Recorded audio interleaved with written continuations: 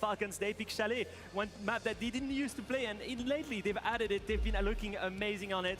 It's going to be a great match. Yeah, it's crazy. If we get to by the way, if we get to a map 5, both of these teams Yeah, love M80 that map. We've versus just done a Falcons, telestration there of that map as well for Falcons. I can't wait if we get there because both teams are great at it. Well, I really hope so. I hope we get a good game, though, between us here. Now, I would like to ask the crowd, because the game is almost ready. Do we have any M80 fans in the house? More than I thought. It's decent. But I hear some boos. What about Falcons, then? They have a winner there. Yes, an EU team in front of an EU crowd. This grand final is about to start.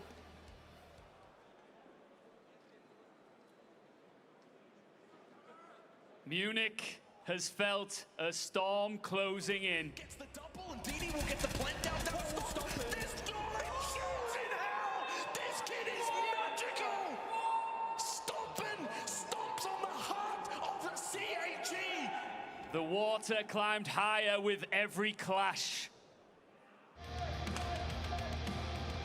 Labs definitely stung them. It could have been a different story if not for Labs. However, this is the one that we've got. It is a 2-0, and of course, former teammates here as well. Of course, can't forget that is the first time that Dash has come up and played against his old team, so it must mean a lot. And I'm loving that Loris, of course, giving him more smiles as well, which is a beautiful thing. And as the R6 world holds its breath. Well, G2 may have been considered the kings, wildcard the jesters, but in this instance, it's the jesters that have stolen the kingdom. They take the crown, and with that tough floor, glory awaits them. Tonight, everything erupts.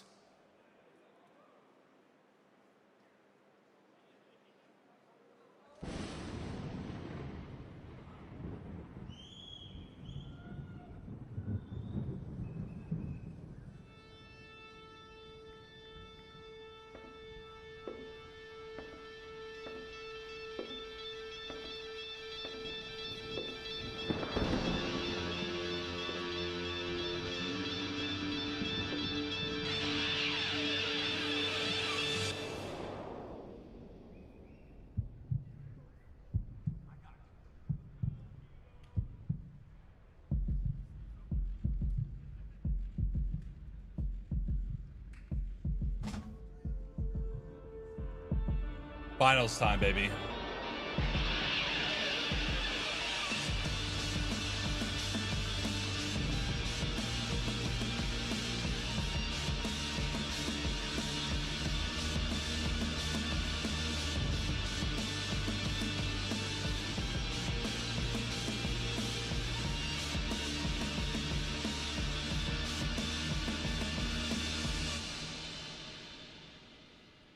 They got money. Yeah, it's Ubisoft, bro. They got tons of money. Munich, this is it. We started with the full force of the world's best.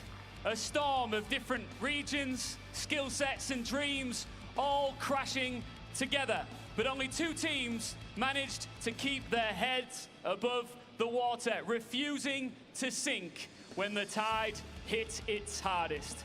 One, desperate to finally seize the moment. The other, kicking down the door, demanding the world's attention. Munich, are we ready for our grand final? Hold on a second, Munich. All of the players are right there behind the stage. If you are ready for this grand final, make some noise! Woo!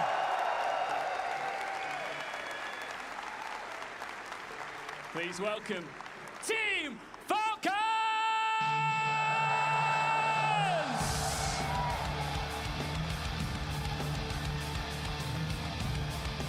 Falcons arrive unbeaten, unmoved by the storm around them. This roster has stood on final stages more times than they'd care to admit, but only to watch the moment slip through their fingers. Today, they have one choice: ride the wave or get dragged beneath it.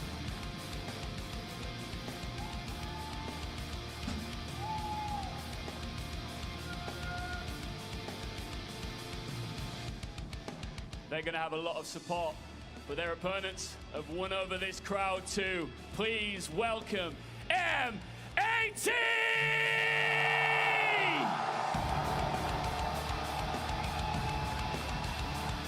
M80 crash onto the stage with the force of a team that refuses to die.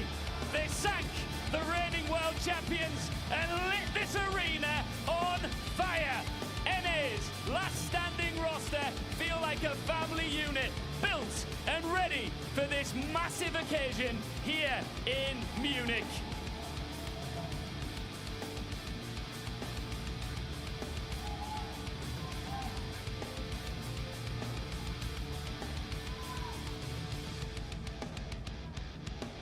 Well, this feels familiar. Manchester Major, you two stood right here alongside of me, and you believed that you would take the grand final. You managed to pull it off. You've been here before many times. We've had this conversation so many times, LickyFact. Why is this your moment? I think during this major we showed that we are a different team, and today we'll take our revenge from Manchester. Revenge would be sweet, but we've seen from yourself and your team, you don't go down easily. No, I mean, you've seen throughout the entirety of playoffs, we don't give up. It's a long BO5. It's you gotta be mentally resilient, and that's what we are, and that's why I think we're gonna win. Gunnar, LickyFact, any last words for one another? Nothing. Nothing? Good luck. All right, shake hands. The reason the tension is high here is because this, of course, is Championship Sunday. It is the grand final. I just want to do a quick check with this crowd and test who they think will win this event. Will it be M80? Woo! Or will it be Team Falcons? Boo! The only thing that is certain here in Munich is it's time to finish it. Water with an undefeated run through the Munich Major. They took the final step towards another Championship Sunday, lifted by the chants of a conquered crowd. M80 delivered another cannonball, this time sinking the ship of the reigning world champions. Holding firm as the horizon darkens, one last crashing wave stands in their way of another shot at lifting a major trophy. I think the only thing I have to say is that we're gonna smoke them. It's not gonna be close. What happens if I lose? I guess we'll never know.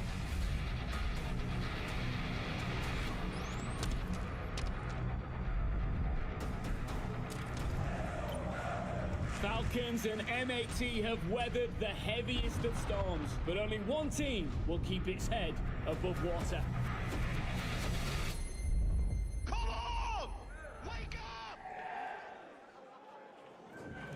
This has probably been one of the best events we've had for competitive Siege, and something tells me today is going to be no different. I'm Des, this is Tim, and we couldn't find a German, so we had to bring in a Frenchman to come for this one. Leo, welcome to the cast. I'm so happy to be here. I've got to say, I have other Frenchmen all the way on that stage, and I just cannot wait to see them begin their grand final, and maybe this time win it. Tim, I want for you on this. You seem pretty excited today. I'm really excited today. I said to you this morning, I don't mind saying it, we've done a lot of games, we've done a lot of Siege, and it's not too often that we feel the nerves as much anymore. I got this morning, I was like, ooh, this one's a big one today. You know, I mean, Sango, true. I don't really care who wins. I just want to see a banger fucking series, personally. I do want M80 to win. There's just so much riding on it, right? Kino's the only one on the stage not to have won a major. He wants to get that accolade. We've seen over the last 18 months Anything's or so, possible. No, it's not on this game to prove my point. Well, they beat them before on a grand finals. Why can't they beat them today again? So many good storylines as well. If you think just saying, about the rest of they've beaten them before. Why couldn't they beat them again today? Hot and Cold, who'd been dropped from Dark Zero from Space Station. He just completely reinvented the way he plays the game. He became a leader, someone that could make deep runs in STR events. If you look at Fabian, he would be the first guy to have won a major, an SI as a player, and then a major and another SI. What's German crowd running on a French team? At this point. You don't want the hammers no more. EU solidarity. First one to do it. The thing is, knowing Fabian, even winning today is still not enough. He would continue to want to compete, to do more. He is always raising the bar for competitive Siege. The big one that's worth talking about now, Leo, of course, is we've got this very unique veto format that you guys spoke through wonderfully on the desk. But the big stat behind it is no team has won when they've come from the upper bracket with this veto system in place. Labs is our first map. It was the pick of Falcons, of course, as they came from that upper bracket. They've got a brilliant record on this map across the year. Does that mean M80 are going to start slow? I don't know. I mean, it's been a consistent issue with M80 though. Every single game in that lower bracket, they lose the first map, and afterwards, it's them coming back into it and winning 2 maps in a row.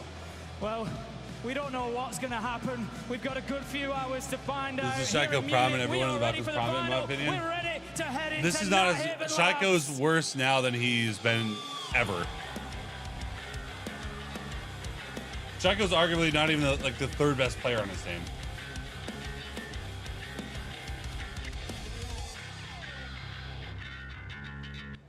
As I said in the intro, gents, we've had a brilliant event. I'd say some of the most competitive Siege that we've had over the last few years. Lock in. I want to see this one going all the way. It's a bit of a late start for us, but you know what? We'll be here till 2 in the morning if we have to get this one done. Leo, what are you expecting coming out of the operator bans? I think looking at the thing about a best of 5 is you can barely ban any maps. So what things is going to happen is the starting maps are going to be maps that are very favored for the team to pick them. So this is Falcons map. I highly expect Falcons to win the first map. And maybe we'll win the second. And then it starts to become a battle the further down the road we go. As the hard breach are available here for Falcons. It's a very classic ban face team. We've seen this double hard breach, this double electro bro ban so much throughout this event that only feels fitting. Because you get a ban maybe 1 map, it's pretty much, and then you have to play everything else. We know that Falcons are going to come in here and be really strong on that Avon Labs. That is the other expectation. It just started, Max. Between these two. M80 have got their work cut out, and I feel like, of course, coming in from the upper bracket, that's exactly what Falcons want. Come in here, I'm going to make energy juice and lock. I'm going to lock the fuck in. Send a message to M80, let them know that nothing is going to come easy for them tonight. The big one for me is they need to win dominantly. That's a big one. Because there was an issue last time they did that. They came from the upper bracket, they played Chalet against Faceland, and they struggled to beat them, even though it was their main pick against the Perma ban. I think here they need to win in a dominant fashion to start off the right way, to have the momentum, because mentality is a big thing in those grand finals. There's 2 schools of thought around this, Lee, and I'm really keen to hear where you stand as a Frenchman. Someone said to me, I actually want Falcons to lose these events. They've got it, the taste of blood, ready for SI to go and win it there. Some want to see this as their warm-up win to then go to SI and do 2 back-to-back. Where do you sit? I absolutely believe they need to win this if they want to win SI in Paris. Can you imagine losing this grand final? 4 grand finals in a row that you cannot close. That will break and shatter a team's mentality. You need to win here. You need to prove to yourself. In these big moments, especially, you can prove to yourself you can make it. I think there's, an even bigger factor riding on this for Falcons, and that is, I've commented a couple of times throughout the tournament, it looks like they've done a lot of work around that mentality. We've seen them when they've been behind, when they've been under pressure, still laughing, still howling, still having fun. And that's something they've struggled with previously, is keeping that energy up in those tough moments. So if they've done that work and it doesn't get them over the line, where'd you go then? It's a big amount of pressure. From speaking with Likefak, I can tell you they did that work. They've done it. They've got a psychologist. They've also, you see them barking and hyping each other every time they get a kill. That's been something they've tried to implement every single matches. Speaking with Likefak, it's been a real focus for themselves. Well, doing the best here to get through IT, and have done it in pretty quick fashion. 60 seconds down, and Shaiko with a slightly misplaced air jab there onto the Kiba instead. But he's asking questions coming into the catwalk doorway. And as you can see, M80 are not backing away from that. Tim, we have seen so many scraps over IT throughout this competition. It feels like the most important room on the map.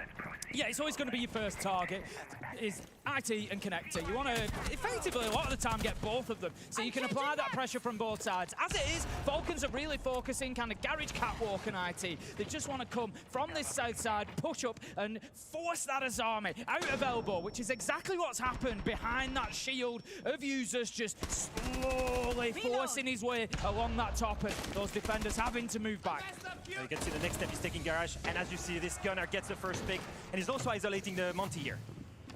That could be enough, though, keeping him under threat. And sure enough, there it is, taken down. The distraction of the player down below inside of control, but also from upstairs is enough to bring down the shield. Gaveni does hit the deck in the process, though, Tim. You could call it a 5v3 for M80 if you want, but it does feel like they're holding on pretty well here in round 1. That gunfight is really important. They needed to control the roamers, and that's not done. They get away with it. 5v2, M80 in perfect control. Gunners, Lurk has won them the round. M80 now just need to mop things up and close this one out. They need to make sure that there's none of those big moment plays from Brede and Shaiko, who are the ones left alive, looking to push in from IT, trying to get on to Catwalk Door. Shaiko, we will see Gaveni bleeding out. That was from a long time ago, though it's not impact that he's having right now. 25 seconds left to go, Des. Falcons, they've got to make a move. It's got to be now. They're really struggling to get the push through here as well, but M80 are being so patient. You've heard them speak about resilience, and resilience often is the sister of patience, and that's exactly what they're showing. Shaiko down to 15 HP, Brede on his backside. M80 starting off with a solid first round. Really clean round, and if you think about it, the other bands have had a lot of impact. If you think about it, the hard reacher of Hibana, that was the one thing that slowed them down. The Mira window on the bridge, making it extra hard to get those X-Carros onto the IT bridge, and then it was very predictable. The next step, you got IT, you're gonna go garage. Well, Gunnar was ready. He was there lurking, he backstabs the team, and no one was ready for him. It's a bit of a blind spot for Falcons here. For me, I'd always like to see that pressure coming in from Connector as well, even if it's just one person. Just get somebody in there, because we could see M80. They were able to just front up to the pressure. They knew where it was going to be coming from. They could lurk around underneath. They didn't have to bring that spare man back to site to deal with that extra little bit of pressure. And I think Falcons maybe just gave it them a little bit easy there by pushing from one side. Yeah, very linear, right? Everything is predictable. You need to be a little bit more chaotic if you want to surprise M80, because so far they've been reading you. Something we spoke about a lot throughout the tournament. I forget which North American team it was, Tim, but we were often saying they get all the stuff done in the perfectly in the first 90 seconds or so. Great stuff. And then they come towards the actual PvP side of the game, as I call it, and things started to fall down. I feel we've seen that from Falcons, and we've already picked it up. Same for Lem. Labs is a map that they have lost barely at all this year. A brilliant record on it. As things went in round 1, it's not the best to tell, but we'll give it a couple more rounds before we really get a full assessment on how things stand. We're down to the first floor here, Leo. Yeah, you can already see the win condition on M80's side. They are going to abuse the intel with the Pulse and the Valkyrie. Their first goal is to hold top floor, layer their backing, go back to the bomb site, and play the C4 off of that information. They want to time burn as much as possible and get the advantage using their utility. So one of the big answers for Falcons here to that is going to be getting IT control, opening that external wall, but also down to basement, getting something, at least some form of breach, I feel, on that double wall downstairs, and make sure that the Pulse isn't able to play comfortably underneath on those verticals with the Nitro. You've got Kino above with the shotgun as well. That is M80's game plan. Hold on from above and below. Psycho's got a critical role here. As the IQ, he's the one that's responsible for clearing Gunnar and hot and cold, making sure that none of his teammates die to C4, die to some kind of utility. In fact, it might be important for him to be the one that's going to be hunting the Pulse downstairs. There's going to be a lot of rounds. The previous round with how they've approached it too. Almost to the second, in fact, Tim. 60 seconds in, IT's open, Shaiko's asking questions on Catwalk Door. Not a lot of change so far, but there is more map to work through, as we know, because the site isn't up on that top floor. Yeah, the big problem for Falcons at the minute is Gunnar underneath. He's kind of running around with a freedom that they cannot afford to let him have at the minute. So that's going to be something later in the round that they need to come to an answer for. Falcons getting them into position now to use those hard breach utility, get walls open, starting to clear utility as well. Shaiko on the black eye cams just taking those down. 1 minute 20. Falcons have done a lot of work against utility, but not a lot of work against M80 in terms of the man count. It's been really so. M80 is still in control of the pace. They didn't fully give up top floor. Not a single player is dead yet. And their win condition, the C4, the Valkyrie, the Pulse, everything is still there and alive. Do they know? Oh, surely he knows about Kino being stationed just around the corner. Double reinforced walls, pretty much a giveaway there that someone's going to be holding in the area. If he went on his camera as a zombie next to Monty. Hoping to find someone, but all you're inviting there is a Kino. He's playing it so patiently.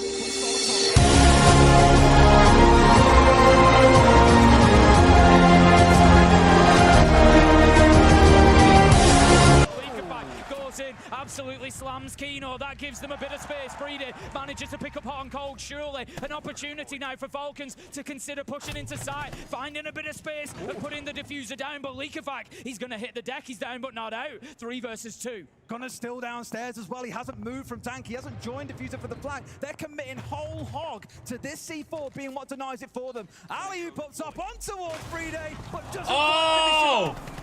Enough that he's down to half HP, but that should now get stopped. They're not going to be able to shoot him. Yes, they can. Gonna step into the side, get the diagonal angle. He's still here, Tim. He's like an angel of death from above. They bring it down to a 1v2. All users can do is stick it. Oh my God! 4v2. Give it over to M80. What was that about Falcons? What was that? Two players, one retakes upstairs. They get the information. What was that? And manage to deny it. Despite the Hello? failing, still they get exactly the zone control they needed. Is this thing Falcons on? Getting punished by taking only the zone control they wanted, but afterwards giving it up for the execute. As soon as You're with the T1. With the give sub, let's go. Hey. What a sad way to end the round. It showed a lot of patience, I think, to stay downstairs with the pulse as well. Confident you could deny it. And even when the first plan went wrong, when they didn't get the C4 kill, being able to get that kill just for a few side steps to the left, wonderful stuff from M80. Yeah, Gunnar did a great job downstairs. Falcons, I think. It was a 5v2. I didn't even realize it was that bad. Yeah. Falcons, I think, will, look back on that round and think, that's why we've got to go and clear the basement. That's why we can't, they tried to kind of leave him out in the cold. The plan was, look, let's just plant up on a desk. Let's plant somewhere away from that nitro. But 5v2, by the way. Fact that it's going to open up a vertical angle, that there's going to be other alternatives. And so I think they've just learned a harsh lesson there, is that you cannot leave them downstairs. You cannot leave them above. You need to make sure that you maintain control. I like to call this kind of rounds a mental crusher, right? You're 5v2. It's the beginning of the map. It's also the one map pick where you have a massive advantage. I like the planner. It's I don't know. the one where you have a crazy win streak and M80 is struggling to win it, and yet they have the better composure and they have a better understanding overall of every single win condition. They always play to the right play, and even in the 2v5, they understand the only thing they needed is to play around time. Speak a lot about resilience and pressure. Nothing like chalking the mental like losing the 5v2 team. Let's see how round 3 plays out now. But going into how's like in fact feeling after that one, buddy? We've seen a few really duff executes on this side so far throughout the competition. Just teams not playing it on the window. It's because the nitro went under the desk somewhat, so it blocked the explosion.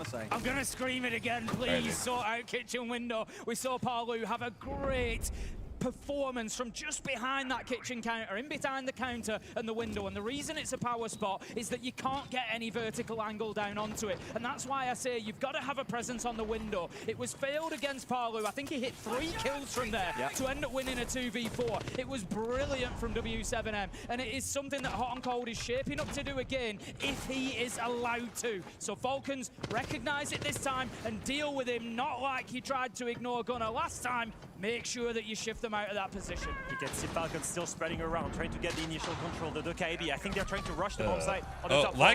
Hello? It does not work. You've got 2 roamers upstairs, and it's still holding a Chalks? Mental chalks? I've often said Falcons are one of those teams that love Dockerby Tim. They play it to the absolute death. It's great to push in, especially with the Deimos. And even though we've seen the Dockerby going down, Shaiko answering some questions. Whoa! This is in finals, Tim. He's off for a 3K to kick things off in the round. God. It's a 3v1 diffuser. A triple kill to close out the last round. Oh no, again. In the blink of an eye, he's just one of those players that we know can turn rounds on their head, brings along the Deimos, his favorite operator, and we see exactly why. Diffuser is roaming around. He was one of the power players in the last round. He was able to take that top floor back and fight back. Can he do it again? He's got a Monty up in his face. Breeder doesn't need to take an engagement here. He's just going to keep this pressure. He's just going to keep feeding this intel. He's going to bully him into positions. He wants to get him away from behind this kitchen counter. That's what he's working to do. As it is, he doesn't need to. Solotov's there, and Falcons close out the round. You meant to chuck on your own map? Much more composed than you. I don't think they're mental chuck. It's a long fucking series. You guys spoke about, we get into long finals, series. DPS down by about 20 points compared to what we used to from him. Is this the day we see him go massive? It's the kind of rounds that do so much for your confidence as a player. When you go on that stage early and you get a triple kill like this. Speaking for experience there, are we, Leo? Speaking for experience, it makes the whole difference. Leo getting a triple kill? I've played a lot of ranked with Leo, and let me tell you. I want M80 to win, but I don't really care who wins, but I want to see all 5 maps banger siege. That's like, you can't predict who's actually going to win. I want to see that. I don't want to see a 3-0, 3-1, just devastation. I want to see, like, who the fuck knows what's going to happen. The second 2 kills and then triple kill here. Perfect play. As you can see, Falcons, they're only aiming for what they need, right? Every single time, you don't see them clearing all the way top floor. They're they're just aiming to go, hit the site strong, keep the control, and it's been punishing them the first 2 rounds, but here, the man advantage was just too much. When I think back to old school Falcons, Tim, often what we'd see, especially when the Ana was meta, for example, was Shaiko was off by himself on the attacking side, doing his own thing, and the other 4 all looking to push in together. We're not seeing that now. The team has changed a lot over that time period in terms of playstyle, but at least here, like you say, it's still quite narrow what they're trying to focus on. Now, it's been a real crutch, that Monty. They've been abusing it to try and get the initial control, and despite that, it's been quite slow. You see M80 removing it, it's going to force users onto another kind of shield, and it's quite clear, right? They need that to get that initial control. The main thing now, if they play that bomb site again, they need someone to go downstairs. You can still Gefak here in the basement. He's making sure he's going to get the control. If anyone tries to lurk again, he's going to go, and his sole mission is to punish the roamer that's going to try and prevent them to take garage control. Going to have Gefak straight in then into the map, just looking to get through, as you say, onto that quick control, looking for those early fights. I think Falcons certainly could be doing with a strong start, getting themselves that first round in round 3 will have done wonders, I am certain, for the confidence. As you say, Shaiko as well, getting himself really into the action. IT wall is being breached. This time for me, from Falcons, I want to see something from that other side. Top blue, connector, give me something. We speak about the Buck working through the map there to clear things out, but look at the bottom right corner of your screen. Hot and Cold is set off towards Vending, like far away from this one with a C4 in back pocket, all those cameras out as well. And there's no IQ on the other side. They don't have full knowledge. He could yet be the X factor that secures this round for M80. Seems to be that they want every single time to have a clear secret win condition. One guy that can win it all. They understand. If you just give everything to Falcons, they will have a perfect execution. You always need an X factor against them, something unpredictable. And that thing that's unpredictable so far, that's Hot and Cold, all the way hidden on that basement stairs. I think back to when we used to cast them years ago, Tim, and teams would, on Clubhouse, very mistakenly, turtle up in the basement. And we often used to say, look, they're hitting sight with 70 seconds to go, and you just can't stop their full 5-man execute. So on with Leo, you have to disrupt them early. They've got Shaiko down, they're taking Solotov off before he can use any of that gadgetry. This is great. The main thing is, you only have Garage and IT right now. There's no back pressure. Where's the Aqua player? Where's the Connector player? The only thing that the guys on site have to watch is towards that side, and that's why they're getting picks. The big problem for Falcons here as well is they've lost Solotov on the Capitao. Huge utility loss. Not going to have the fire arrows, not going to have the smoke cover. Going to have to start brute forcing this because it's all coming from one position. They've got Hot and Cold. He's going to be a nightmare. He's repositioned himself underneath. He wants that kill. He wants to follow up with a Nitro. Falcons are not doing a good job of recognizing where the dangers are. He's been sat on Vending stairs all game, and this is what I was saying. Gefak cleared the west side. He's been sat on the east side, not giving a care about what's going on. Of course, it's used the C4, but it doesn't matter how he got the kill. The fact is, Tim, he got the kill. It's a 5v3. M80 looking good, and they are not stopping on these flanks. Hot and Cold repositioning and finds another in the round. He said that he might be the X factor, and that's what he's just turned into. Diffuser picks up the last, does it? The second to last gunner is going to manage to finish it up. And that is a flawless round for M80. They are going strength to strength. And what this screams to me, Leo, at the minute is obviously the team are playing it fantastically. I think there's been some serious work from Fabian here to be watching how Falcons play this. Okay, guys, do you guys want to keep playing like this for me? At least one of these 2 rounds? We can speed it up a little bit, you know? Let's play Dokkaebi, let's play Demons, let's fucking fight them, you know? They're doing like they're just doing retake or fall back, you know? I feel like we speed it up early round or we speed it up mid round, out of time, you know? Because right now, we are just reacting on what they are doing, you know? I think we should just like out-tempo them a little bit. And that's it, you know? Bring Dokkaebi for the Valk and for in general, bring Demos and fucking fight them, you know? Let's fucking fight them. If you want, you get another round, it's fine. You get another 2 rounds, perfect to win the shit, okay? Let's go, guys. Let's go fucking go, guys. Okay? Let's fucking go, guys. Let's go! Every single round as well. Every single round except the kitchen. They usually play like full pussy, just fall back to not give us kills. Yeah. Well, I think we all heard it in the arena that time round as well. Julio wanted a bit more pace, a bit more speed from them because it has been very slow, very laboured so far, Leo. Yeah, he's spot on the reasons why they're losing, right? The way M80 is playing, either it's a time crunch, they're delaying, layering, and falling back. Either there is that X factor. The Valkyrie, he said it. There's one way to problem solve this. Bring the Demos on Shaiko. Bring the Dokkaebi on Solotov. Bring those gunners up. He knows he has some of the best players in the world on that roster. They can go and hunt the roamers. They can go and go aggressive. The main thing here, the Valkyrie is still there. Hot and Cold is still there. You still need to go and get aggressive and get that pick early. Well, look at the lineup as well, right? We're seeing the Dokkaebi and the Deimos again. We saw them back in round 2. But now, rather than bringing along the Monty and slowing things down to a snail's pace, We're looking to go fast, Tim. Users on that blitz, looking to run them down here. Yeah, I think that's what's needed from Falcons here. A little injection of pace, a confidence builder. You know, get in there, do something a little bit different. As I said, for me in the first 4 rounds, it looks like M80 have come in heavily prepped for playing labs. They knew they'd be going here. They knew that Falcons would take this, you know, given the opportunity. So they are well prepared. They know how Falcons play it. They know what they're going to be doing, and they are exploiting those weaknesses. So Falcons, they have to adapt. They have to do it quickly and get themselves a couple of rounds. It's not the end of the world for Falcons yet. We know they're going to be super strong on the defense, but they still want another couple of rounds here. Yeah, Julio said it. If they win the next 2 rounds, it's completely fine. They're going to be on their strong side afterwards. They're going to be 3-3 up. It's going to be fine. The main thing here is to prove to themselves, if they bring the pace, if they go high speed, they can win those gunfights. That's the main thing here. Because if that sole win condition is winning gunfights by going completely crazy and high speed, but you still lose the gunfights, then it's just useless. You have no answer. I always like how within 4 rounds we've seen that call for Falcons to go faster, because we were looking at the matchup yesterday, and I said if we got Falcons versus FaZe, they're 2 of our slower teams at the top level. It'd be a great strategic masterclass in the game, but you might not see the breakneck pace that we've seen from a number of teams. It made it better. It's the fact, 4 or 5 rounds. Here's the thing, Little One.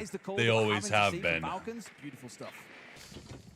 1 minute into the round, just keeping a close Falcons eye are a really on good users team. at the minute. I just don't think they're able to fight a team like M80. He's going to be the one that can The run Falcons these are really players down as and when they structured, find them. He really knows that he's like coming up against predictable. this army of Gavini, but M80, not they're really just able to like make shot any calling progress random just now. shit on the M80 is fly. playing the late game Like, so well. yo, Look let's at go this. for this Only shit. Gunner is still running. Sure, The let's rest, go. They went back to the side. They do it together. They're making it into the Falcons way. don't do that. Cannot play a single gunfight.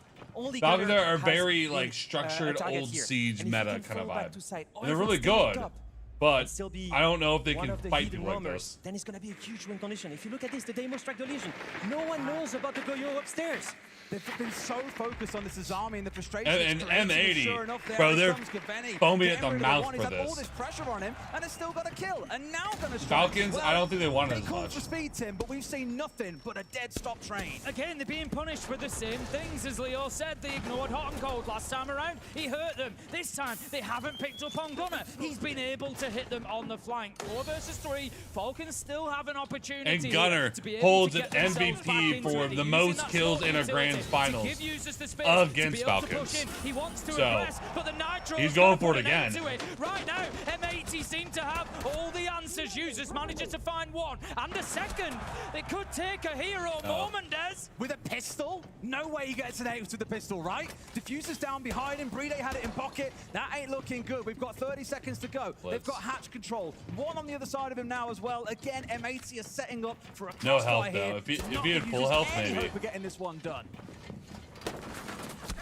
Final 15 seconds then, the Blitz continues really battling, but it's so unlikely. He knows he's just going to have to try and throw the diffuser down and see if he gets away with it, but this is exactly Nah, what not M80 have been 7-2. waiting for. This map will be 7-4. Diffuser manages to pick up the final They'll kill, and stutter Diffuser, step he on the continues attacks on what is for a bit. very strong game for him so far. M80 has been so good with the strategy. They recognize that there's no outreach tool, only 2 outreach tools for Falcons. They recognize they need to go back to the bomb site, don't give them anything. But at the same time, Gunner plays it perfectly. He managed to stay up top, completely hidden. And in that way, Gavini plays towards the side with the Azami. And the other side, Gunner can then come back. It's the hammer and the nail. You've got 4 players on the side that can hold it. And then the Rumor can come and backstab. I don't recognize my Falcons there. They're not. Did you say your Falcons? Yeah, my Falcons. Where there. are my Falcons? Where are they? Frenchmen? Where are they? I don't see them being flawless in the drone, in the intel gathering. How can they let someone through all the way up top? How can they rely on individual prowess to win? It's not themselves. They fixed all of these issues, right? The problem is, Leo, what they tell you and the reality can be 2 very different things, because from what I've seen so far, Tim, it's only map 1 of a best of 5. It's only been 4 or 5 rounds. I'm seeing the Falcons that look a little bit scared, almost like they're afraid of making a mistake and costing them a round, in which case the whole team is then making a mistake and they're losing the round regardless. I think at this point, you don't want to talk about it too early, but we're 5 rounds in now, and I think you start looking at this and it's like, does anybody really want to say it? Or, you know, it's kind of like Falcons, look, they've struggled in finals before. They've come in. This is a little bit uncharacteristic for them. And you start wondering, is it the size of the occasion? Oh, maybe so, but look at the confidence coming out from Diffuser and Gunner. 14-2 between the 2 of them. They're straight on the Solus, onto the Vigil, looking to really cause havoc here, because Falcons are giving them so much room to play with, and they are playing the map brilliantly. You heard them speak about it during the timeout. You know, Julio was reflecting on what he's seen. They know when to fall back. They know when to get a pick. They know when to make the moves on Falcons who are looking a bit timid, Leo. You want a show of confidence? You look at Gunner, he was pumping. Yeah, but you look at Diffuser, he was Falcons pumping as well. The two of them have won are so many super EWCs, which vigil, prize pool are the same as SI. Falcons have won a lot. They get the first opening kill. These guys are fueled on momentum right now. All right, that's two at least starting to get things back, but can they win this out? We've seen them in the 4v2, make it a 4v1. This time around, surely they can step up and get it over the line. Falcons really starting to build some momentum. Hot and cold left all alone. He's on the ward and he's got the nitro. He's got a few tools to his advantage, but there's 2 minutes on the clock. There's almost no way that he's able to hold on. Shaco's going to take out the nitro as well as taking bodies as well. He did the same to the smoke canister yesterday on Lair. It was a beautiful thing to watch. He one-tapped the nitro that came up. More of what we expected. I gotta give a shout with the Deimos revolver. Over here. You've got Fair, obviously, for M80, sat next to a bunch of the guys on the right. And as each round goes either way, they're just erupting in different tempo. It's brilliant. I think M80 has won a lot of hearts during this tournament, in this competition overall. I think the Fabian coach, obviously, is one thing. But I think also, if you think of the players on M80, Hot and Cold and his journey throughout NA, throughout so many different rosters, is just inspiring. Gavin, I'm gonna refresh this to make it speed up. Major, if you think about him staying on M80 for 2 years, being on the bench sometimes, coming back, always being the single players that stayed for so long, this roster is so likable. We spoke about it this morning. I was just like, obviously as an EU caster, I want to see Falcons finally overcome that triple grand final failure. But there's something about a bit of an underdog, a Cinderella story, if you might Manchester call it that, PTSD. of a team that won a major. Blood's in the water. M80 smells it. A new banner, and with every interview, But not M80 anymore. No, he's on Shopify Rebellion. And confidence and belief and trust in each other. And it showed, I think, in that first half. You might say it's a pretty standard Nighthaven Labs, a 4-2 half of the defenders, but it was the manner in which they played that makes you really excited that no matter what the map veto structure is, you're going to see a very impressive performance from M80 regardless. Yeah, I look at this now and I think even if Falcons have a good defensive half, honestly, I think we maybe go to overtime at best for Falcons here, because I can't see, you know, maybe I'll be surprised, but I can't see M80 coming in here with the way they are playing and the understanding that they're showing of how to beat Falcons and not getting at least a couple of attacks. Yeah, the main question is, can they carry the momentum that Gunner and Diffuser, for example, had in defense, Hot and Cold as well? That aggression, can they keep up in attack? Can they go high speed? Can they maybe be less predictable than Falcons were in attack? Maybe less step by step, more chaotic, but something closer to the gameplay. I mean, straight away, I'm looking at Gunner as we load into this one, and you see he's on the knock, and I'm just looking at that straight away, and I want to know what's coming. Where are you going in? Where's the entry going to be? Is this going to be a big surprise hammer blow to Falcons at the beginning of the round where the knock walks in and gets a couple of kills? I'd be very surprised if they get away with that, given the site that we're on. Like, we've spoken to the death about the kind of bottlenecks up here, you know, whether you're pushing in from Aqua, whether you're coming up from jungle, whether you're coming in from IT. It's all very readable. The other side know what to expect, and they've got a lot of toys to. We've got the Mirror on side, for example, the Malusi. They can't just charge on foot, but here comes Gunner, asking questions at a part of the map that we didn't see Falcons using. Exactly that, straight up looking to pressure connector. Gaveni and Kino managed to get one, and all this noise from IT is going to give an opportunity to Gunner on the knock. 3 versus 3 as Solotov manages to find Hot and Cold, and that might just cool down this attack a little bit, but look at this. Gunner's got himself established inside a connector, and he can now cut that site in half. Falcons have got to play a long time here with that problem. Already in that 3v3 situation, you see the difference between the two teams they play. M80, the base, they get the IT control, they get the connector control as well. In that 3v3, the most important thing is right now, the advantage is at Falcons. They've got the utility, they've got the site control, they've got the crossfire.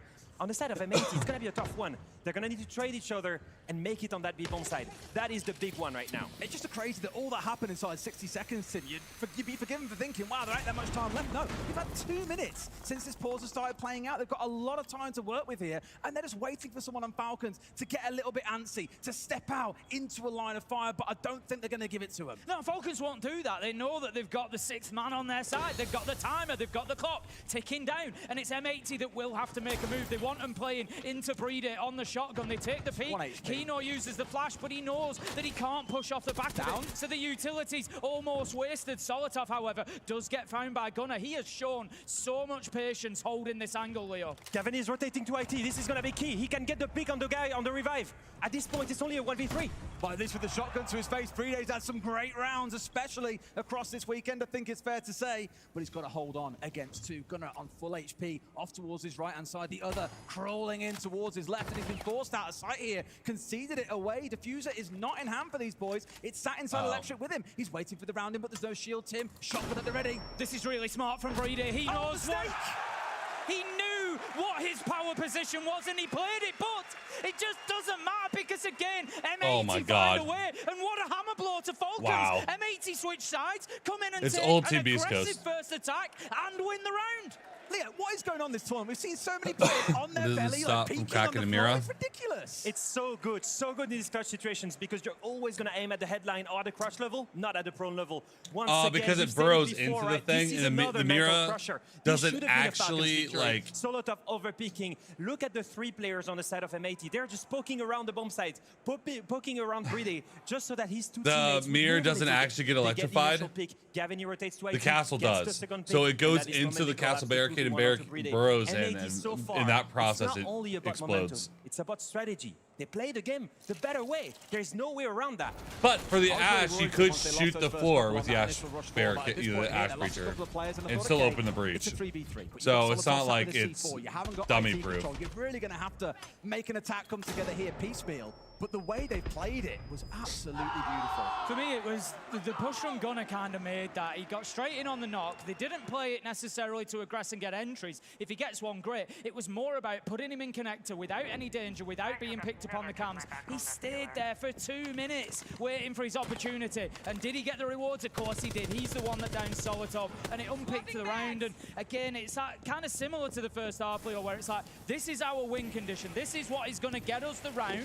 And Gunnar cut inside in half was that. Oh boy. Same thing, the Blitz is sent on the bomb side already. As you can see, they're rushing on the anchor, getting the first pick. They've got rid of him at that point, and this is what they thought they'd get away with last round, and now the problem is they've got to work against the verticals. Not that they care. Hardcore's inside the tank and getting this one down. He's been forced away. Leakenfact steps out and finds him. Confetti's there for the trade. It's back and forth between these two, as Solotov trading him out in response. Oh, look, boys, we're here again in another 3v3 with more than 2 minutes to play. And another kill from Gunnar. He was easy 11-3 right now. They understand if they play the fundamental game, Falcons will be the better team. They need to play at high speed to beat them. And so far, that blitz has been the main key win condition for Crash into a headshot. Falcons back into it. Well, Falcons had to dig deep there. That was a big round for them. If M80 had gone in there and just bullied them out of it like that, got themselves onto map point, you start getting really concerned for Falcons. But they stood tall. They found the answers when they needed to. Leakenfact's kill was a big one because it really broke the momentum of M80 getting in there, getting the diffuser down and having site control so quickly. I know Falcons win this round, but I will say this was another statement. Another statement that M80 is not scared of going crazy, of going aggressive. M80 controls the pacing even when they lose. It's one of those where I'm wondering which way does it go next. I'm sure Falcons are thinking the same. Is it another fast round? We see him finally slowing down here and giving us a second to collect our thoughts. Oh, thank you very much. Is it really that way? We've got a separation vertically between all the fans here? Some up, some down. I'm pretty sure it's arena wide, but again, to come back to it, M80 are sat at 5-3. This is this crucial round that we so often speak about, Tim. M80 win this one, they're up 6-3. Falcons have to fight back for 3 rounds to keep it going. They get this next one, they've got a bit of momentum. 2 rounds back-to-back, 5-4, then they can catch up the North Americans. I will comment again what I have done on Falcons because it is going to be a key thread throughout this match, and that is how do they deal with the pressure. This is it. This is the big test. And we see the energy is still up. They've had 3 down, but they are taking their victories. The voices are there. They've not gone quiet, and that's what we've seen in the past. So, Falcons, can you now turn that energy into a couple of rounds? It's all on the shoulders of one man, Leakenfact, the IGL, currently 2-8. He's suffering in that match, and he has to deal with a change of pace on the side of M80. Look at that lineup. They're gonna play slow, traditional, methodical. Gunnar is not lurking her anymore. It's on the gridlock. You've got Gavini on the hard reach, and they've got Hot and Cold in the Capital. You feel like it recalls in a good spot? Step by step, getting the initial control. It's really not. It's a little bit random. It's a clear change of that pace. randomness has probably changed. It's not like, you know how like you shooting Hibana, it's like mostly stable, and then one bullet goes off way to the right. They're probably getting rid of that. Sure enough, they are. That doesn't make any sense. Trying to be used to try and it's the only gun that does that. Towards the bottom, but the top has been opened up, Tim. They can play this game for a while if needs be. Probably just get rid of that. Only one more. Not a very difficult change for them to make. Yeah, they are going to get that wall at some point, but it's just about time here for Falcons and just trying to put M80 on the back foot a little bit. But as we've seen from M80, they are not scared of using the entire round if they need to do so. Diffuser working underneath at the minute, using that leak effect roll on the book, but using it against them. Get in there, try and find that vertical pressure, but more importantly, remove those power spots. Take the floor from beneath their feet and force the defenders to move. And that is the right call. If you look at Falcons, do you see a lurking Valkyrie? No. All 5 are on sides. It's just fundamentals. It's just utility and crossfires. But they've given up everything. Pressure. Starting to build. Gunnar at least asking for the top aqua here as well, making sure they know they're under threat, so they can't play the vertical. They're hoping that will let them get a bit of pressure upstairs. All 4 of them trying to flood this top floor. Kino at least gets rid of 1, and at this point it looks like Falcons are a bit scared for their life, Tim. They are, but they're doing a good job of holding the other side of the attack back. They do have catwalk here to M80, and they're waiting for their opportunity to push forward as it is. Hot and Cold has actually left there, and he's come to join his teammates at top blue. That leaves 3 of M80 all stacked up together with only 1 in IT. Big problems now as Shaiko manages to take down Gabene. Falcons can focus on 1 position, but they're losing gunfights. Aquino straight in. He's looking to try and get the diffuser down in behind the bomb chassis, but instead waiting out for kills here, trying to bait Falcons in. They've done so good at getting side control and forcing the Frenchman back. Shaiko and Bride, the last 2 left standing in this 2 versus 2, Tim. Just looking now to take those 1v1s if they can, but they're up against a Blackbeard, and that's the problem. Kino's used that shield beautifully to bait out the challenge, and Hot and Cold picked up the kill. It's now 1v2 for Shaiko. If anybody can, we know that it's him, but it's unlikely as Kino manages to drop the shield and find the kill. And again, M80 with that late round rotate, switch things up, got it done, and find themselves first game on of a best of 5, yes. You spoke about Kino earlier, how lovely a guy is, how he's the only one here that hasn't won at a major. Beautiful round of Blackbeard there. Playing around the smokes coming out from Hot and Cold. Instant bolting towards side. Plant going down. Very little Falcons could do against that kind of pressure. No, you can ban his Monty away. He's still going to play the Blackbeard and he's still going to hit you. And you can see that M80, once again, comes in with a very different strategy, very different pace. They go slow, methodical. They get garage control. They get aqua. And they pin all of Falcons together. I did not see a secret win condition on the side of Falcons. I did not see a single roamer. All 5 players were stuck on the bomb site. They gave away all the control. They're just fleeing. They're giving everything to M80. The momentum here is only on one side, and I still do not see a reaction from Falcons. I think they were so bothered by the pressure coming in from the diffuser downstairs initially that all their focus turned towards that, and by the time they were getting hit from Aqua, they were just like, whoa, we thought it'd be IT, like where the hell are they coming from? There's 3 players stacked up inside of Aqua. We didn't see that coming out of Falcons once. I don't think we even saw a single player come through Aqua in that last first half, Tim. Fabian and M80 have read Falcons like a book so far coming into this. They have got the perfect plan on how to deal with Falcons on one of their best maps. You know, we know that they are phenomenal here, but M80 have just got all the answers. It's like they know what they're doing before they do it. They know where the weak points are going to be, and they are exposing them and punishing them. And every single round, just like in Manchester, you keep on feeding the beast. Gunnar on 11 kills, the lurk, the fragger. You don't want to see him in full confidence because he's going to keep on leading that team to victory. He has 1 X factor. I'm still looking for Falcons. Well, we'll see if they arrive at some point. It may well be in map 2. It could be in map 3. It could not be at all. An M80 win certainly hasn't been something that's been an unpopular opinion. Both teams have all been coming in saying it feels 50-50. Either team could take it away. But from at least what we've seen on map 1, a map the Falcons have been so dominant on all year long, I might be on the M80 team here. I might be thinking about this one, if I can see how they can do it today. Just going to, again, Gunnar in that lurking position, just waiting to watch up the hatch to see if he can pick up an entry. He's got himself into the map very quickly with that sled straight into basement to start working underneath and to undermine the Falcons' defense. I'm really worried about Gunnar right now. He's all the way down, and he can. He's fine. He's 11-3. Yeah, Don't worry about him. No. But I'm worrying on the side of Falcons about him because he's also again the lurk on that backside. He's all the way in basement. He's gonna come up those stairs and try to flank. Solotov is responsible for that with the Guma. It's the most important thing now is to get the top full control. But you see M80, they're stalling right now. They have none of that. It looks like they want to hit site directly and not even try to get top floor control. But interesting how much pressure is applying here, Tim. Like just by virtue of knowing he's down there. having to keep an eye on him. They've got to have some, there's no intel down there. They've got to have a player watching it at all times. That, like in the last round, starts to distract attention there and leaves gaps open.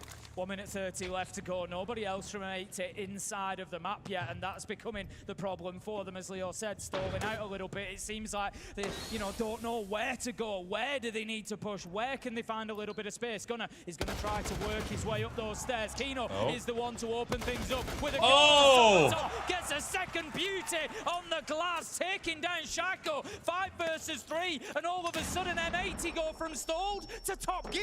They're flying through the round with a minute to go, but Users manages to get Gunnar. The diffuser was going down, but Falcons fighting back. And diffuser's actually come off the plant here as well. Knows that he needs to go Gunnar. But you ain't stopping Users in this round, Tim. What a comeback he's had. He was 0 and 3 earlier, 8 and 7 now. It's a 3 versus 1, and it's still a 3-round deficit to climb through, Leo. But this is looking promising. It's also all the way on the back of one individual. It seems to be the only win condition for Falcons so far. They're outclassed in every single other department, but they can count on having some of the best players in the world.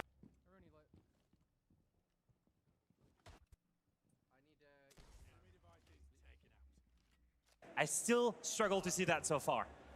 Yeah, relying on the gunfights is only going to get you so far. And it's just about time, I think, for Falcons to wake up here and continue fighting. Use that as your momentum now. We'd often say that's your third choice bomb site. Storage is never the primary choice. They've now got an opportunity. They can go back down to the basement where they've already won. It was a little bit close.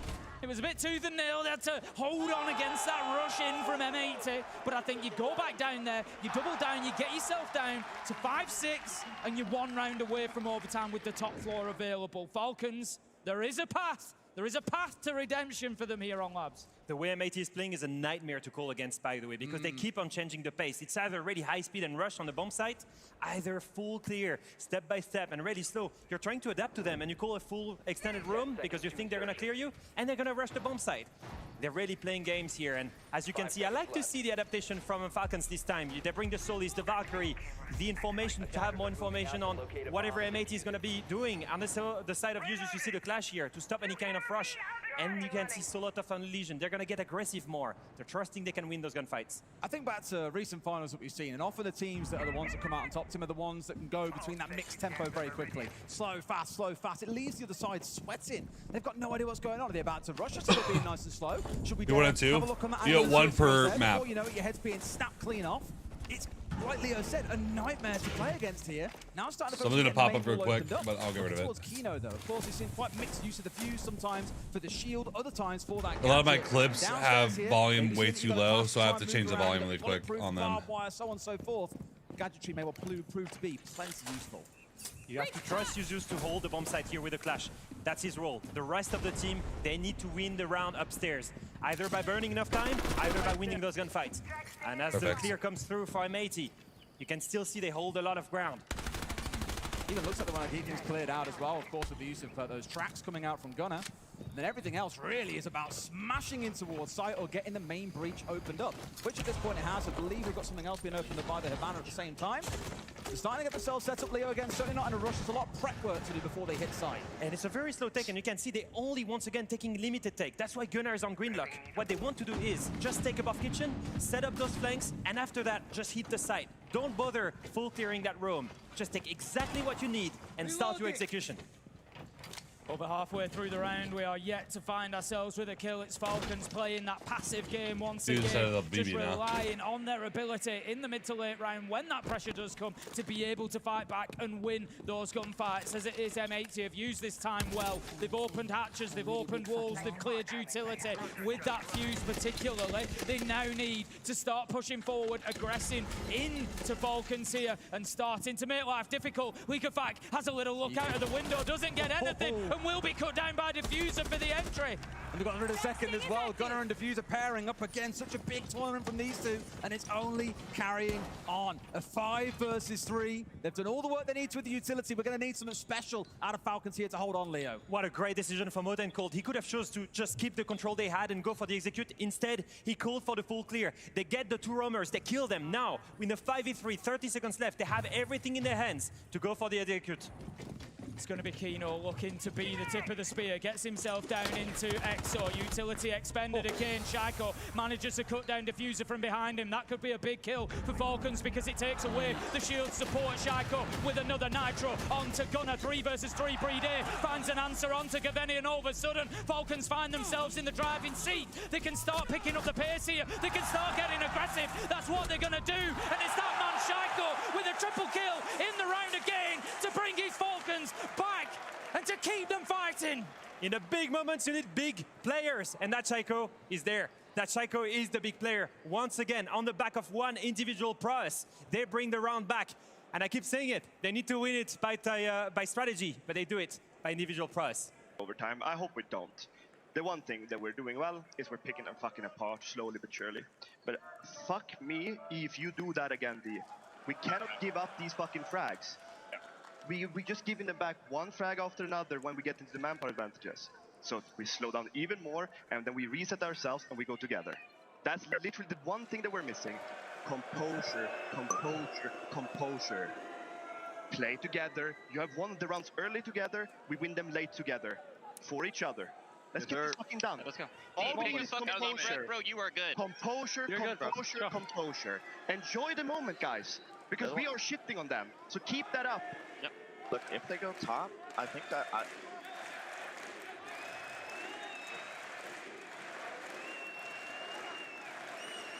Those of you in the arena here in Munich, I'm sure you're dying to know how many more times Fabian swore there. I can confirm it was only twice, so don't worry, you didn't miss a whole lot. But really what he was speaking about was the composure. Again, enjoy yourselves, you're in the grand final, let's not get picked out too much more.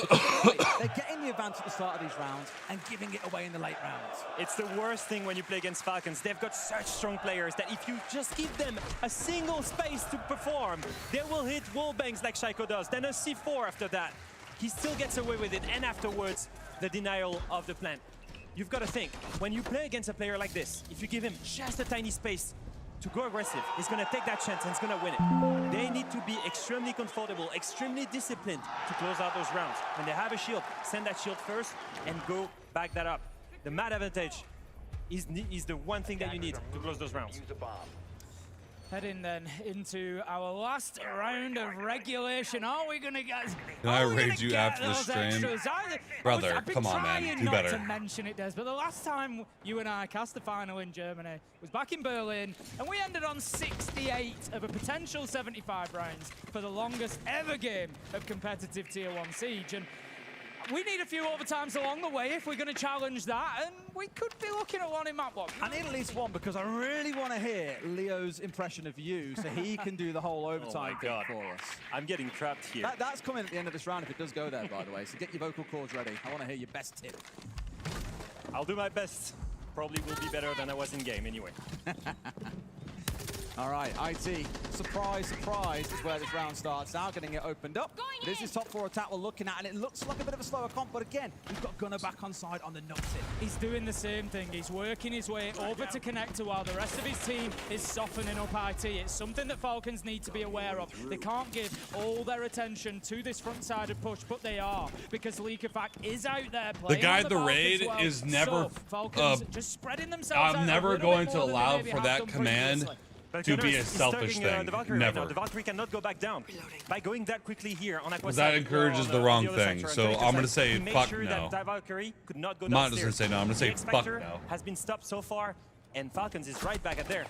She tried to stop here, and that 1v1 is really important. Down to a single point of HP as well. Lucky to be alive at this point, but as long as he breathes, one bullet to the head is enough to secure a kill. Of course, that's the information from the rest of his team. No IQ on the other side, and that is what I mean. One bullet to the head can be enough, and Gunner on the knock is gone. Such an important trade comes in though. M80 working as a team fantastically well. Diffuser's there to back up his teammate, and they've got what they wanted. Gunner had done a great job of hassling. Can you get Hungry 10 popping tonight? Yeah, I will. I'll be playing them. Gone. So what do Falcons do? What do they fall back behind? They have one more Nitro in hand on the hands of Brede. Will that be enough? Will it be? Again, we spoke about those man advantages being given away by M80, but there is not one to be found in this round. It is dead even at 4 apiece as we come towards our last 40 seconds of the round. Saw you just been a bit of a headache, of course, on this clash in the previous round, but now can't do an awful lot about it as Kino starts his march on forward. Solotov fighting hot and cold. It's a 4v3 with the Frenchman, Tim. They're still seeming to find and keep the advantage. Solotov manages to pick up Kino. That's a big threat gone. The shield off the board. Diffuser, as he has throughout Nighthaven Labs, starts to fight back. Finds one onto Solotov. Oh! 12 seconds left to go, though. Falcons, they have the advantage because OT. they need to take risks. Leo, say the line. No, this is map 1. This is Falcons map pick. That's actually pretty damn good. Fair play. That was very good. It deserves it, Tim. Map 1. OT, again, the reminder that it is the map that Falcons got to pick. There was no bans that came in before it. They could pick any map in the map pool. They've come to Labs, and M80 have challenged them all the way through to the finish.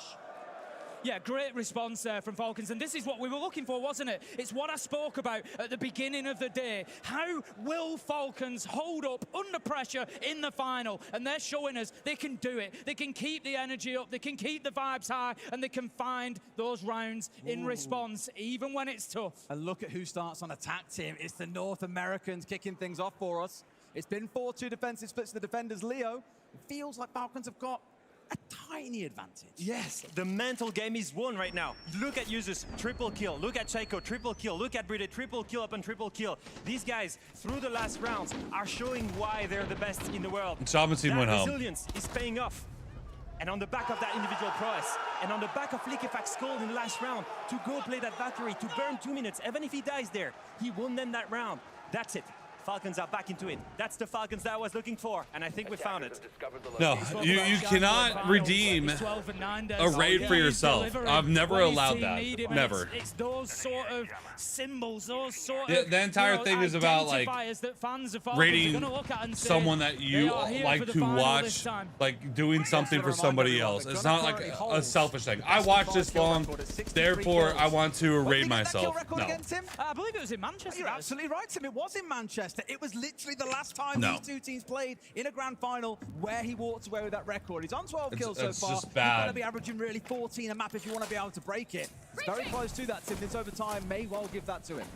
I like to see the lineup on the side. You're not gonna be able to convince me with peer pressure like a child, though. Come on, bro. Come on, bro. No, you're not convincing me. On that Valkyrie. I think Valkyrie as an operator has had such a tremendous You can guide the raid to a friend of yours when I'm ending the stream, but guiding the raid to yourself, no. Holding that aqua side, and he went down all the way. He's got to be careful about that basement player. Some greasy behavior. As you can see, M80 is really quick, making quick work out of that top floor. They get the control, they've got the bug, they can start working with the RAM as well. I love that from M80, you know, just taking what they've been given straight away. This is map 1, yeah. Full confidence, we're going in, we know our droning is good, and we're going to look for that. We've got a little bit of a standoff here between Gunnar and Bride. Bride is not going to give him any more of an opportunity than that because he doesn't need to. Look at it, they absolutely want this fight, they want that entry. Falcons, they've woken up, and they are absolutely gagging for it, Des. And now every single bomber has made it back to the bomb site. They've burned enough time.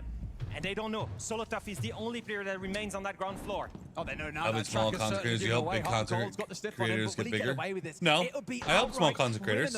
If he gets a kill here, they've seen him on the track. You can't assume that he's gone back towards site. He can still be trying to hit you on the just not ones that are greedy little bastards. We've seen other teams do this tournament. Instead, they get the down. M80 I like helping people that don't ask.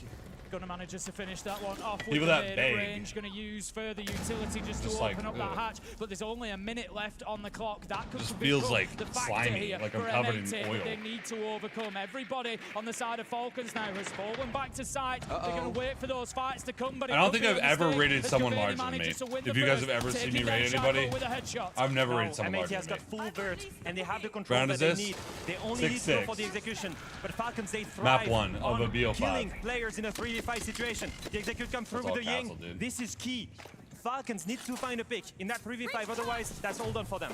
They need the big hero, and who is it going to be in this round itself? Kino asking questions of that tank plant here. He's just waiting for the clearance from his team to say go. Not tons of support to him in that, but now the Goya canister burning out, but Gunnar elsewhere has got rid of Bride. 5v2, 5v1. Gunnar is the hero of the round, up to 15 kills on the map, Tim. With 10 seconds to go, surely Liquefact doesn't hold on. It's almost certainly over in this round. Hot and Cold's managing to get the diffuser down. Kino will hit the deck, but that will be all as the final kill comes in. A flawless round for OT match M80. point. They've just sent a message. They're winning all M80 They've been on all the day. back foot for the last few rounds. Falcons have found a way to fight back. Yeah, accusing me of only helping big concentrators get bigger and not helping small concentrators is fucking ludicrous. You know nothing about me, and it clearly fucking shows. After getting Damos tracked, he could have went back to the bomb site. Instead, with Liquefact, they chose to go for that fight. It was a 2v5. All 5 attackers on the side of M80. Name one time, guys, where I rated someone larger than me. Name one time. Oh, wait. The long one. And they're in the lead to take that map. God, so ass because I didn't drop 15. These French Saudi boys ain't shit.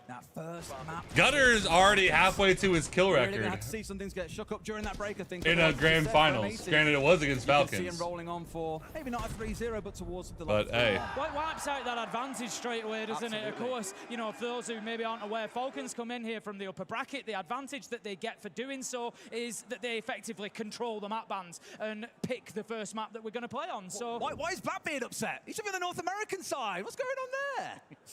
But very understandably, it's putting a few hearts on the edge. They get this one done, 8-6. First map to M80. That was a bit surprised, by the way, the fact that they picked Night Heaven Labs, because the permaban of M80 was Bank. And who do you think is the best Bank team in the world? Yep. Falcons. I really thought they'd pick Bank. I was looking at the veto last night, thinking, okay, where could teams possibly go? And I thought Bank had to be the one. But I think maybe Falcons kind of mind game themselves and saying, we know they're going to pick it, so let's prep it to the absolute death. And they've tried to upset them, and clearly they've also prepped for the second, the third, the fourth, the fifth option. We heard Fabian yesterday also during good at their border. timeout. Guys, everything they're doing is inside that strap book, with all the swear words removed, of course. They knew what was going to happen. They found the response they needed yesterday, and I would be very surprised if they haven't come into this grand final just as prepared. Top floor attack for Falcons here, Leo. We've seen them struggle with it previously. I'm seeing a little bit of attention towards that rear side as a possibility for Falcons this time. Is that going to be the difference maker? I think it should be. They need that connector Like the fact control. that IGL isn't saying a word. Points onto that bomb site. It needs to come from IT, mouth. Garage, Aqua, Connector. All of that control right now needs to be worked on. And as you can see, Falcons is much more spread around the map. Everyone is working on those. Grenade really is the best support player in the world, to though. Be working. I think Liquefact understands. He needs more control if he wants to break the heart of M80's defense. There is no. I mean, compare Brady to Hot and Cold. They're all turtle onto the bomb site. All 5 players with the clash. They understand now. Granted, Hot and Cold's also like the and they're IGL. working on it. But now just waiting patiently to see what comes. Spoke about the control being M80. They've had the read of these rounds, the slow, the fast, whatever else they've got to change. Falcons are the ones that I really want to see go quick here. Dockerby being on side certainly helps. Both phone calls now in back pocket. You gotta practice that nitro. They're gonna have to come out soon when they start this first push forward. I think they've managed to just dip into That could win a electrical round right there. M80 and clear out that air jab just to provide a little bit of extra safety for Hot and Cold so that he can get back. Nitro goes out. It's going to be the second one that we see shot out in this round, I believe. So that leaves us still 5v5, a minute 15 left to go. No entry yet. Don't think anyone's playing around with trying to knife C4s anymore, Tim. Not in a grand final for sure. The pressure coming in on towards Shaiko. Doesn't win it out. Diffuser gets him down. That's electric clear for now. Into an air jab, and there's a trade in from Solotop. Now watching out for the clash. Who's got to get out of here? Just about manages to escape. Hot and Cold down to half HP. Liquefact is going for the backstab. That's what they needed. He gets a kill on Garage. At the same time, that clash is stuck in 19 to 1v2. He's so screwed. At some point, he's got to go down. Kino certainly falling. Gunner on his 15 kills has got to go nuclear here in the 2 versus 4. We've seen these 2-man advantages lost before. Solotop in for one. Hot and Cold another. All the way. Takes it over and 7-7. You can say this line. We're going all the way to 15, Des. Just a dream start here in Munich. For the neutral, at least. I'm sure both sets of fans are going to be on the edge of their seats watching these two teams. They both have chances. They've both had mistakes. Opportunities have slipped by, and they've both been able to fight their way back in. It now comes down to one round, Leo. Just one round. One round in defense. It used to be the strong side of Falcons, but so far, M80's game plan in attack has been absolutely flawless. It's going to be a tough one. Are they going to go for a rush? Are they going to go for a slow take? Is Falcons picking the right battle? All of those questions needs to be answered in the final round. They absolutely need that map. Otherwise, it's going to be another of those mental pressures. And I'm really happy to see Falcons so far win a round on the back of strategy and team play. That was something that I wanted to see, something that we've waited the whole game, and I think that round was one of the best examples of that. Well, fair to say, Tim, Munich is still very much firmly behind the EML team.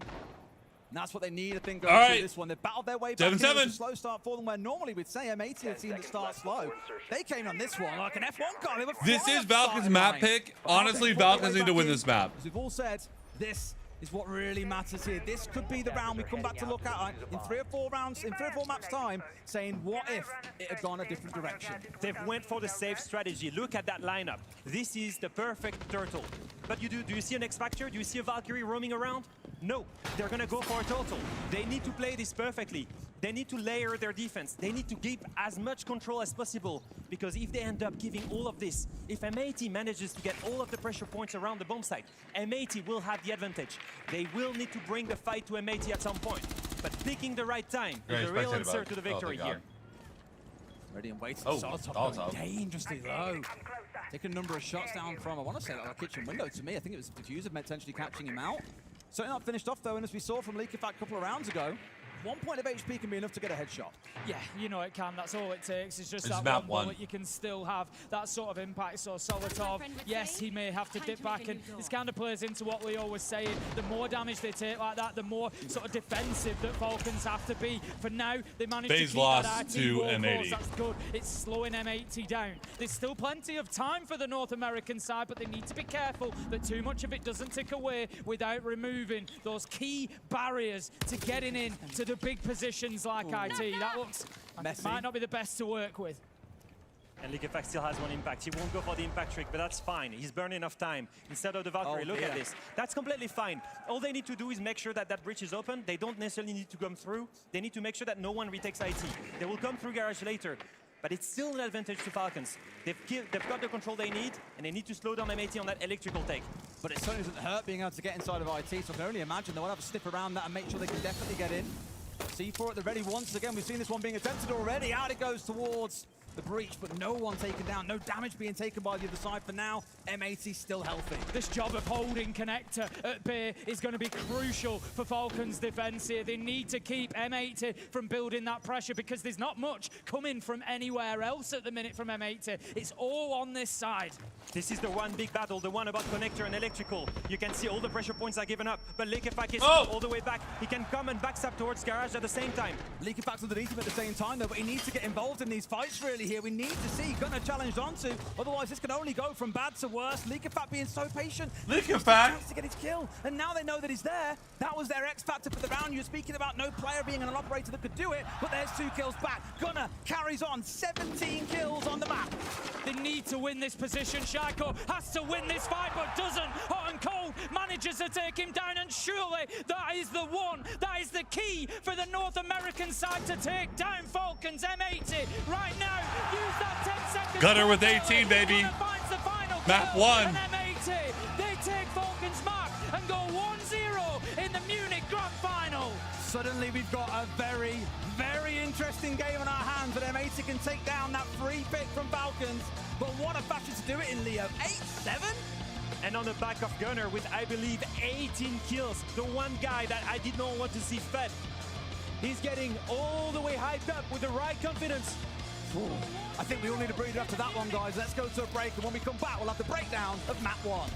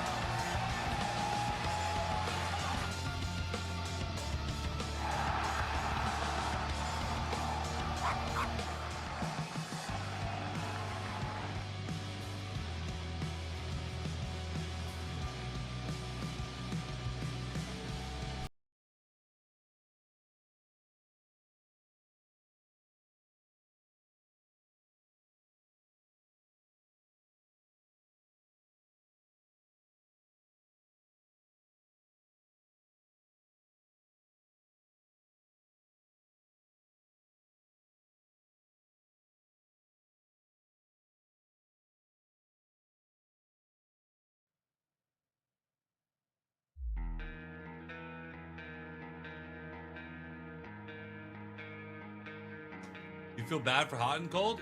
Why? He's in the grand finals. Why do you feel bad for him?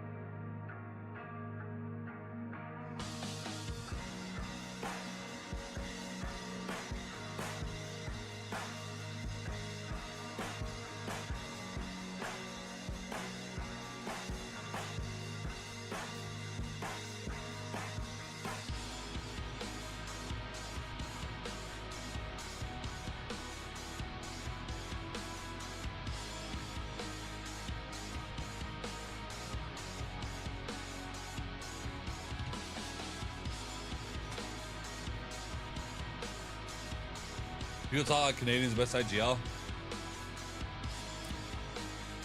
I mean, Canadian was. But I'm sorry, but like, how do you say who's a better IGL unless a team is making it farther? You know, I mean, it's really hard to rate IGLs.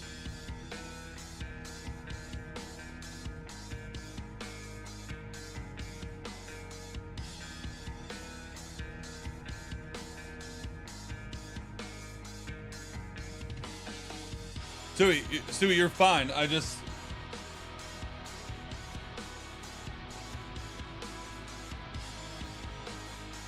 Stewie, you're fine. I've never liked people like expecting selfish things. Like, I always raid smaller streamers, always. Always. But I don't like being like, feel like I'm getting quid pro quoed. Like, hey, I watched you, therefore raid me or else. Like, what?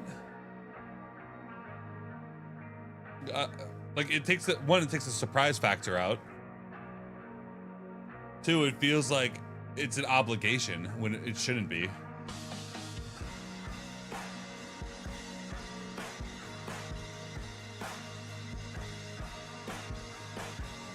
I just don't like those vibes.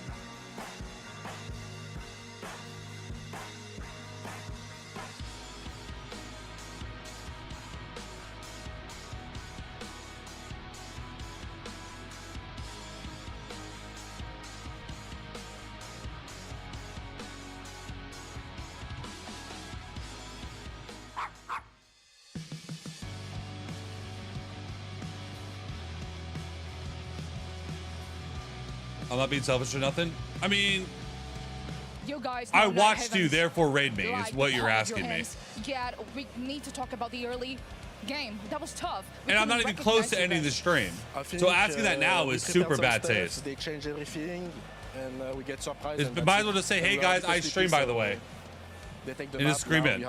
Like, it's just like, just bad vibes, man. It is a grand final. Of course, we're gonna do all the rounds. I'm not trying to be a dickhead, but like, I don't know. It's just have composure. That's what Fabian told you guys. Not great. But I guess it's really hard to do that when you have the map point.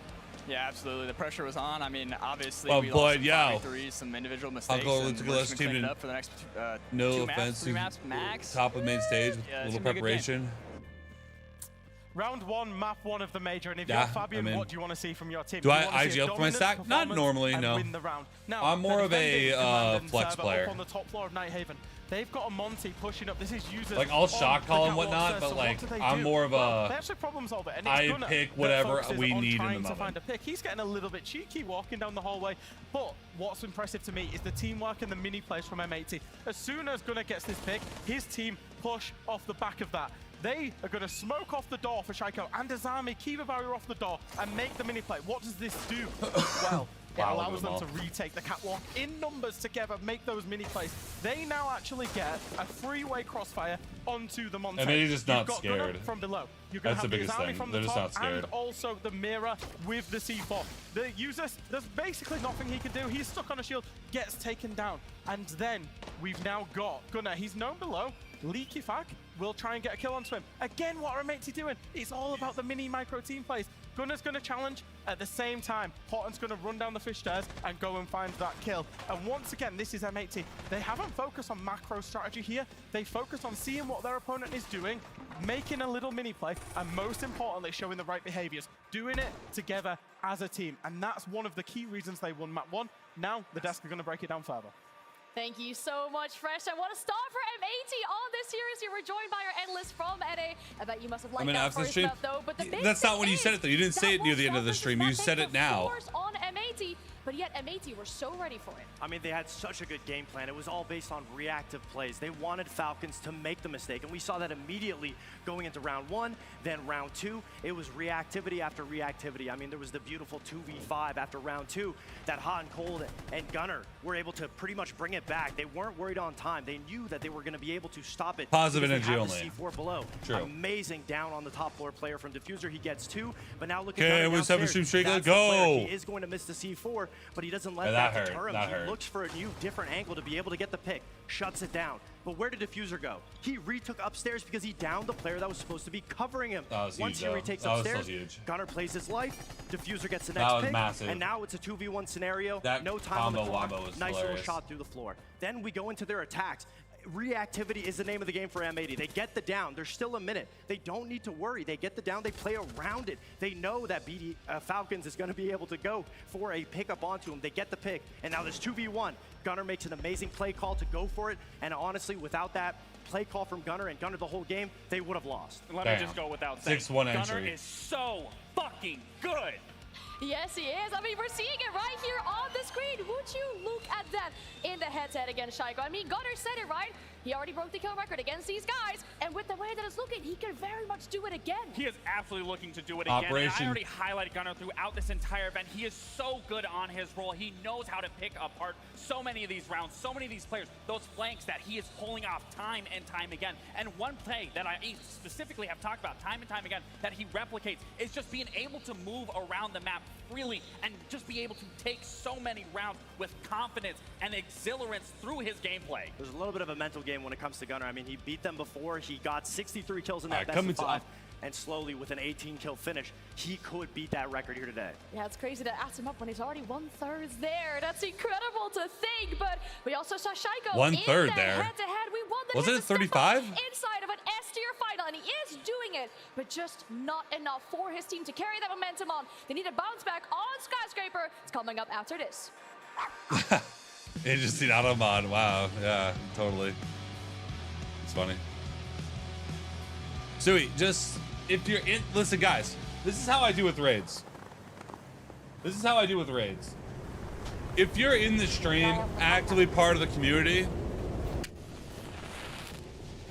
and I see you streaming when I'm getting off, I'll raid you. It's really that simple. You don't gotta like beg me or ask me or anything. I never raid anyone larger than me anyways. You don't gotta like ask for anything. I don't want to feel like I have to owe anyone anything. And you don't owe me anything. But if I see someone supporting my stream, I'll support them back. It's that simple. Because that, like that, you raid me, do this, do that. It gives off that follow for follow energy that I fucking hate. Okay, Vapey. And Stewie, no offense, but the last time you talked in the stream was in July. It is currently November. Like, you haven't really been part of this community. And the time before July was March. So, you see the Gunnar versus Shaiko comparison? Yeah, it's, I mean, Shaiko's been, I'm not gonna say Shaiko's ass, because Shaiko's not ass, but Shaiko's not this fucking top tier guy that we expect him to be anymore.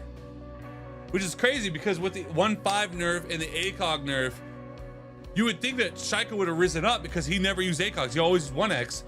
But when that happened, he got worse, which was weird. It didn't make sense. It didn't make sense to me. Yeah, but Stewie, how do I know that? I can only tell if people are like here when they at least say hi. You don't have to have elaborate conversations. Just be like, what's up, SenVale? How's it going? And that's it. You don't got to say anything else. That's fine. But if I don't see your name in chat, how do I know you're here? I'm not a psychic.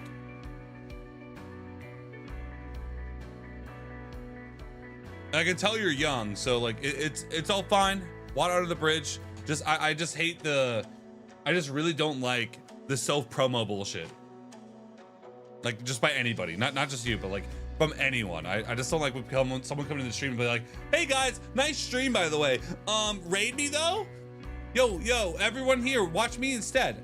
I hate that. I hate that energy. Show the 50 bitties. Let's go. I appreciate it, Trevor. What's up, Clint? How's it going? Going good. We posted a video of the new season. I'm playing the new season and everything, so. Why do you feel the need to tell your team? It's on YouTube. Right now, after a hot Hit up the YT, baby. I think we know how they play, how they like to play, and even that we know, sometimes it's hard to deal against it, but now we know better, and we are more prepared for the other maps. I think the mental is still good. 8-7, close map, it could go either way, and it's a best of 5, so yeah, just keep doing what we're doing.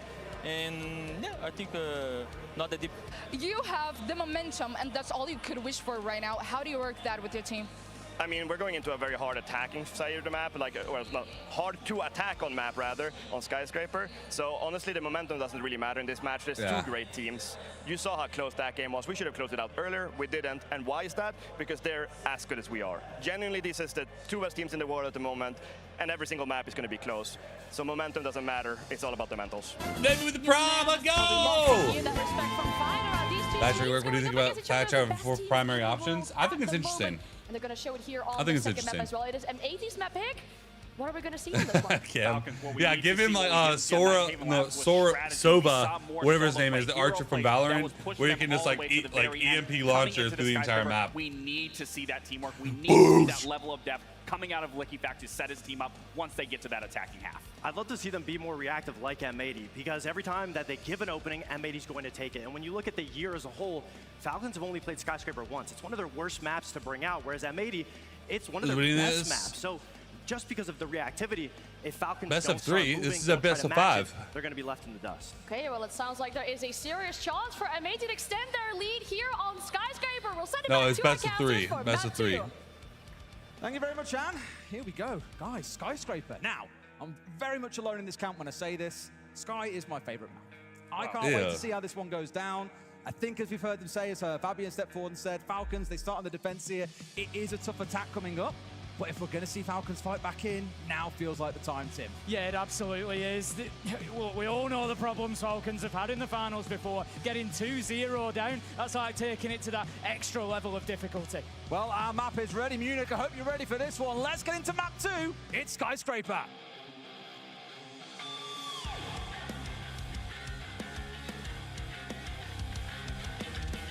I mean, this is M80's map pick, so good luck, Falcons. The thing about a BO5 is that, like, the first several maps are very favored for the team that picks them, because you can only ban one map. That's what we expect, right? They need so something. They need Falcons losing labs is not great for Falcons. It's all in the mental. Because M80 should win this map. And then it really comes down to Chalet. In official Ubisoft competition for the last 6 months. We saw him play it back at, I want to say, SI. So there's not a lot of tape for M80 to go off of, but given it's one of M80's favorite maps, there's a lot of stuff for Falcons to go and analyze here. Oh, absolutely. You have multiple votes. And obviously, if Fabian has had time to go and counter-strat Falcons with 6-man staff, they can probably do the same.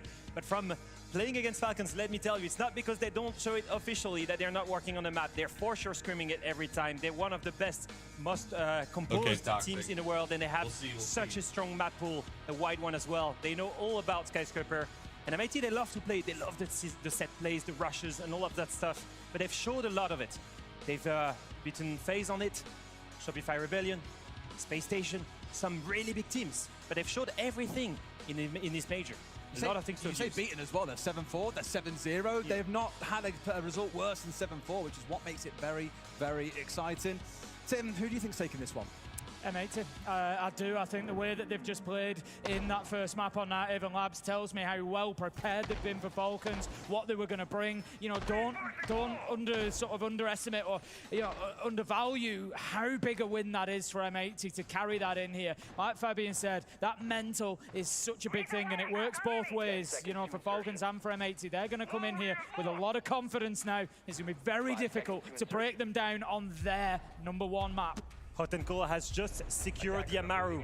He's known for this set plays where he goes all the way and Amaru's all the way into dark stairs or into karaoke window. The rushes, they're well known. As you can see, there's an extension on the side of Falcons towards that exhibition area. That's many players far away from the bomb sites. I think Hot and Cola has recognized it, and they might be going for a rush here. Well, it's Shaiko off towards their right-hand side here. If you want anyone to be ready for a rush, and he feels like the guy, we should now at least see a bunch of the players starting to scatter back across, but it's a little bit of a lull here, a bit of a bait, a bit of pause. And this one map one. Gunner on the window, hoping that someone on Falcons is going to. Honestly, if I'm going to be completely dead honest, I really want Falcons to win this map. Direct pressure here so we have a game. Towards top black stairs, towards series, karaoke we'll see window. what happens. They're trying to go in, but they're getting nowhere. User Spreeder have stood up to them beautifully. That's 2 important kills, because what has it done? It's put the stoppers on M80. There is no movement coming from them anymore. Falcons have held them at bay, and now M80 is back to the drawing board. Ooh, cheeky. Nice attempt at least, but Leakifat getting the trade back, and you'll happily play the was a little 1-for-1 here, dumb, Leo. but- It's 4v2. You can trade lives all day long. And you'll win by that. And the thing is, they still have the control. Leakifat is still in those dark stairs. He's got control over He the went for it. diffuser. There's nothing really M80 can do here. And it's exactly what we mentioned before. They love their preset plays, but if you've watched enough of M80 on that map, you'll be ready for it. And it's exactly what Falcons did. They expected that rush, and they were ready for it and punished them. It's a very, very key kill from Breed to stop Hot and Cold, rush up Black Stairs, and they've still got Black Stairs even come the end of the round. A solid start to Skyscraper. I come back to that measure that I always use. We'll get, How bothered were the we'll get the little defenders? botherometer out for the grand final. Why Where is not? it? There's your meter, Tim. Where are The they? needle's not even moving, Des. Brilliant. The players inside of Geisha, inside of T, absolutely no concern. Shrine, Drum, Dragon, no concern whatsoever. M80, they were very focused in their push. It was dealt with quickly by Falcons. As you said, Leo, they'd read into it. They knew what was coming. They got the kills that they needed, and M80 offered very little beyond that. So it was a fantastic first round for Falcons, and one, to be honest with you, having lost their own map on Labs, that they desperately needed. I got a curious question for you, actually, Leo. Like, you've done a bunch of telestrators on this kind of stuff as well. Hot and Cold there, had Diffuser in back pocket. Of course, we saw him going through the window, try and run up Black Stairs, got put down, then left his team in a really difficult spot for the rest of the round. A bit too high risk, do you think?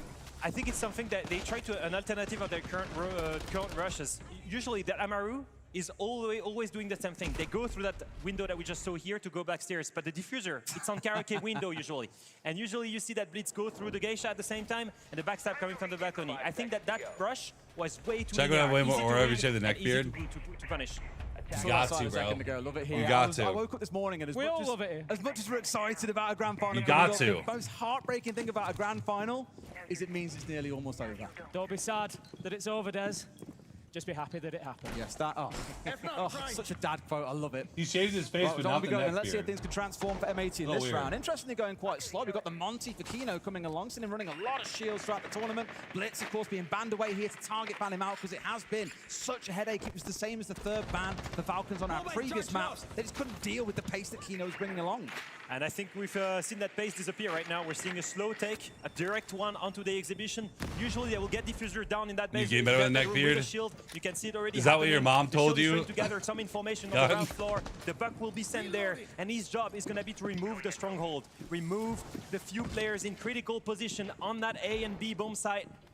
And that means that Map it's not this going to be a map full too. clear. M80 won the but a first direct map. take here and a direct execution on the bomb site. Mirror window on the single wall, by the way. I'm looking to see if they get that VIP wall open. They've banned away the bandit in the Kaid. They've taken away the electricity. They need to make sure that they're using those bans, that they're getting the advantage of it out by using that hard breach. They've got the main breach open. That was a Rotero drone. The wall was left soft. If they can get VIP open as well, it prevents the Malusi of users being able to play inside of there as he is at the minute.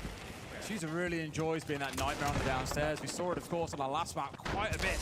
So much so that he had all Falcons players looking for it through the verticals, and it could well be the same here. Asking questions, not yet doing damage, but just letting Falcons know, I am here, and I'm going to snap your knees off given the chance. And here comes the Buck. He's going to be critical here in this situation. Wow. Oh, that. Very aggressive out of Shaiko and Gaveni, rightly so. Puts him into an early grave.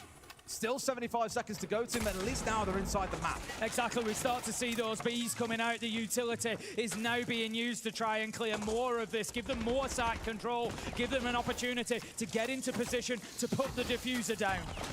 M80 is not doing much to apply pressure, yet you see Falcons running around. They're afraid of the flashes, they're afraid of the verts, and they move slightly too much. That's why Shaiko got punished.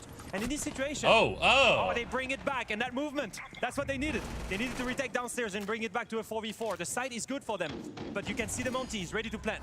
Problem is, they're ready to plant while you're being surrounded by enemies. Doesn't always feel like the safest play to take. They need a little bit more in this round, M80, and they've got to figure it out inside 30 seconds. The Monty still pinched in here. One outside on balcony with him in the form of Gaveni, and Diffuser is still below, but not a whole lot they can do now that we've got Kino on his backside. That's the shield down. One more goes down in Gaveni. It's just Diffuser left standing. He's got to win it all on a house push. Yeah, it looks like Falcons will come away with the win here. Solotov is going to be picked up. That'll get him back on his feet. It's another gun that is able to fight, just taking the fight on the short angle with the shotty. That's going to be the final kill coming in. Falcons held on. I really like the Kiba barricade that we saw in behind the Monte, just giving Falcons that little bit of time to pressure the shield, to prevent the pressure coming in from the balcony. Really nice stuff. Perfect utility usage, and you see Likefak 2 rounds in a row, 2 double kills. He's been absolutely critical in the first 2 rounds. Well, makes for a very interesting start indeed. Check pause. We did have that question about M80 coming into this map. Can they keep up the momentum? It is a much more defender-leaning map here in Munich. They are struggling to get the ball rolling in the first 2 rounds, but a quick tech pause here may give them time to recollect their thoughts and figure out how they break down this Falcon side. This is for us as viewers, this is an absolutely ideal start to the second map. Obviously, we've had all 15, M80 take that Avon Labs. It was a big map 1 and a big victory for them. As I said at the time, it erased that advantage that Falcons brought in. They won in the upper bracket, so they get to choose the first map. By winning it, M80 completely take that away from them. But now, Falcons, when you're coming in thinking, are they going to be able to come back from the pressure? Are they going to start buckling like we've seen before? They're telling us the answer. The work they've done, it's paying off, Leo. Yeah, you put down the fire straight away, right? You go back straight against M80 and you steal their map. You beat them on it. It's 1-1, and that's it. You're right back into it. It's not a problem that they lost the first map if they can win their opponent's map pick. And that's the big one here. Abuse that defense side as much as possible. Abuse how strong Skyscraper is in defense. And their play around the bomb site so far, around the utility, it's been absolutely flawless. Despite Chaiko's overpick, they bring it back. And Likefak, on the back of that run out, is really carrying the team so far in the first 2 rounds. Skyscraper, M80 just needs like a couple rounds. Mr. Sherlock on stream just a second ago. I can only imagine the chants that we've been hearing come from a certain part of the stadium. And I can only gather that it's where he's seated, Tim. I would imagine. It's at the epicenter. There he is. Of course, we'll figure out what's going on with the tech pause in just a moment. So we had a couple of headset issues that are currently being rectified, and then we can jump back into things. I'm curious to see what's going to be the reaction on the side of Hot and Cold. We've been praying him in terms of IGLing, and we've been praying him in terms of pacing as well. He's going to have to try and find a solution to the way Falcons is playing. Not giving any picks to M80 so far. Ready for a rush, ready for a slow take. Let's play right now, Falcons versus M80. He needs to find a new solution. I mean, obviously for Falcons at the minute, it's just, you know, business as usual, just continue on as you are. They've been winning those gunfights, as you said. They've been well prepared for everything M80 have got to do. Is it for M80 now? Is it, look, this isn't working, we need to, it's plan B, it's plan C? Or do you give it a little bit more time? It's only 2 rounds. It's attack a Skyscraper. It's tough. We know that. Yeah, you haven't been through a full rotations. I think you're fine, you know? I think you start asking 0 questions at round 3. If you go all the way through as an IGL, Falcons have 2 rounds. Down 0 and 3, you need to change something, right? I bet he won the first thing map, for though. me is that they were letting loose on Night Heaven Labs. They were given the space to really be aggressive, to have lurks, to have Gunner lurk around, get opening picks, find a gap. And that has not happened here for Falcons. They understand. They play as a turtle, as a group. They can trade each other. We spoke about it to the death throughout this week, Tim, but I think we just need one little more bit of appreciation for the stage. I've absolutely loved the graphics that we've had throughout the week. It has looked phenomenal. And I'm sure all those of you in the arena have seen it, of course, as the water moves as we go through based on how far ahead somebody is. When we go into OT, you see the water creep closer and closer towards swallowing that team up until ultimately they get washed away at the end of the match. We can't forget the trophy either. Oh, it's... we say this. It's a very easy thing to say as people working in the esport. But we do have the best trophies. Siege, so it's easy to say, but there is no. I don't think there's any question that is. I think the best esports trophy I've ever seen. I love the fact that we've went away from like traditional trophies and actually make them based on the latest update that's been released. I think the first one was Yonchoping, that Azami that I thought was absolutely stunning, and that one with Denari and the body losing in the middle. Yeah, the blue is just perfectly themed with the art direction of this event. I do love the variety of signs that we're seeing so far. They've been absolutely brilliant. Certainly a strong sign game here in Munich. Munich's been fantastic as well as a city, of course. The wonderful host of the R6 major.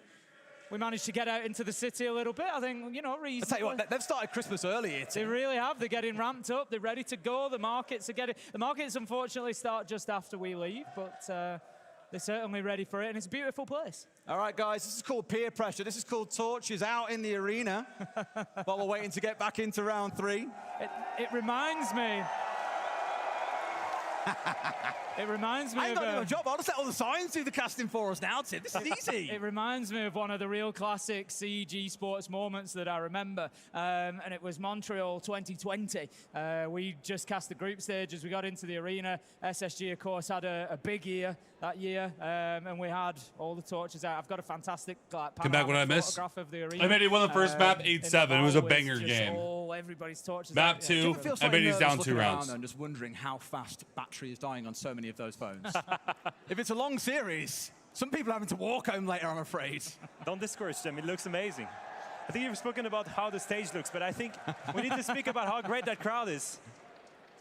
I completely agree. The crowd have been fantastic today, really backing, you know, the voices for M80, absolutely phenomenal. But I think Falcons just take that little few decibels of noise. Well, Lord, I mean, when Falcons map opening pick, yes, they did. Satisfied with, so the game can resume very, very shortly. Which is yes, they did. The countdown's going back in, so thank you for your patience.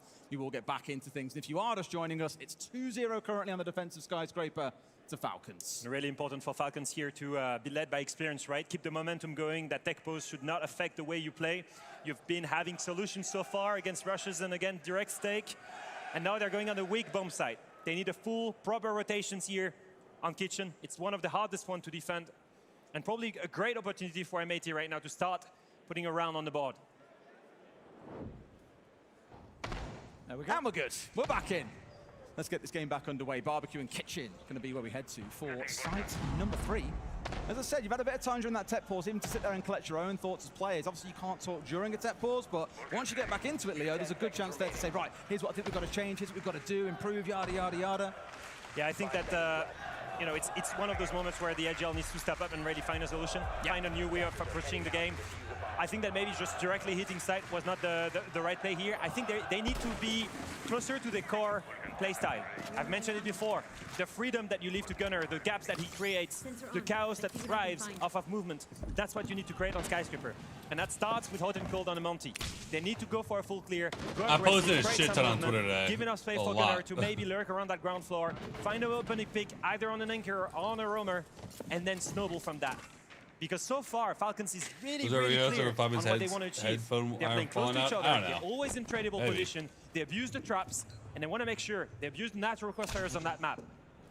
F-jab deployed. Gavini just looking to position himself in support of Kino here. They want to look at getting this door open in a way that the Glass can challenge immediately. That's exactly what they're going to do. We can see the care being taken by the Nomad. Gavini not wanting to overextend or offer himself up for any damage for the time being. As it is, Falcons are not going to challenge that entry too heavily. Instead, just playing a little bit deeper in T, in Shrine. And they've got Shaiko down in Geisha. That's what needs to be unpicked by M80. Likefak has been so far so good on Solis. Ever since Solis was given the impact again, he's been abusing it and going absolutely crazy with that SMG-11. And he's the first, I think, obstacle here on that side, trying to face the Monty. And on the other side, you can see Kino starting to work towards Black Stairs. They will need to look to collapse all at the same time. That Fenrir is a real trick. They're such a nuisance, and this is what Diffuse is here for, really, with those shot drones, but I don't think he's been able to get rid of the ones that they need to force away. Looking at those Goyo canisters in towards the F-Nats, all these things to impede and slow down M80, it's working. And now they're asking questions on Terrace at the same time, and they really want to keep M80 at bay, and they're doing a brilliant job so far. Look at the time right now, only 1 minute left. They've spent all of this time burning as much as possible. The reinforcement is coming through. They are holding strong on that top floor. This is looking tough. It's actually a lot of what we saw back on Labs. Except it was in reverse. It's where Falcons are being held at bay, dragged down to a snail's pace, and able really to move forward.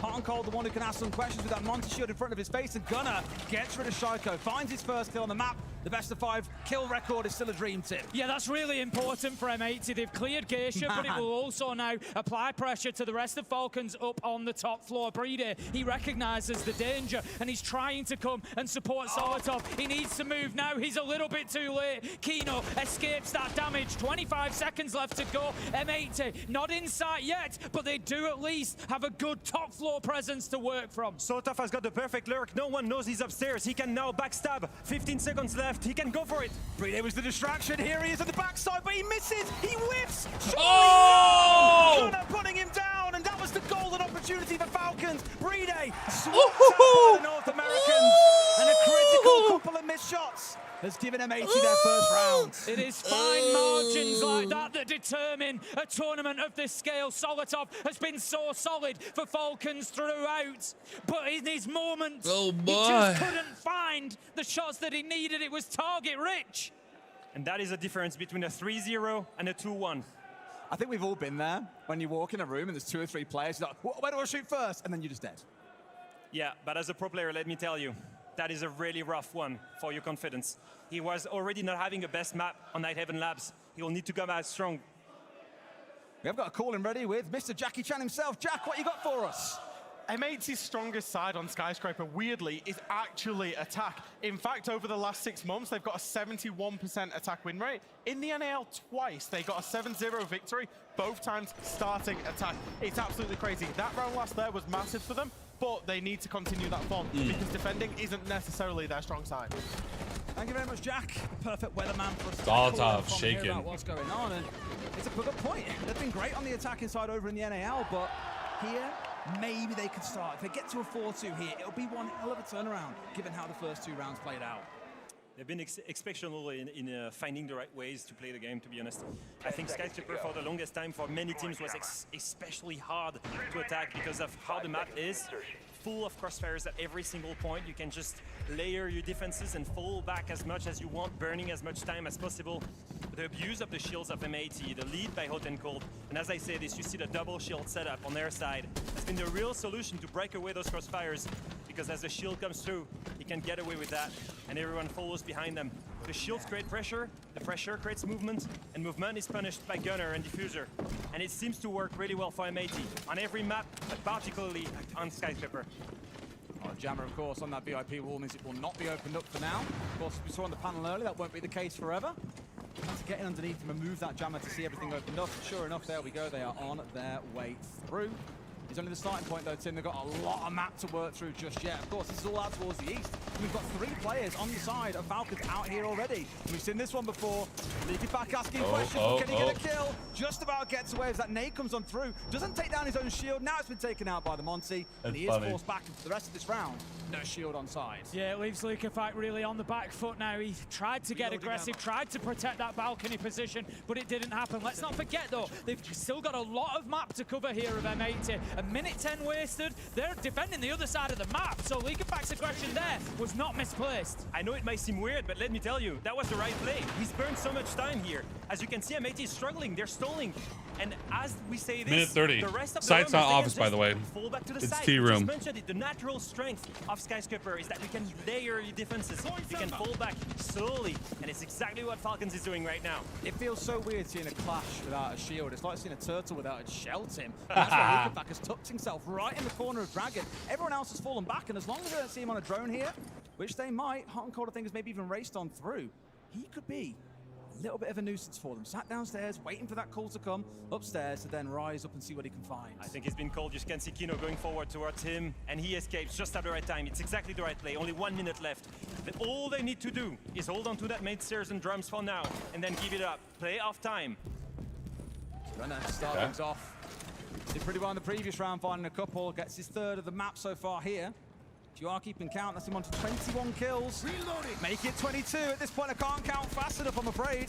We're asking questions, though, Tim. We're inside of sight. It has been slow, but they're getting what they want here. A 5v2 as M80 are roaring back into this game. They've managed to get the diffuser down here. Hot and Cold took the opportunity, find the space to plant inside a T. Leakifak's going to get taken down and leave it over to Chaiko. Flawless round again for M80. At least the 3rd they've had so far today in the final. And a great attack where they were able to pick Falcons apart. And once again, that's on the back of Gunner. If you think about it, exactly what we mentioned before. The shields are pushing away Falcons players onto the bomb site.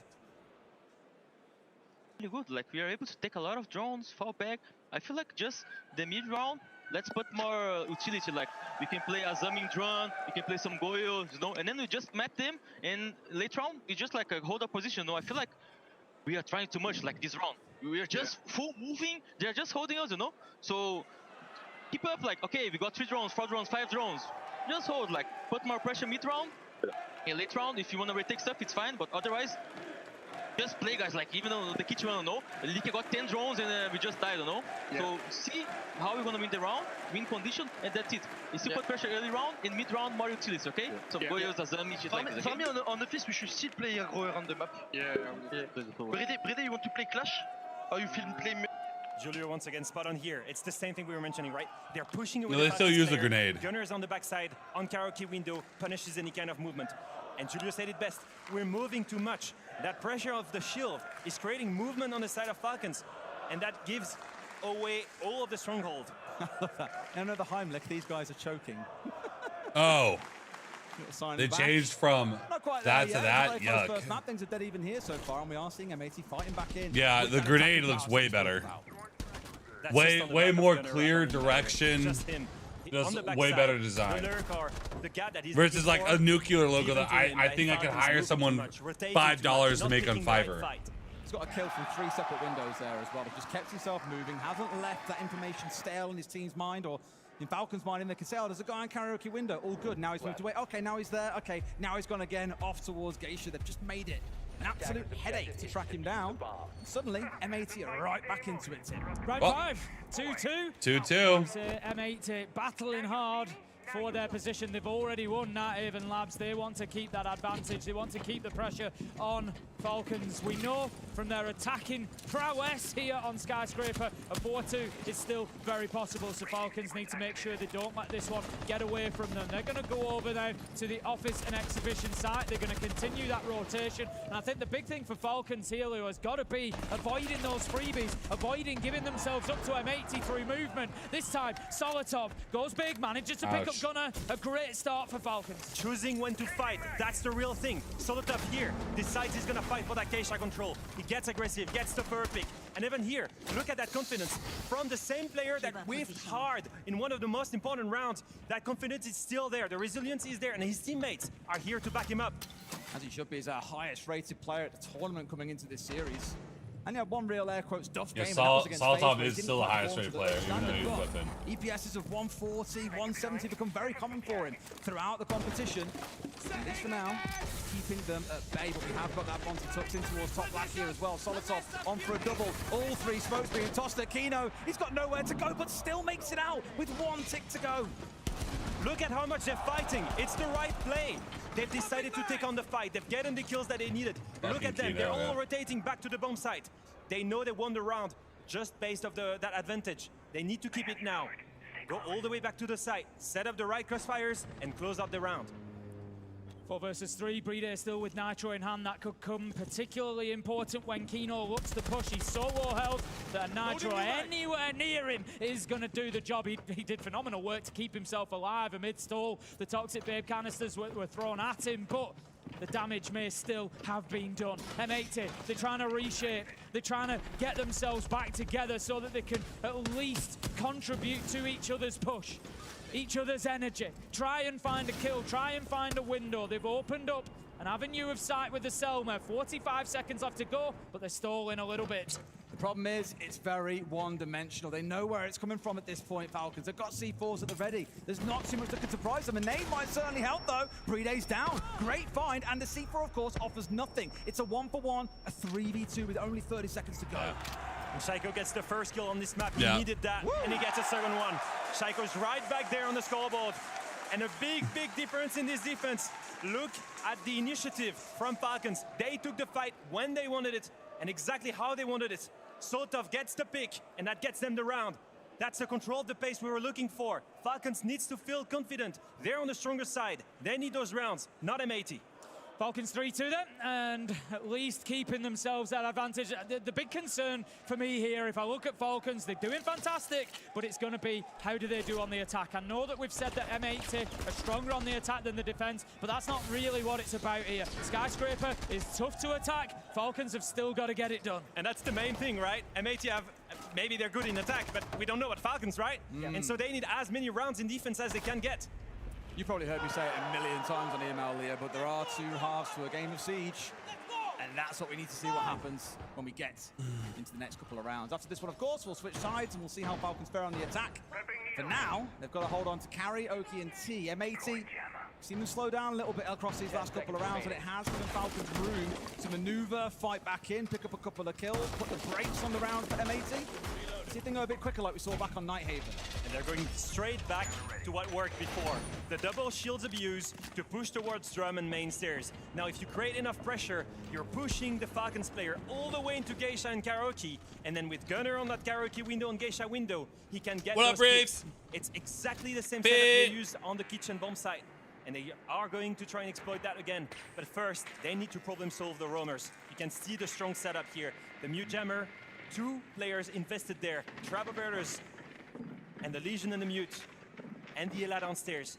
3 players on that side, actually. It's almost the identical setup to what we saw earlier on, mind you. You've got Brede set on black stairs, waiting to see if anyone pushes there. Shaiko dancing around site itself. They've heard no real attention coming in on towards site window itself. So for now, you kind of hold the perimeter and not give up too much ground, but it does enable Yuzu's, Likifak, and Solotov all to hold down. Exhibition off this team. No one's really been moved so far inside these opening 60. It felt like Kino was really keen to go there, but they hadn't got the Selma charge onto the office wall to disrupt the defender inside of there, so he just backed off a little bit. M80 they get one more attack, that'd be great. Of time left on the clock, still 2 minutes, and they've started to soften up this defense a little bit. We see the Twitch drone of Gunner just removing that utility from behind the wall, just removing the Gusmot mine so that the shield can go in safely. They're doing a good job of laying the foundations, but it feels like they're also giving Falcons a bit of an opportunity to move away safely. And just like last round, look at how Falcons are staying here. They don't want to give up their control. They want to play. They want to fight. They understand they need to keep that pace. And look at this. They need to control here. They need to go aggressive. They're holding. So damn aggressive. Kino almost getting finished off by that C4, but both him and Hot and Cold have been chipped big time, and there we go. Too many guns. No. Sorry, yeah, too many shields, not enough guns. Yeah, exactly that. Falcons too many now angles. just need to choose the opportunity to start getting players back to site. When can they move back? When is the fight over? And I think that's now, because M80 are on a rotate. They are moving. We can see them now shifting underneath. They're going to try and move this attack to black stairs, use the power of that shield that they've got left, but it's low health. Solotov manages to pick up Gunner, and Falcons are starting to play with more and more confidence. They're starting to land body blows onto M80. And that's it. Everyone is back to site. There's nothing that can be done. They just read onto that movement from Hot and Cold. They knew he was going to try and hit the site. The gas grenade was waiting for him. What's the answer here? Honestly, as an ideal, no idea. Only the 2 left standing here with a lot to recover. And with very limited time, doesn't feel like it's one they should be able to get over the line, but you can just never say never in Siege. The Fuser's really got to work some magic. It's going to be a flawless round coming out for the side of Falcons. Shaiko, another huge round from him as well, Tim. Round 6 is always such a big one to win as well. You carry that momentum forward into the second half, and what a better way to do it than not only with a floor. I know flawless already kind of speaks to dominance, but that was true dominance from Falcons. They had every gunfight. They had every bit of the map in their control at all times. M80, in that round, they had nothing to go on. The last 2 rounds were exactly like that. The last 2 rounds is the reaction from M80 going back from a 2-0 to 2-2. And they make exactly the right call. We will choose when to fight. We will not let them into the map. Despite them bringing 2 shields, look how strong Falcons was fighting. All of the C4s, the clash of Likifak the round before, just putting it down outside. They wanted to play aggressively. It worked out. Now they're on the weaker side. They need to prove to everyone, can they attack on Sky just as good as M80 is able to do it? Brede getting his own chant now. What I love is actually when we first saw him join this team, he had like a ridiculous stage. Back then we were using a different rating system. We had like a 2.39 for the stage, which is basically unheard of. And I don't want to say he's got quiet, but he isn't quite the player that we saw historically in terms of being the clutch master, the one that you just knew was going to fry everyone with an SMG. The last couple of days though, how do you stop him? Watch out, there's no Brede Slender on my watch. Sorry, I can't stand the French. To be fair, I was going to join Leo. I was going to say, look, for as long as I've enjoyed Siege, Brede has been a real kind of hero player to me, because I look at the way he plays and I love it. The understanding, the depth that he uses inside of the sights, and his focus on the objective and all the roles he plays. Brede has always been a player that I've enjoyed watching. Obviously, through the years, the roles have Brede is definitely the best one of the last support remaining player in the world. hardcore, hard support player. As you can see him on the Monty or playing the Hard Witcher, or always stuck as the anchor, the sole defender of the bomb site. and he's one of the best players, if not the best hard support this game has ever seen. And despite that, maybe despite not ever age, seen, the but longevity is there for sure. He's still able to clutch, still able to. He's the best support that the bomb side currently, and that Monty as well. Oh God, don't kiss his ass too much, God. See how much further he can go then. Of course, all right, Toxic, have a good one, baby. Top planter at so many an event, he doesn't get the chance to be the one racking up the kills, but stay off Twitter. I'll concede. Don't look at the first round of this one is a crucial spoilers. one for me, is to see and set the tone for how things play out from here. Hopefully, not quite as slow and laboured a start as we saw back on Labs. We see Falcons racing out the gates and that F1 car that I compared M80 to back in that first map. That's what we want to see, but of course the North Americans do not want to make it easy given this lineup. They're trying to open Geisha Wall. I was just about to say they've opened it, but no. We're going to see the successful trick there, and that's big. Gunnar is the one playing in that position inside of Geisha. He's 5 and 4 at the minute, 18 kills in the last game. He is serious hot property in terms of this M80 team, so keeping him safe, keeping him in position is going to be a big part of this defense, but how about that? Yeah. Users manages to move in, finds a kill through the softball onto Gaveni. Leakerfact finds Kino. Diffuser has an answer for M80, but still they find themselves behind. And Diffuser and Gunnar are both super low health. Falcons, this is surely a round that they can win. They so sorely need a kill though, right? They can't let it carry on with this man advantage. There's not tons of utility on the side of Falcons to work with outside of those Grim Bees. All the fire, all the smoke has gone from Solotov. But if it's got them to where they are now, it's not a bad spot to be in. Still 60 seconds to go, Leo. And that Geisha control is really a problem for Falcons. They still haven't problem solved it. And you can see M80 choose. They want the fight to happen here. And Leakerfact choose to ignore it. It's such a right play. Look at this. They're going to go and hit the bomb site with the diffuser. They completely ignore Geisha. The plan is going down. And it's too late. Hottenko has given up the bomb site. He's trying to slam across here, gets rid of one. Can he stop the other one as well? If he gets rid of Leakerfact, no, he cannot. If he gets that kill, maybe it's winnable. Gunnar, with a lot to do here in a 1 versus 3 post plan, secures 1. But he's got to get 2 more, Tim. He's on the hunt. He knows that there's one around house stairs. He's guessed correctly that they're going to look to head downstairs, maybe try to just hold off from below. He knows there's another in Dragon. He's got the intel. There's just so little that he can do with it. He's going to try and play that diffuser game, just tickle it, see if he can bait them out, but he cannot, as Users manages to find the kill. And that's going to be 5-2 for Falcons, and M80 now on the massive attack round. Leakerfact is so good, so damn good with those calls. The fact that they could not open Geisha ended up being a strong thing for them.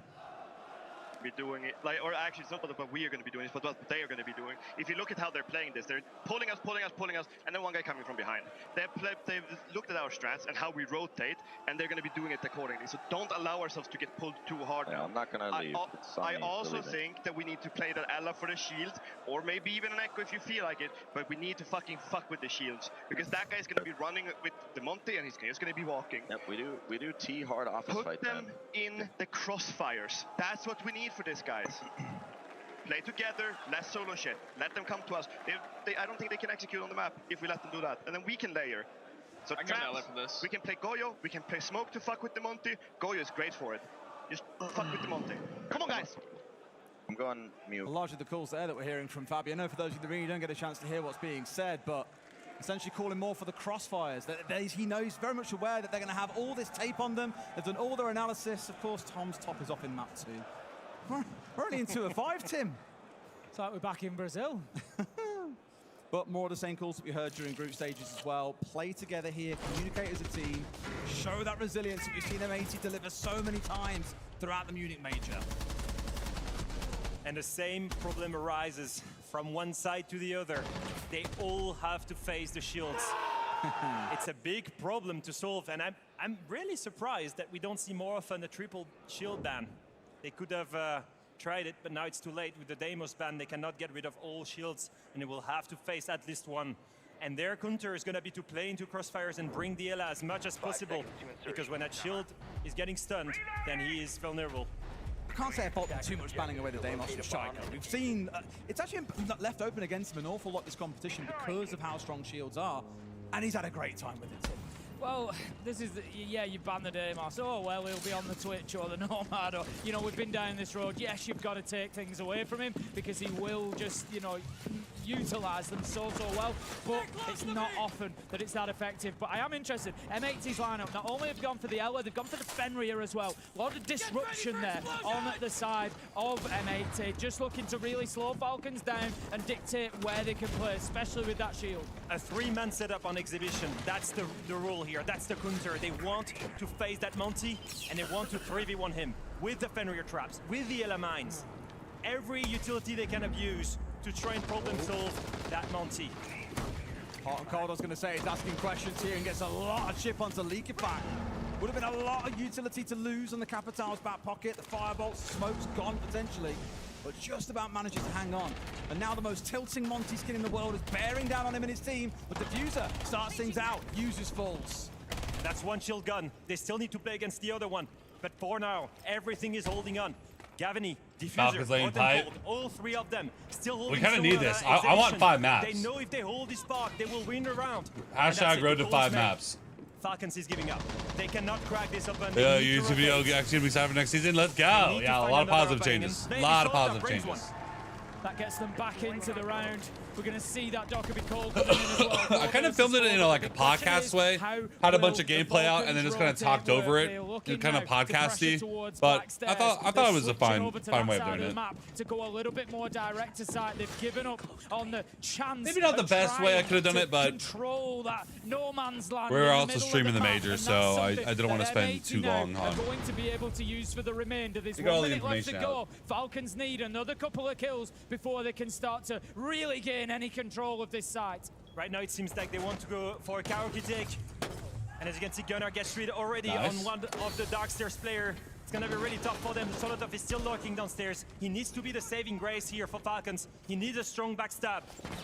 Looks like Gavini doing the same. He's off on towards Drum, is rejoining his team here. So Falcons almost a little bit labored, a little bit slow on this rotate over towards top black. Not in a bad spot, mind you. No phone calls left, but of course, have that ever-present shield. Shaiko carrying on with a tear of a map as things move on forwards. 3 versus 3. Solotov almost got himself into the flank position there, but the diffuser's going down. Solotov was held at bay by a bulletproof camera that hadn't been dealt with. A double kill comes in by M80. Gavin makes it another. Not enough pipe. M80 getting their first defensive round on the board. We go back to 5-3 on the scoreboard. Falcons still need 2 more to lock out Skyscraper. And they still make things close. Podcast went out like the format. Honestly, C-Man, if I'm gonna be real, I actually like filming YouTube videos like that. Have just like gameplay just out and then just talk about a topic.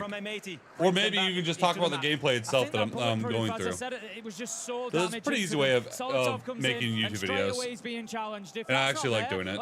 I had no script. It was just me talking. So like if there's pause or anything, it's just me like kind of thinking about what to talk about next. Just like, just go. Very different. A very similar win condition so far for both teams in defense. It's been fighting, and fighting, making sure that no one can get into the building safely. Despite the shields, it's been really proving difficult for the attackers on both sides here.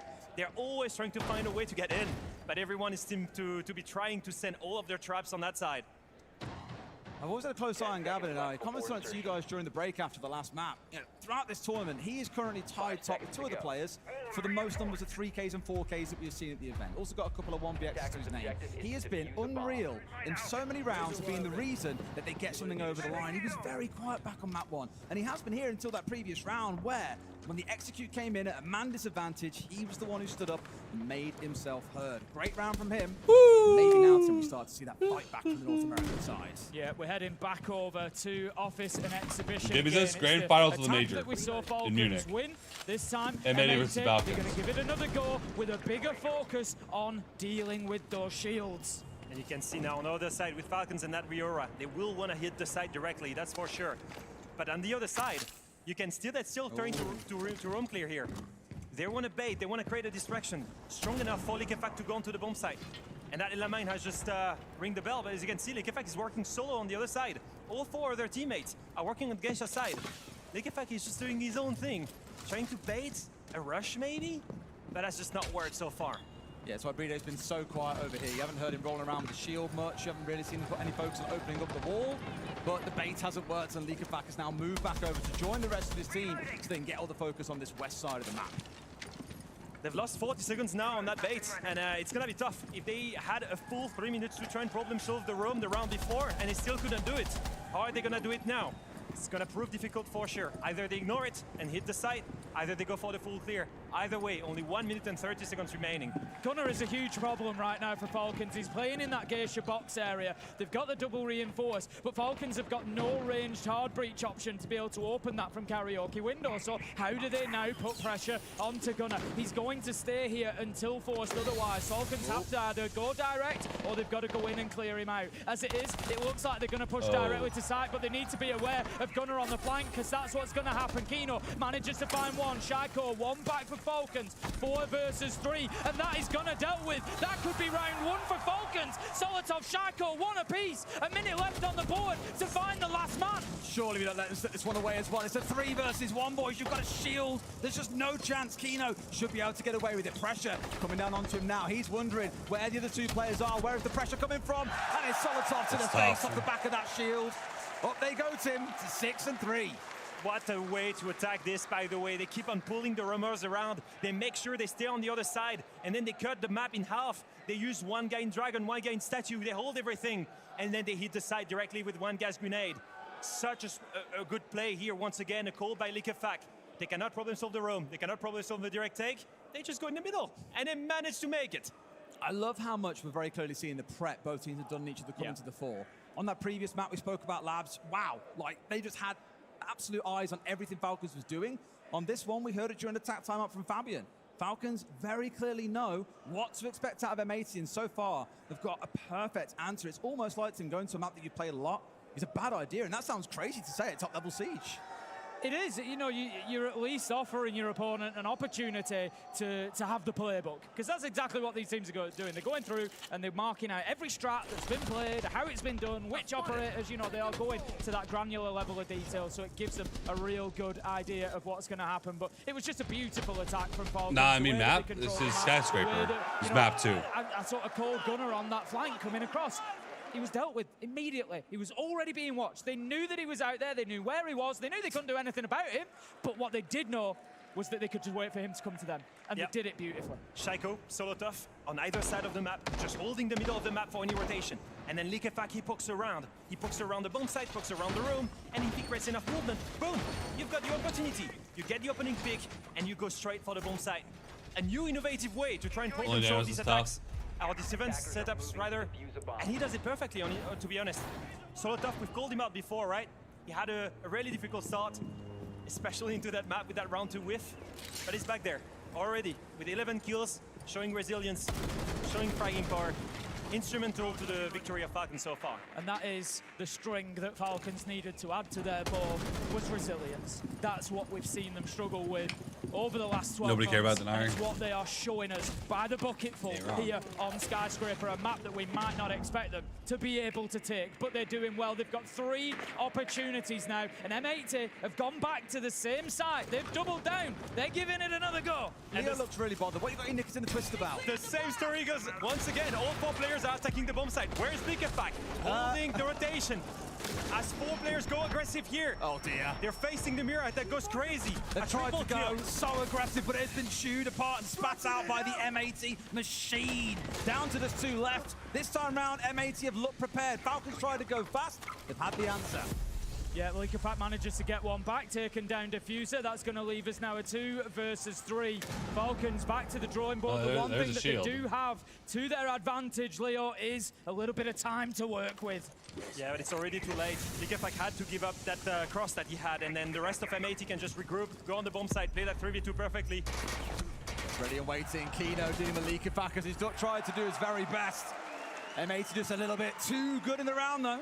6-4 now to the Europeans. 1 out of 3. 1 out of 3 for M80. They continue the mini comeback. They need to keep it rolling now. That's got them a little bit of momentum on the defense. We commented, Jack did a call in for us and highlighted the problem that M80 might face, and that is their strength on Skyscraper, somewhat unusually, is their attack. And as we get now, we start to see that they have struggled to find those defensive rounds we're going to have. Falcons continue 2 more chances. And I'm just looking at the Falcons lineup. And we've got that shield there again. It has been a constant thorn in the side. It has been a constant problem for M80 to deal with. They continue, though, to bring the Ela. They continue to deal with it in the same way. The problem here is that the longer this game continues, the harder it gets for LiqueFact to call unusual things. He's been using the same win condition every single time. 4 players on one side creating movement, him on the other side. That's the distraction. And if someone moves from one side, from east to the west, they try and get a kill. Now that's cool, that's innovative, great. That got you 2 rounds, but 3 rounds? But what after that? You need to find something new, something unusual, enough to close that map. Here we go then. See which way round 11 goes. Of course, M80 have showed that little bit of fight back here. We can't keep going 1 for 1 on these rounds because, of course, know which way that leads. It would be a Falcons win. I'm at this point, Tim, where I'm saying just send us in, just give us overtime every single map. I'll take it all the way through. Let's just call it. Let's have 75. Let's have a full 75, and then we never need to worry about the record. All right, okay. Shaiko gets himself onto Black Balcony. He's going to be joined by Breedy on the Blackbeard. We've seen this push so many times. Use the shield to aggress on it. Send somebody to the bottom of stairs. Send a shield to the top. M80 did. Out Kino, in this case, who is playing there on the smoke. This is going to be a key position to deal with immediately. Why is Boy playing? He went home. Breedy in for the majority of that first half. He's on Shopify Rebellion, not M80. Either coming out from here on the balcony or coming in from below. He's got the barbed wire at his feet. He's got the smokes, the shotgun for whoever may try and challenge him. Breedy's the one asking questions. They've got to chew through these smoke nades first, though. Once they're gone, this gets much easier. Kino has to be the hero of this round. He's playing behind the kebab areas. There is a Goyo shield for him as well. A Goyo canister and a gas grenade. He's got so much utility to burn here. And his teammates are backing him up. The smoke is next to him. And they're also holding the vert. It's just LiqueFact underneath that can really provide threat. You know, he's showing the respect that Falcons deserve, expecting to get pushed. Last smoke comes out here, a nade over the top. Has no choice but to go up, and that smoke's going to give him cover. Close on the door, goes to the pump with a shotgun, but doesn't quite find the man. He's still terrified about the potential flank. Kino's played this unbelievably well. He's wasted a minute 45, and Falcons haven't been able to dislodge him, but the focus on Blackstairs has allowed Solotov to move into Geisha and get one. Shaiko will now clear out Blackstairs. The push can continue from Falcons, but on cold. Manages to find Solotov. The pressure's on, though, as the drop They're able to just jump inside. He's there, waiting with open arms, Des. He's been sat there the entire round, waiting for his catch, for his prey to drop on through, and that's exactly what he's been rewarded with. A 2 versus 4, Gaveni and Diffuser got it all to do, or this map is toast. The right call is to freeze, regroup, call the right execution. They get the right kill. Now, why do that? Why do that when LiqueFact can make that 1-1. Guys, all tied up, bro. 1-1. A series on our hands. All tied up. Falcons managed to take away Skyscraper. Nobody can keep a hold of their own maps here. We are one apiece. I'm gonna make some food real quick, so I'm gonna hide my camera for a second. Anyone's guess where the series goes from here, but there's only one way to find out, and that's to stay tuned after the break.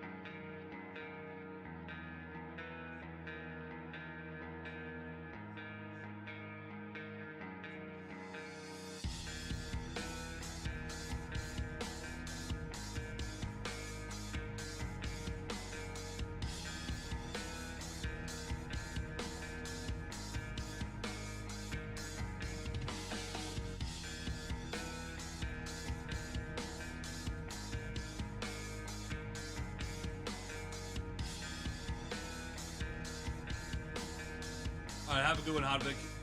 Peace out, baby. Love you, dog.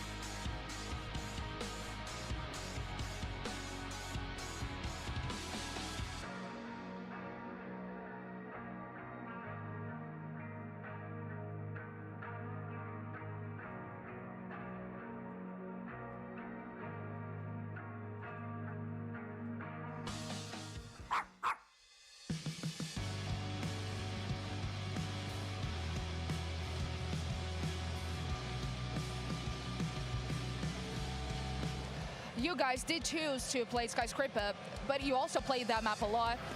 That also means they have a lot of information to work on against you. I mean, yeah, I don't know if that... It might have been the info, but we were just moving way too much. I don't know if it's nerves, what it was. It is what it is. We took their map, they took ours. Even slate now. We can see how adaptable Falcons can be. Julio said, use them utilities, smoke, Kiba, and you did also a great job on attack. So great map for Falcons. Yeah, I think we scream hard every day, and when it's about adaptation, it's like in our nature. We don't think twice. We do what's the best in the game, and that's it. This was the comeback that Falcons needed on map 2 here, and in what a way they do it as well. We talked about this being one of M80's best maps coming into this one, and we also talked about hero play versus teamwork, and the teamwork was what stood out for Falcons. Yeah, absolutely. I mean, what we saw from the side of Falcons, especially on this defensive half, they were playing with a little more conviction. They had a goal in mind, and that was the early game. Fight with aggression, take that initial pick, and then go back to a more passive sort of play style. Bleed out M80 plays, rounds, players, and that's what the key to their success on that defensive side. Like I said, the conviction was really in the goal in mind of just having that early play, then to fall back, play together, and then, like I said, bleed out these rounds. It's a beautiful parallel, because that's exactly what M80 did in map 1, and we see Falcons doing it in map 2. You talked about their defense, and their attacks were the exact same. They'd take position. If they could go through, they would. If they couldn't, they would leave a middleman or have a lurk to be able to catch somebody through. And a lot of those plays were called by LickyFac, and we highlighted at the start of the game that we needed to see him turn up. Map 1, he wasn't there, but he showed up in a big way in map 2, not only on the stat sheet, but being able to make those adaptive calls for his team on a map Skyscraper that is so difficult to attack on, to find rotates, to find openings. He was making those calls. He was doing it really well, and there was one player on the side of Falcons who was also really stepping up. I'll put him in a head-to-head against Gunnar just to keep track of his kill record potentially as well. We talked about the potential of that, of course, breaking his own record that he set in Manchester. Now, looking at this head-to-head, I mean, Soltov, we call him the monster of the tournament, but he's again showing it. Yeah, he absolutely is. And, you know, even in the first match, he didn't have the best performance. He whiffed a very important kill, but it goes to show it's a best-of-5 series. There is resilience within this roster, and clearly, one game to the next, complete night and day difference, and that's the important key factor. You're only as good as your last game, and Solotov is making a statement in this Skyscraper. And getting those opening kills, constantly being elusive, whether he's on the mirror, whether he's on an entry, he is constantly keeping his feet moving, taking position, and that's what we wanted to see from the side of Falcons, is to keep up the tempo. Don't stay still, because that's where M80 executes. Beautifully played and adapted from Falcons. Let's have a look at this as well, of course. We're looking back at the Gunnar head-to-head versus Gunnar back in Manchester, where he broke that kill record, and Gunnar now here. Oh, wow, he had 63 kills. My God. Pretty good, I guess, still, we can say. Yeah, I'm definitely not going to do math to see how many kills he needs left, but 3 maps to go through. It's definitely very good potential for him, especially with 18 in the first one. We'll have to see if he can replicate it going forward. I mean, if he wants to beat it, we got to have a good series, and so far it's 1-1. So it's looking like we could have a great series on our hands. Yeah, I hope we do. M80 won a bounce back going into this one as well, though. We're looking to go to map 3 after this.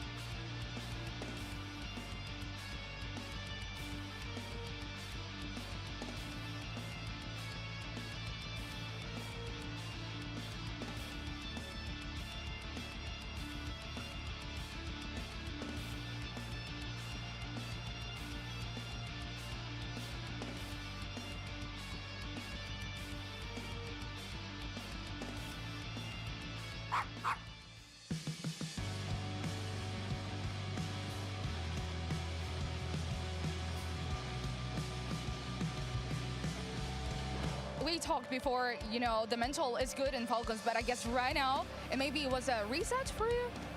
I think, like I said, first map, the way they play is annoying. And if they want to play like this, we're going to play the same. And now it's our map. You think you're annoying now? Yes. And yeah, if we want to play like this, we play like this. And let's see who's better. And now we go to our map. But to be honest, we are having fun. It's fun. Best of 5. And we beat them on their good map. So yeah, I was confident. And let's see. You said it was going to be a tough match. Yeah. In the end, it's always about the mental. Do you think in the second map, it was the mental of M80 was not enough, maybe? No, it wasn't about the mental. If you look at the way the map played out, it's basically we prepared a lot for Nighthaven, they prepared a lot for Skyscraper, and then they played that against us and we played it against them. That's how the first 2 maps will be. It's a best of 5, it's a marathon, not a sprint. Clear words from Fabian there. It's a marathon, not a sprint. That shows in this best of 5 years. We'll take it to map 3 very soon, and that'll be Chalet. And I just want to know who might have the better cards going into Chalet. I don't know. When both teams played FaZe, where Falcons on the other side, they did beat FaZe, and then on the other side over here, they would lose to FaZe. And one of the biggest things that we saw, especially on their defensive half, they got rid of those shields. You aren't going to be able to get rid of shields when you're on that defensive half for the side of Falcons. So you're going to need to bring an Echo or a Legion or an Ela to be able to disrupt that flow, to disrupt Kino, to be that spearhead. And then what we even saw in that Skyscraper was taking the initial gunfight into their favor, get that man advantage, swing it into their favor, and then play a more passive defensive side. But they are going to be starting on attack, and it's going to be very important that maybe LickyFact does exactly what we saw on Skyscraper, doing that 4-1 split, trying to find that gap, rallying the troops, and then be able to go for an execute from there by forcing the players on the side of M80 to be moving around or going into a line of sight.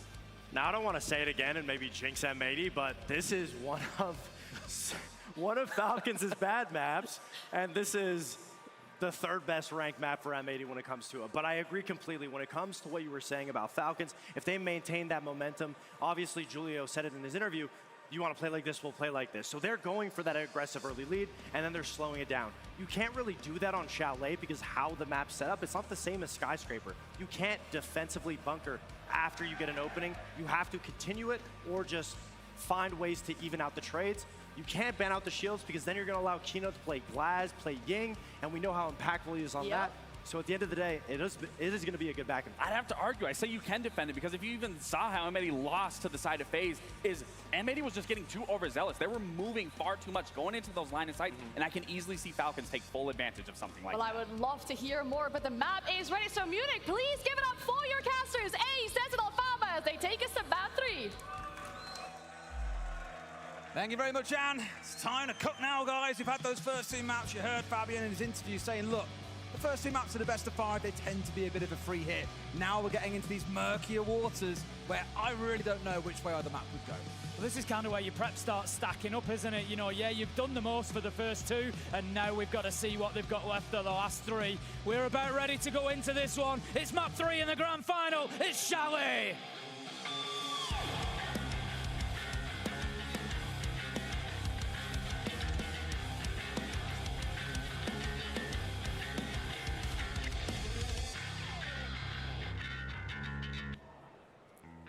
What do you think then, Leo? Which way do you see this one going? We've said it's harder to call, but if you had to make a pick now, what are you saying? I'm not predicting anything because I don't want to jinx anyone, especially one team in particular, and I won't say which one it is.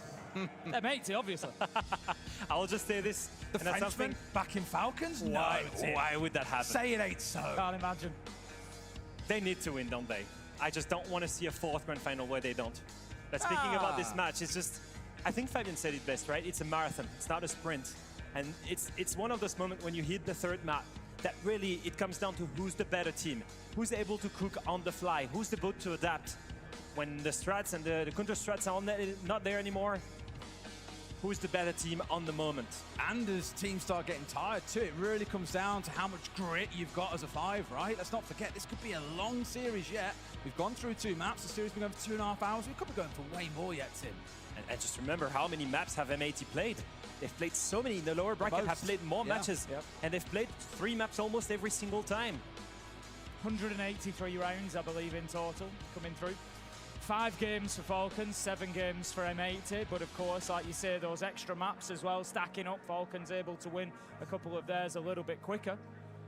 As Likefak is reading the strat, he needs to get his prep going and this is all counter. Is that like doing your school homework on the bus? Exactly.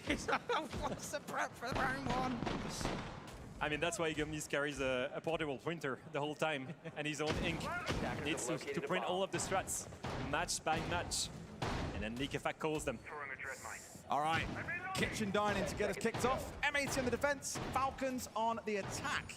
Now, you see in the solos, of course, of hot and colds. You see that a lot from Falcons. Likefak, one of those players who's playing solos before the recent buff as well. So I imagine you're going to see both players having a lot of fun on this map in particular with that operator, just trying to slow the other side down. What I do like about coming into Charlie is, historically at least, I'm keen to check the numbers now to be 100% certain, but it is one of our more attacker-leaning maps. Skyscraper, the far opposite. It's a lot harder to attack. This one, I think, is going to reward the team that can be a bit patient on the attacks, can capture the side off guard, and really look to overwhelm them. And from what we've seen so far, I'd say that's M80, but you just never know.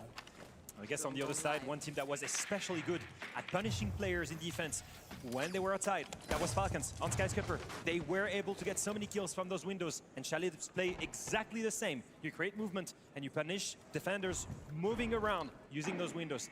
Now they're going for this direct take onto the top side here on the Black Stairs, on Solarium windows. I was wondering if we're gonna see a change of playstyle instead of the hard-fought battle around the building. Maybe more a slow pace playing around the utility. But so far, it seems to be the win condition here to play aggressive and try to deny that trophy and Solarium entrance. Timing on that as well. Just as he went for the drone, the smoke going off, unfortunately, giving that Twitch drone a safe route of escape.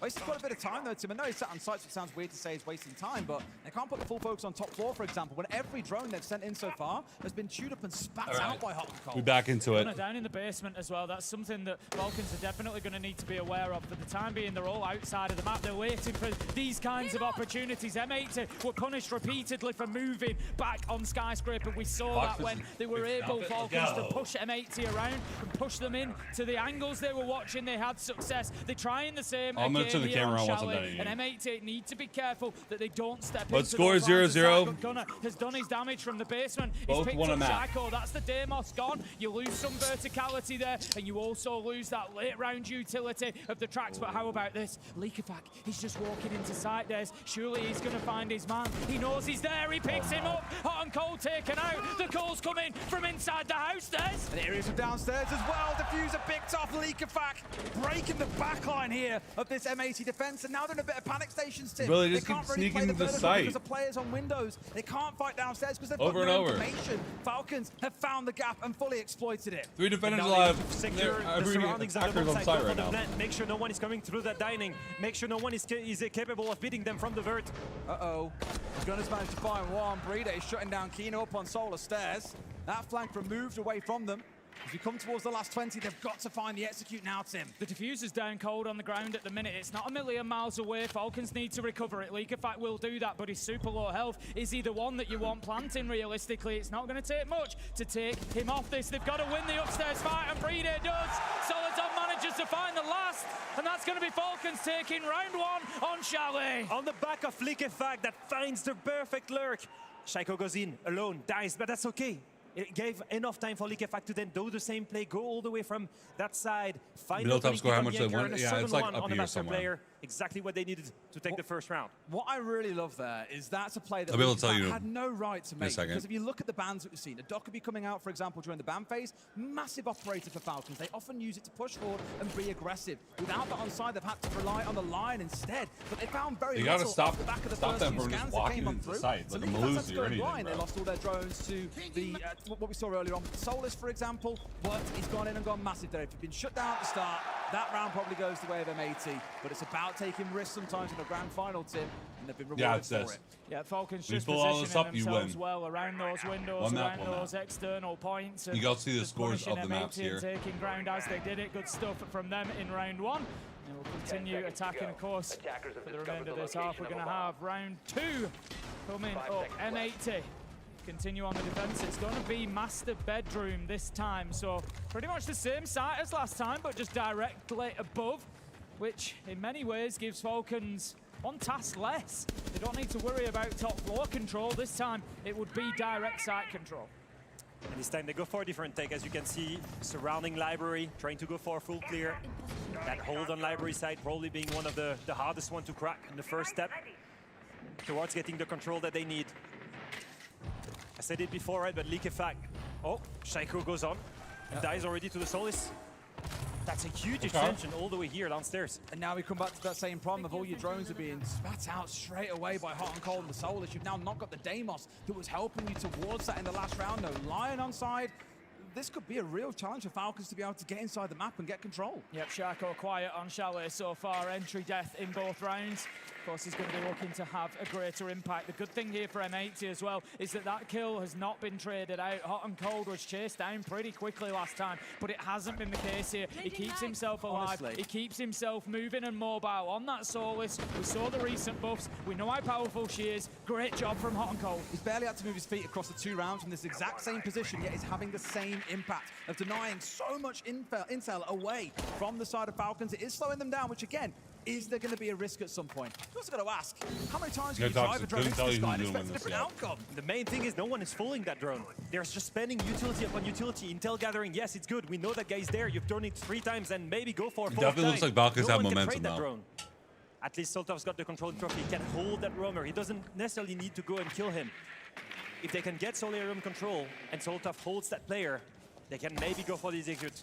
Well, but so long as he's here, it's going to be a direct threat and a direct backstab. At least this time he's moved back that a little bit. Solotov is still very much solo trying to hunt him down at this point. It's his drones that are trying to sniff him out. Likefak picked off by Gunner and moves up to 3 on the map. Not forgetting, of course, about that best-of-5 record. But M80 on fire in this round. Brede offering a little bit of consolation, but there's a lot of work to do in the 2 versus 4 team. We see the Toxic Babe canister coming out there. It's Kino that's playing inside a closet. He's been in such a key position through this round. He prevented Solotov pushing up. He prevents Brede's progress towards Bathroom or Master. They've had no answer to him because they've been fighting on the periphery with players like Hot and Cold. So Kino has been in a super safe position throughout the round.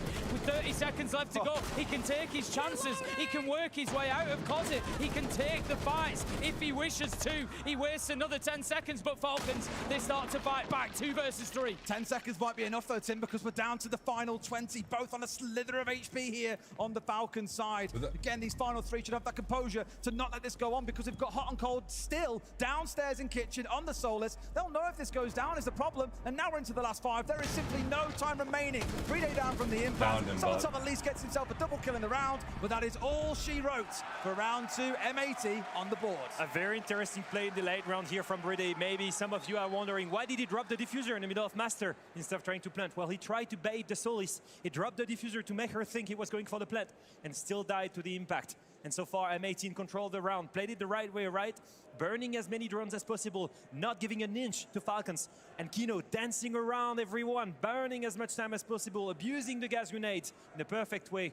What a great round from M80 so far. The damage that Kino had been able to do throughout the round, the chip damage, effectively was what won it in the end. Because the impact nade then, as you said, takes down. If they were both full health, Falcons maybe win that round because the impact nade doesn't probably kill Brede. Solotov goes down and gets the kill. They 2v1. They have a chance to put the diffuse down. It's a very different round. But Kino had really built that foundation for M80 to win that one. I didn't realise that's how we got that entry as well. Naughty stuff. I want to touch on here, guys. We're going into round 3 in a second. We've got exactly the same operator lineup. It has been the same across all 3 rounds so far.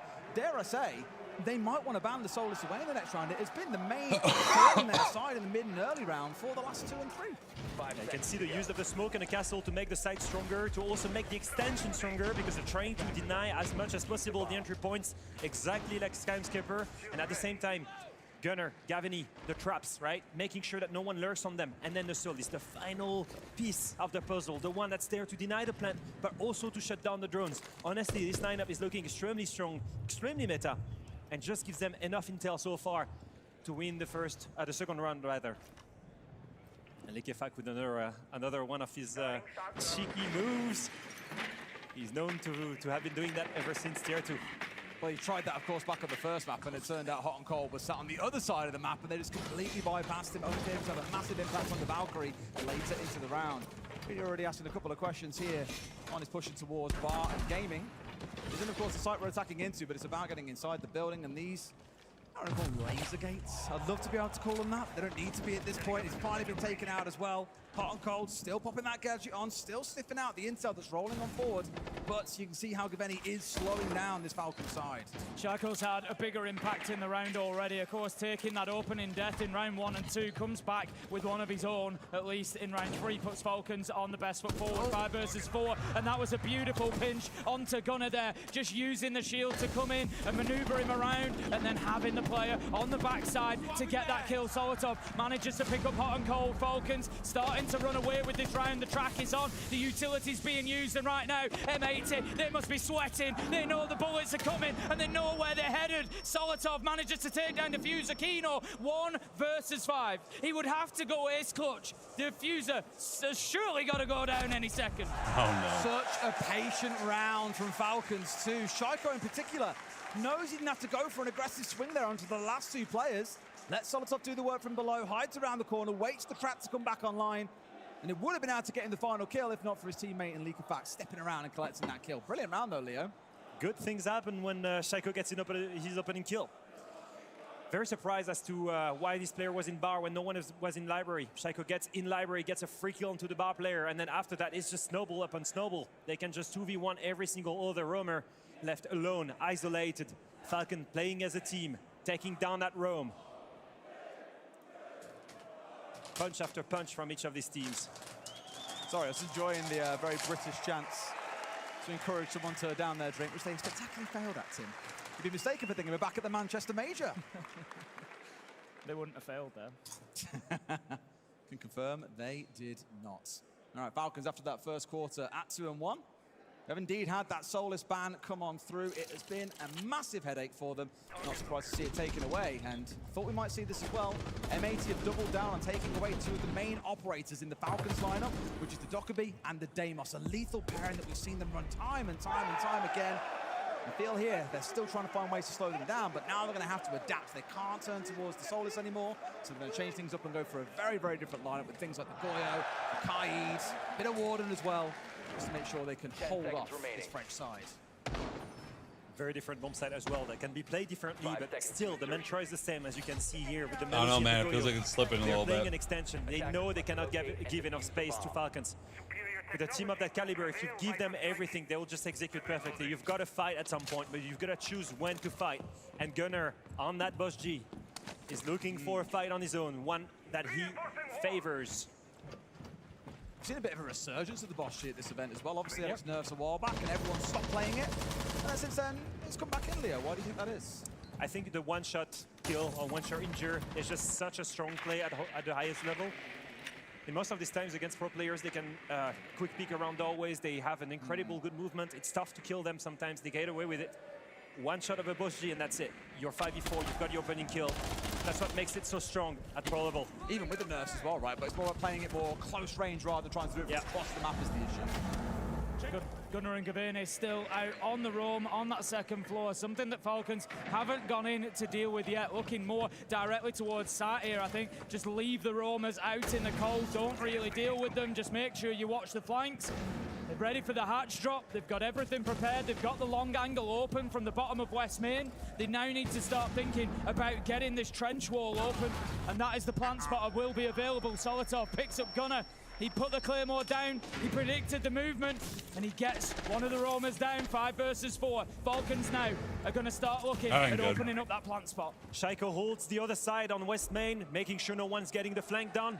And at the same time, the rest of the team can start working on the site. Making sure that trophy player and the dining players that you see here on your screen do not come for a backstab. If there's one guy that can hold that flank, it's going to be Shaiko. Leakerfact lets them go through, and they can pinch them together. That might be a win condition. One big problem that Falcons have got at the minute is we saw that Selma charge tricked off. They've got one more Selma charge left, but no EMPs to deal with the electricity, so they may not have a workable breach into Wine. They might have to go through the door. A kill is returned. Solotov, Leakerfact manages to find Diffuser though. Shaiko is upstairs to assist, but he doesn't need it. Leakerfact keeps going, takes down Gaveni, 4 versus 2, using the door. Shouldn't really be a problem now. If they can put some pressure onto Hot and Cold in blue, force him back. But Kino, he's the one that stands tall. He's doing the work. He's bringing M80 back. He gets the kill. 1v3 though. It's all up to Hot and Cold. He can't do it as Brina shuts him down. Such a great bait round, you might see it called coming out from Falcons.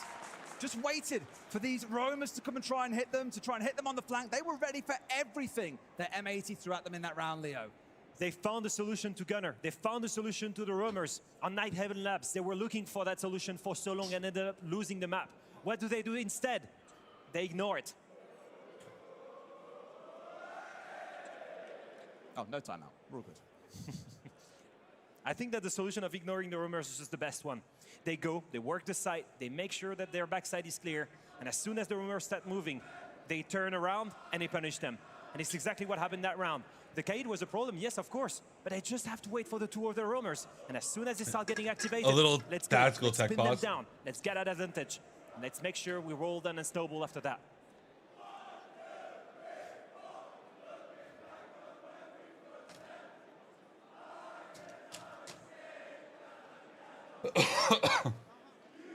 Tactical tech pause, real You quick. British guys. Music to my ears, mate. Get with the program. Breaking strings. It's the one good thing you guys can do. The chance. Chance? Oh, yeah. We can do that pretty damn well. Not the food. Let's not open that can of worms. No, I'm just fishing over here. I'm just fishing. I'm not getting rage baited here. I've been media trained as a player, and that holds true.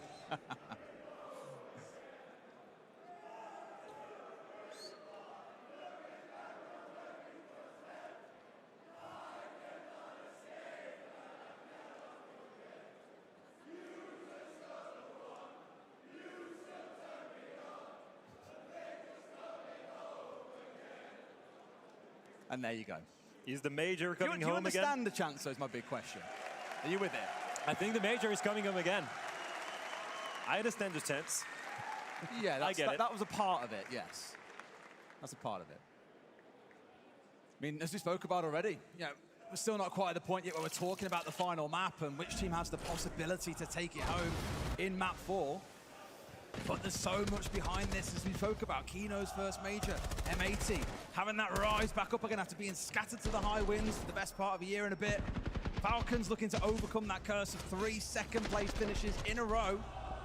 Both teams, it's a massive deal to get this win. It is, and again, I keep coming back to it because it is such an important thread. For the last 12 months, we have seen Falcons struggle to get over the line when pressured in finals. They lost their map pick, map 1. This is the sort of response that Falcons fans have been dying for the last year. They have come back into it, and if anything, Leo, they're going from strength to strength. Skyscraper was a bit of a scrap. Chalet is looking a little bit more one-sided. And that's my main takeaway. I see Falcons growing stronger and stronger in this match. It used to be the complete opposite in every single grand finals they attended. They started strong, but they failed afterwards. The mental was not there. The Falcons that we're seeing now, they're growing stronger. They're figuring things out. They understand the main win condition of M80, and they come up with the right adaptation. Falcons holding strong in that map. Look at them.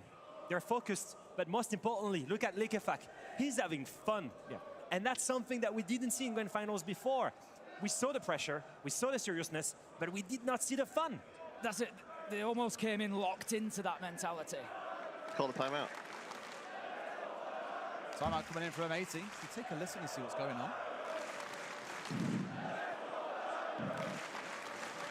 It's timeout now?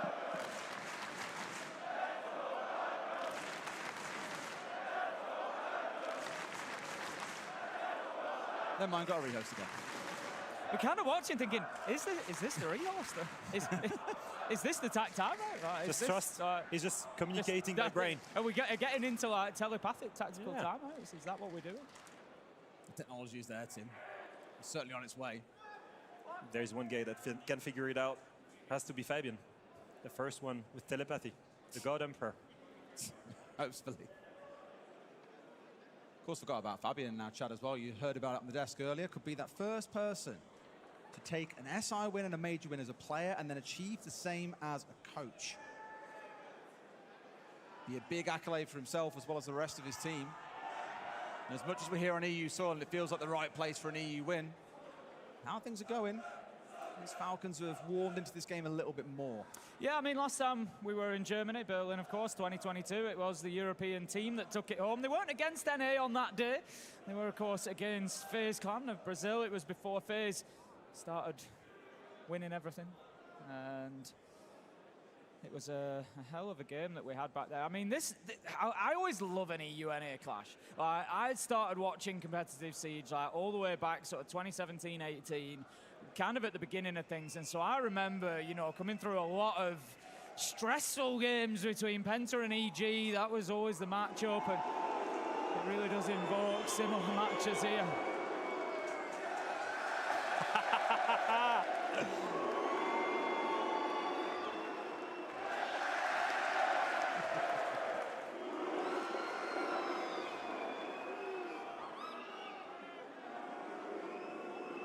I really hope that a whole group of this crowd follow him home tonight and boo him all the way back to his hotel room.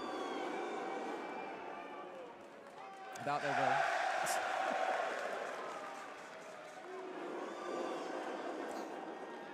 will. I guarantee the players are just like, what's going on?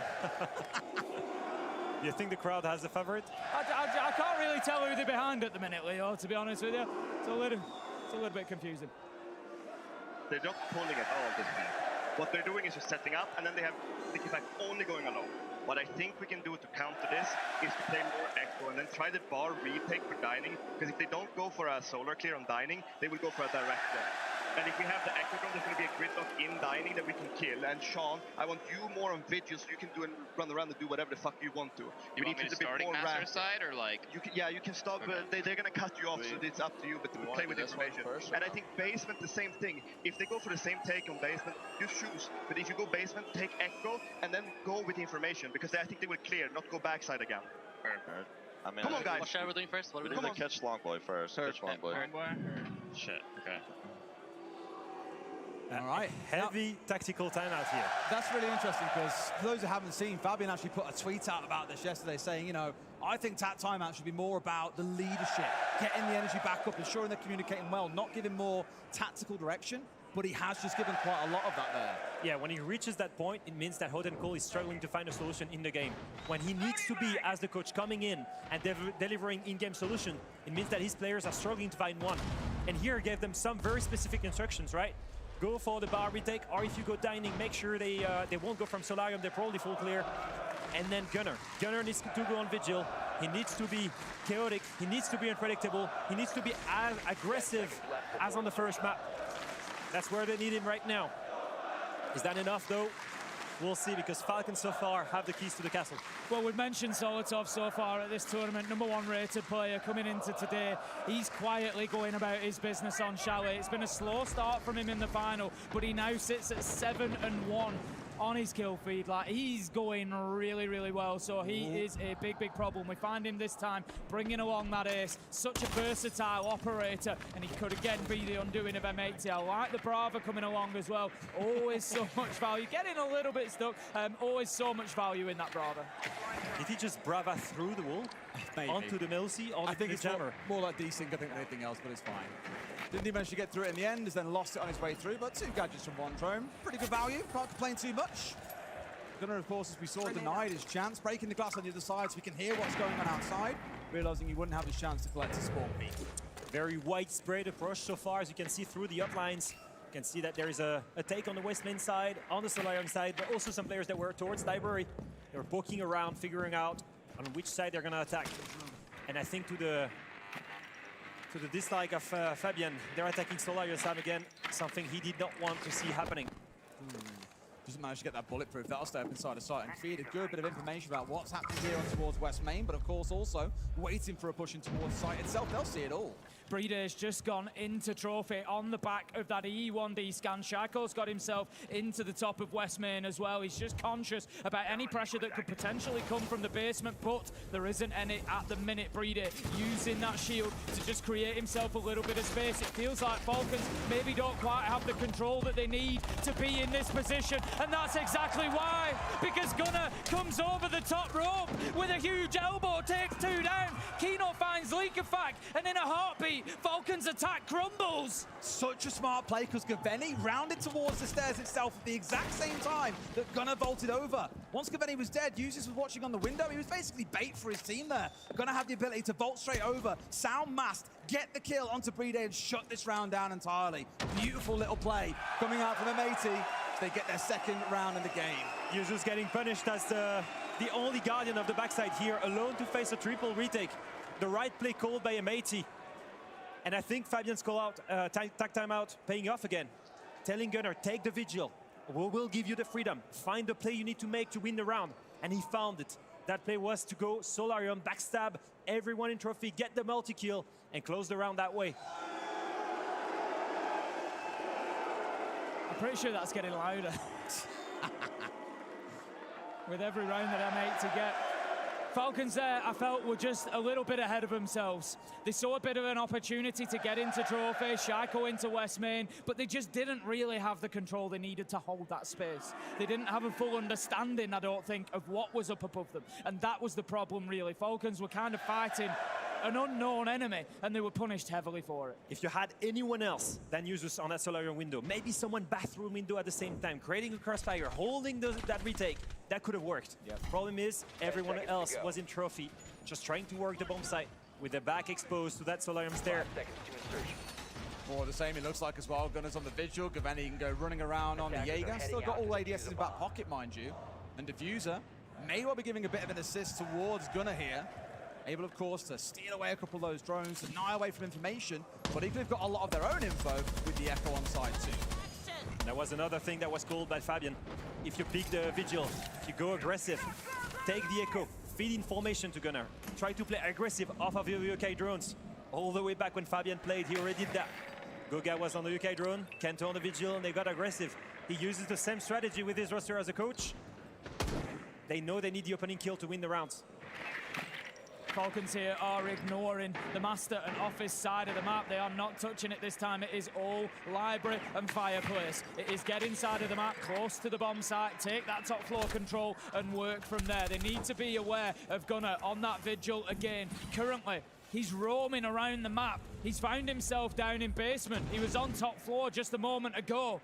He's trying to get slippy. He's trying to pop up in another difficult location for Falcons to deal with. But right now, they're handling the round well. A minute 10 in, they've got a good idea on several positions. They now need to start getting into the map and looking for that entry kill. I was just like, did I see a Yokai outside? Yeah, Hot and Cold have rolled it out to know what was going on, but that's the important part. They've seen the shield. They know what the execute's now going to be onto this double window. They should be able to respond, but Brede has finally dealt with that little slippy snake in Gunnar. The main key here, securing enough control towards library to enable the execute on the bomb site. As you see everyone working on the ground floor and the drones are happening here to gather information on the anchors. They just need to control the main thing, and that's a critical thing. The hatch of library is reinforced. That means that they can go for a ground floor take, and execute should happen on the A bomb site. The spin from Kino on a dime. Gets Leaky Fack as he was trying to pre-fire in towards him. Looks for a second, but Diffuser just a little bit better in the moment. Now watching out for any kind of push coming in from the window, but they don't want to make the call here, Tim. They've realized they're a man down. Diffuser and Gaveni have never really been stifled at any point because of Falcons' focus onto that site rather than closing them down, and it's come back to bite them because Diffuser punishes them. He's just up and down those blue stairs, causing a constant problem there to back up his teammate. He continues to do it, this time finding the kill onto Shaiko. Gaveni then is able to return to site. Nearly gets picked up from his movement out of Mudroom, but still, Falcons 2 versus 4. They are battling at this point to scratch anything out of this round that they can. The nade goes in, it will do nothing. Kino picks up User, shield gone, all up to Brede on the window. Nothing he can really do in this 1 versus 3. He hasn't got Diffuser, of course, got the utility, but they know exactly where he is. They saw him out here ages ago with the Yokai drone. All they've got to do is wait for him to vault in, and he's pretty much dead to rights. There's the swing from Hot and Cold. M80 bring us up to 3 apiece. This is getting interesting. And that proves once again why Fabian is such a great coach. 1 tag timeout, 2 round wins in a row. And both on the back of his call, by the way. The first one on the back of Gunnar on the Vigil. The second one, he called for the bar retake strategy. The one strategy they just played. Bring the UK drones, get information on them, and get aggressive. A single tag timeout, 2 rounds. He has more power than he realizes with that card. You flip it around, you just anger the crowd or delight them. 3-3 certainly making things interesting, as said. The thing for me is knowing that Consulate's our next map, that is M80 to a T. They love that map. And so I think that if they take this map, they could just rock on from here and wrap things up in a 3-on-1. So if you're interested in a 5-map series, Falcons is the one that you want to see come out on top in this second half. And I'm just seeing the bans on my other screen immediately. Soul is taken off the board. They do not want Leaker back on that operator. And the Fenrir also being taken away. Very different take on that one. The operator bans are going to be extremely impactful. Less traps, less information denial. And that gives the freedom to M80. Round 7 underway. We move into the second half of Chalet, and there is absolutely nothing to separate these two teams. Not just on Chalet, but in the match overall. The grand final currently stands at 1 map apiece. M80 were able to take the first on Nighthaven Labs. Falcons found the answer on Skyscraper to bring us into what is effectively now a best of 3. And we are 3-3 on the scoreboard, so all things are level. First sight is going to be down in the basement for Falcons. Historically, we know they're a team that like to play around the site. They don't tend to get out on the roam too heavily. We have seen it more from them over the last 6 months. I'm thinking Leakerfact particularly. That's who I'm looking at here. Where is he going to be positioned? At the minute he's up on that top floor, doesn't surprise me in the slightest. But M80, surely they've got to be expecting this. Falcons is one of the only rosters that can make a turtle on that bomb site work somehow. I don't know how they do it. Shaiko challenges the vert and gets away with it. But just denying the bridge won't cut it for most teams. You need an efficient roam. You need to burn a little bit of time. Burn utility, burn drones, and Leakerfact and Soltoff. They're going to be your heroes for that. Still being jammed out so often, though. Gunner's been obviously trying to race drones through the map to get rid of some of this crucial utility, know what's going on, but has been met by mute jammer after mute jammer. Still only early in the round, though, 40 seconds in. It's a lot of time, and that's an easy down towards Kino there, who has just walked into, I don't know whose angle, but has found himself put on his backside. Hot and cold taking down both shields here, dangerously low.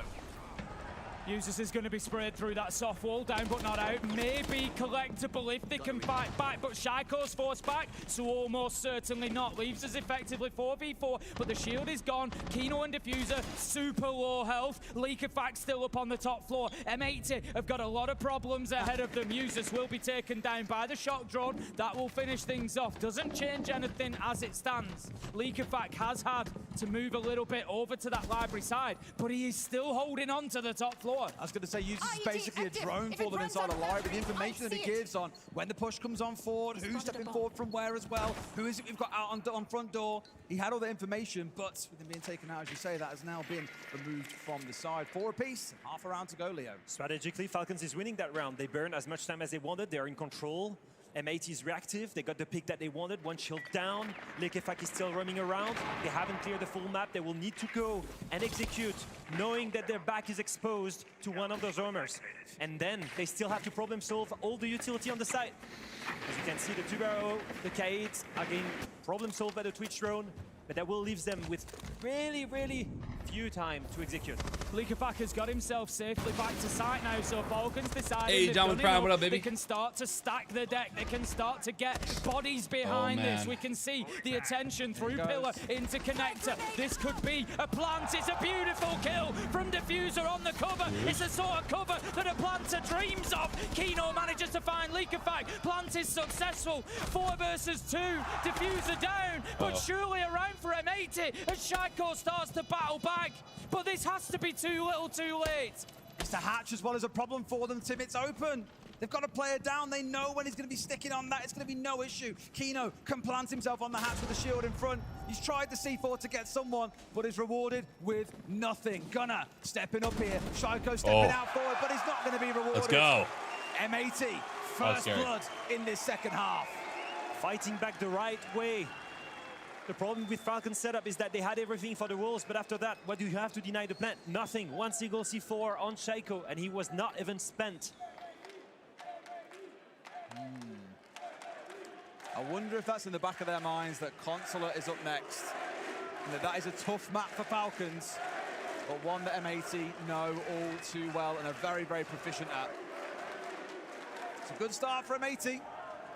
How much more can they get done in this half? We've kind of already said that we think we're out of the chances of getting a best of 5 round record broken, unfortunately, Tim. It feels a little bit like this is kind of crunch time for Falcons now. You know, if we think back to those difficult finals they've had, it always seems to be around map 3, map 4, when the pressure is really at its height, at its peak, where they need to respond. Let's see how they do that over the next few rounds. M80 picking up a great attack there. Falcons will move and go to kitchen this time around. What I always try and watch out for is, it sounds silly, the mouths on the side of Falcons, because in previous events where things are starting falling down, the only players really speaking are Solotov and Leakfak. The others are already quite quiet players anyway. When they stop saying anything, as we've heard so many coaches say during timeouts, conversation is the issue here. You guys aren't communicating with each other. Get speaking, get loud. That's what we can't afford to see slip for the Falcon side.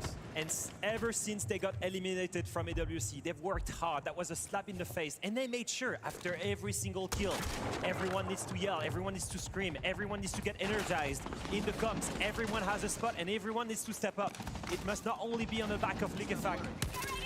And if you see them communicating, that's always a good sign. So I've seen all the howling at this event, right? And exactly. And anything else they've done that's a bit crazy. I never thought to see Falcons doing that, but if it works, it works. But I don't see a real change in the strategy. They're still playing a turtle, still playing the Kaiden Tubero, using utility as the way to win the round. But against such a strong team as M80 that knows how to problem solve stuff, DNA playstyle, do you really want to play that game against them? I'm not sure. I feel like they're very happy playing this way though, right? 3 of them up on the top floor right now, so a bit of a mix between those that are playing turtle and those that are being more aggressive. Hold out that line on the top floor, waste time, and then sit behind the 3 C4s, sit behind the 2 Brow. That is the way they're trying to play it, acknowledging they can't give too much away to M80. And as of for now, they haven't quite been able to crack their way through. Constantly seeing those keepers coming out from Shaiko, but now his inventory's empty, Tim. Kino's quietly, I just want to bring the focus to him a little bit. Kino's quietly had a great couple of rounds here. He was on sort of 2 kills. He's back to 6 and 4 now, and he's really starting to have a big impact on these rounds. He's holding positions. We've got Gunnar just waiting outside of that main door at the minute, holding a long angle. And right now, they're just begging for Falcons to move around and to give him that opening opportunity. It's going to be the X Factor. He loves to play that way. It's the best lurk I know so far in this tournament. He's using all of the pressure created by his teammates here on Solarium window to come and backstab as they go for Solarium take. Here, Falcons get aggressive, but they need to be careful. At least a couple back the other way, though, for sure. Gunnar arguably a little bit too late to have the impact that he needs. A 2v3, though, still perfectly doable. 1 player up on big window, and Gunnar, I think, somewhat unknown. But they've got a bit of a hint in. They know that he'll be somewhere at some point. Steps in, takes shots, and now they most definitely know. Still 1 player and half all they could try and shut down here. The Solotov, he'll hold on for as long as he can. Turns out it's about half a second, Tim. Gunnar finds a beautiful pixel shot onto Solotov there. He was barely visible, but he knew the man was behind half wall. 25 seconds left to go, though. That could be the undoing of M80. Shaiko and Breeder have got themselves back to sight. If there's anybody you want to hold it down, it is surely these 2. Breeder is still full health. They're going to be pushed from both sides. M80 have gone for the pinch. Hot and Cold is down inside. Gunnar is in trophy. He manages to find the first. That's Breeder down. It's all up to Shaiko. 4 seconds left to go. Hot and Cold's going to give Gunnar those extra seconds to take the fight. But Shaiko wins it. He's looking for the last fight. And he finds him. Who else? Shaiko steps up in a 1v2 when Falcons desperately need it. The demon himself has arrived. He's been here all series long. It was one of those big questions we had. What Shaiko do we get? I think it's fair to say so far, Leo, we're seeing the right one. We're definitely seeing it right now. In the most crucial moments with Breeder, the 2 Frenchmen, they know each other by heart. I understand what they were trying to do. The 2v1 on the trophy player. Sadly, Breeder overextends, loses the gunfight, but Shaiko plays it the perfect way again. The longevity of this man. Still holding strong years later, still one of the best fraggers in the world. And when they needed to step up in that grand final, he does it. Wow, wow, wow. Look for many a hero throughout this series so far, guys, and we've seen many rise to the occasion. Winning out that 1v2 should not have been a thing. I really thought that rather going for the plan, they would force a 2 versus 1. They knew that he was stuck inside West Main. Hindsight's always 20/20. Tried to make the plant stick. He's just a little bit better in that moment. And not on gold. Knew that he had no choice but to hold down F, as the pros often do. Just didn't quite have enough room to come up. Thank you, Patrick. Thank you. Shaiko gave himself every Brady opportunity kind of threw a little bit. That 1v2 Brady kind of threw a little bit. Out of the gunfight. He's watching the clock. This is just a wee bit. Once this gets to 3 seconds, 2 seconds, that's my time to go, because they're going to have to go for the plant to extend. And I often say this, if you're in a 1vx, as soon as that plant starts going down, that's one gun off the table. Shaiko's recognized that. He knows where his 1v1 is, and it's in the clock. And he plays it absolutely beautifully. Great finish from him. 4-4, and what a match. What a grand final this is turning into in Munich. And now we're looking at round 9, and the win condition team is the same one. It's the clock once again. This time Shaiko on the Melusi, but Brady on the Kaid. They're trying to use utility to burn as much time as possible, to make library a stronghold above that bar setup. Burn as much time as possible, but that drone is cheeky. That drone is gonna be great. Hot and Cold has direct information onto the bomb site. He knows exactly how many anchors are there. That's a really good one. Valuable information here to make the right call. Of course, what they can do with it is now the next question. Shaiko was the one being spotted out in that moment, but no one's nearby yet to capitalize. There's still a lot of siege to play in this round. We've only gone past the 70-second mark here, and of course it's going to be slow. We've got the Monty, we've got the Blackbeard on side. There's no rushing to be done here. It's more about the setup for the execute itself that matters the most. Twitch Round will be racing through, trying to take away that utility, bulletproof camera. There's 2 of them on the other side. 1 is gone, so that's at least somewhat of a success for M80. Hot and Cold manages to get himself down to the bottom of those fireplace stairs as well. Again, just applying that little bit of phantom pressure. But Shaiko manages to find Diffuser. That's the IQ gone. Maybe a little bit of safety for the gadgetry as well. And it was all a bait. As you look at library, both hatches were reinforced. And yes, M80 got the control, but for what? For nothing. They will have to channel down in that a single doorway. 3 of them over the top rope here to push on through. They've got 2. Gavenian gonna double up. There's the shield. The Uber onslaught marches them down. Another one comes through, but Shaiko just does not want to roll over and die in this one, Tim. The 2 versus 3 gets himself a triple. Could he be on for a big ace here as the Monty now starts sparing him down? But that's a quad for Shaiko. 1 more, and that'll be 2 rounds back to back that he has single-handedly won. He's on the top, gets number 5. But can anyone stop Shaiko? He's just too good. He's too good. He single-handedly stopped the push from bar. I don't know how he gets away with it. He should have died ages ago. The main win condition of Falcons so far has been Shaiko delivering on that grand final. Finally there. I can tell you his average GPS went from 91 to much higher now. 137 currently. This is the thing, like, we'll look at this situation now, and this is, it feels like what Falcons have always needed in a final was that man to activate, to do what he does best. The feeling I always get from Shaiko when he gets like this is, it's like in his head he's thinking, I'm not losing this. I'm not losing this. And he just takes it upon himself to cut the enemy down in front of him one at a time. Absolutely brilliant stuff. Fantastic 2 rounds from him. And Falcons, they are ahead again, 5-4. And the energy is high, let me tell you. With that, he pushes himself over 30 kills. Him and Solotop both sat on 30. Gunnar currently on 35 across this series. Pretty fair to say those are the names you'd expect to see be delivering at this point. Well, I'll come back to players I spoke about back in that first map. Gaveni's had a brilliant tournament. The most 3Ks and 4Ks. Right now, he sits way down there at 14 and 28. You speak about Shaiko being activated. Honestly, when Gaveni comes online. 10 seconds left. M80 will need those big fraggers if they want to be 5 seconds to insertion. and want to have a chance in that grand final. Most importantly, especially if the one on the side of Falcons are still delivering. In a way, it's following that story. I guess he's still all right. I think should be an M80 map, which then leaves us. Is that exactly yesterday not being top 5? He still isn't. It's turned into a cracking grand final. He's the 3rd best player in this lobby currently, statistically. But M80 have got to find a way to get over.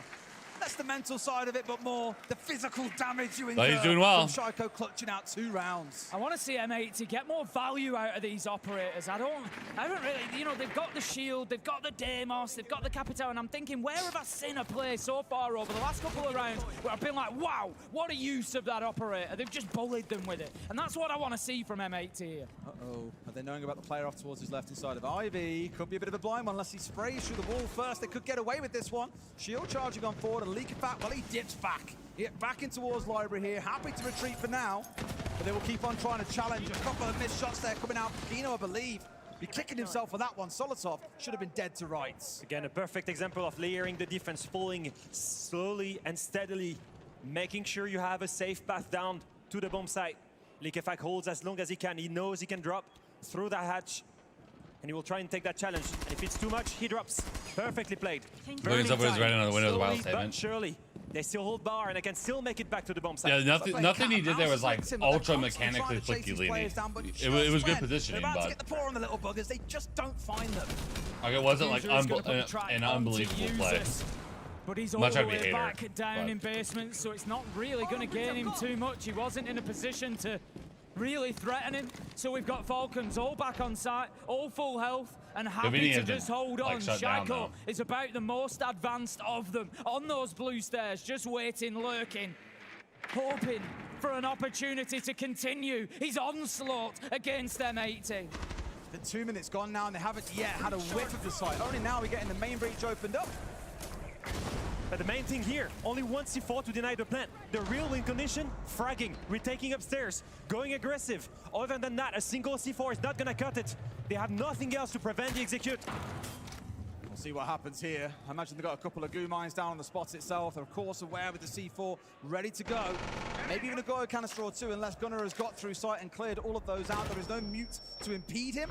So you'd assume they're all gone. Hot and cold. Getting the one. If M80 pulls this one back after being dragged around the map for 2 minutes, it'll be unbelievable, Tim. 20 seconds left to go. Hot and cold deploys the smoke. He needs to go in and look to get the diffuser down. Solotov picks up Gunnar, but nice. Gabini has an answer. M80 finding a little bit of momentum now. They've managed to get Kino inside of sight with the shield, but there is the nitro. It doesn't deny the plant, but it does remove some of the pressure. Hot and cold, however, he's going to stick this unless they can do something about it. Falcons cannot. It's got it. Diffuser manages to get the kill. The plant is down. Falcons are on the retake though. Diffuser's got to go nuclear. He hits the one. Needs a third in the round. This could be theirs. He's got the track. Leakafak is in. Trying to stick on towards the disable here. Here's him rounding. But how long can this game of cat and mouse continue? Still got a bit of time. The nade bounces off the floor. Not going to be able to find his man. Has to go quick. Leakafak is pulled off. Diffuser hits at least one, but it doesn't finish the man off. The chase continues. Doesn't want to use the track, needs to stay on his feet. He's coming round for it. Oh my God! What is this man? 3 rounds on a bounce. We've had moments of brilliance from him and from Shaiko. I don't know how much ground Diffuser has just done there. That's crazy. That's at least a couple of kilometers run.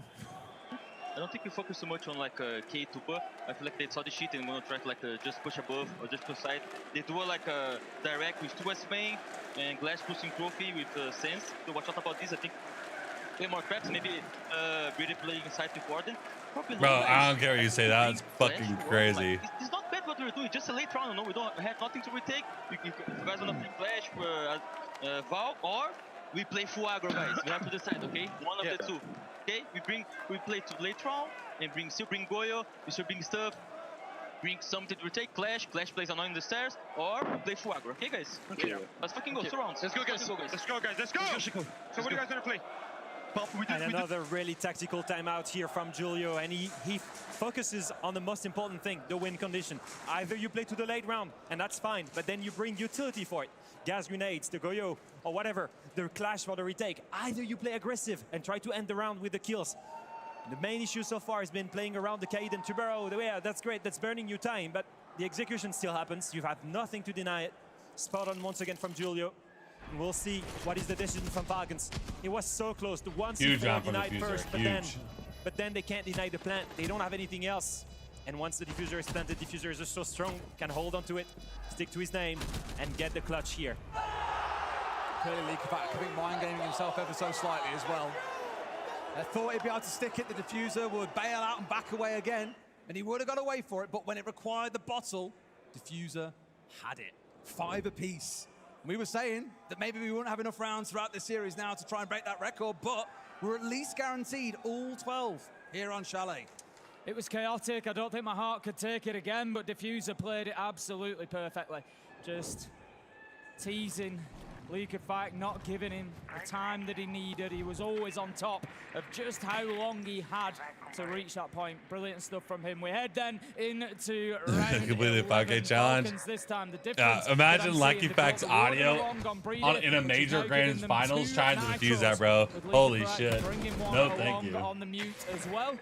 So it just gives them that little bit of extra denial. They're also looking to slow M80 down. They've got the goo mines, they've got the banshees, they've got the utility there to play behind, to force M80 to clear it out. M80's attacks so far have been nothing short of impressive. They've taken all the right steps. Matter of pixels, so often is at this level. Both players just waiting for the other to blink. Shaiko being the most patient of the two. At the end of the day, it's the other side that's got to come to him. He can be as patient as needs be. That pixel goal is so annoying, because if you hold it, it's impossible for the other one to fight back. And Shaiko just uses that to burn a bit more time. M80 so far, yes, they've taken time, but they've done the things perfectly. They've not left any gap for Falcons to exploit. They've had a lot to do as well, of course, because they have the Twitch, they have the Brava. That's a lot of drones to roll through the map, destroy utility, capture it, make it easier for you to push through the map itself. Almost essentially softening things up so they won't be as impeded later. Good shot onto the mute drone there while jumping over from the top from hot and cold. That'll make life not so comfortable for those playing up on this top floor. They will have to drop away at some point. 2 quick peeks. The third one is the danger. Do you really want to challenge him on this one? Diffuser says yes, but again, neither side is blinking. M80 is surrounding the top floor right now. You can see the Solarium rappel, you can see the snow balcony. And at the same time, on the other side, from Library, look at this. They're pinching every single roamer.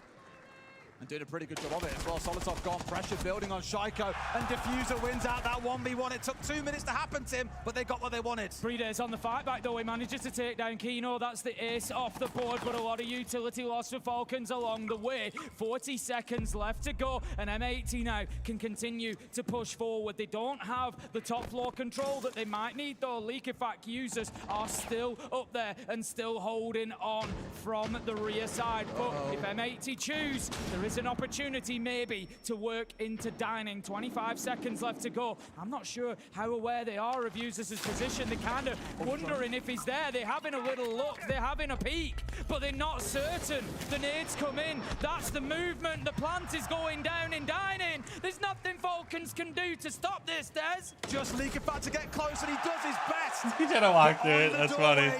M80 oh, shit. We're waiting. They now move up to map point, Leo. Their attacks have been so impressive. The different kinds of attacks as well. You've seen full clears, you've seen rushes, you've seen slow and steady executes. That one was a full-on pinch. Every single player on M80 from different entry points. The snow balcony, the solarium. It's been so good for them. Strategically, they're so good. And the use of the Brava and the Twitch gives them so much information. They turn the utility against them, for them. And I don't see the adaptation on the side of Falcons. They're not fighting hard early. They don't have the utility to deny the plant. They're stuck in between. We need a strong decision from their leader, from Leakerback, coming up with a new plan. Maybe bringing the fight to them, because like you said, Consulate is such a strong map for M80. They don't want to see Chalet slip away. The big problem is that this is something I've often looked at teams like G2 and commented on.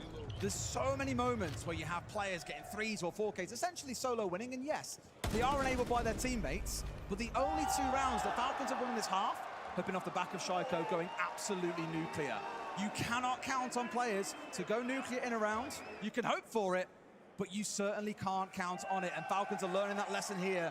Someone has got to don that Superman cape and go big for them in round 12, Tim. It feels like, yes, they need one of those moments. We've seen Shaiko grab them a couple of rounds so far throughout this. but can they keep relying on him? Do they need somebody else? Yep. Things have quietened off a little bit for Solotov. Likafak hasn't really been able to get himself into this one too much. He's been playing his roam games, but it looks like M80 have been prepared for it. They've been able to work around it. That tech pause. So really fucked up down Falcons. to this. You can Round 12. Can see the running happening towards the garage side. It's looking like a direct take, but they will take the basement, try to work that bar reinforcement, get rid of it from the bottom of the main stairs, get the flankers drone set up for the basement, ignore completely the rumors, have one guy library balcony, and then hit the site strong. Well, they might well do. What they're doing now by the looks of it is to go fast here more in to make sure that the single wall into stock is opened up. Might be able to spray it off away before it goes off. In fact, just in time, it's taken off. There is the jammer. They haven't gotten rid of it. And the site utility is holding strong still. As long as that reinforcement is there, you cannot attack directly. You need to get rid of that player into stock. That stock wall is still closed because of that jammer. The entire plan of M80 is gone. Likafak starts it off. Diffuser this time round not able to come out and top on his 1v1 against anyone on the other side. Users, as we saw, was dancing around in library early, but once got droned out, dropped down through that hatch, back in towards site. And for now, it's going to be safe held around there. The man advantage with theirs to cross that halfway point in the rounds. Diffuser's a big loss, not only with the twitch and losing whatever was left of those drones, that intel that can come in, but he's 12-5 so far on the day on Chalet, and he's been a real big influence at the end of some of these rounds. He's now off the board. 5 versus 5, a minute 5 left on the clock. Falcons doing a really good job at burning that time away. They've got the Elemines, they've got the Banshees to play behind, and they're all doing their job. Smoke coming on through here. More to try and force a bait out of the other side, get them to swing, but also to draw attention while his team move on forward. Solotov finds Gunnar, but there is a trade back from Gavin. Far from the end of the world. There's still a lot to go through here. More fire going in towards the back of sight. Hoping to try and catch out Brede, but he's a bit too wise at this one, Tim. Ain't going to give it up. It's down to a 3v2 here. Just hot on Golden Kino to keep M80 in this and get the game done in regulation. Shaco gets a kill and he continues to fight. Likafak is down at the minute, so it leaves us effectively 3 versus 2, 3 versus 1. As Shaco again, Des, you said they needed a hero player, and he's done a couple of rounds. He said, you know what? I think I got one more in me, boys. And he's come through big time. It's all up to Kino. 1v3. Brede cuts him down, and we're going to overtime, Des. All the way. And Leo. Okay. Second map all of the the day way. Going to OT. How deep does this one go? Is it 8-6 or all the way to 15? We knew it would be close. We look back at Manchester. We've seen these two go to war against each other and take all 5 maps to get there. Feels quite fitting. But it really is running the distance, especially now that we're getting towards the sharp end of things in the middle of the series where maps aren't quite as easy to figure out. Just love to see the omissions coming from the Falcons roster. This has to help saving a match point. Likafak sounds like he's having fun. He's calling the strategies. Shaiko, most importantly, is getting all hyped. Double digits, 10 kills, double KD, holding strong. And really here, the main hero is Likafak, finding that opening on the main, and after that, they just close the site completely, abuse that manpower. Yeah, Shaka's just been doing really aggressive shit, and M80's not ready for it. It would have been a bit of a sucker if it's in at 75, given how back and forth it's been, that both teams have shown brilliant attacking prowess. Really, it does come down to the defenses, as we've seen. That's where we've got to see teams step up that little bit bigger.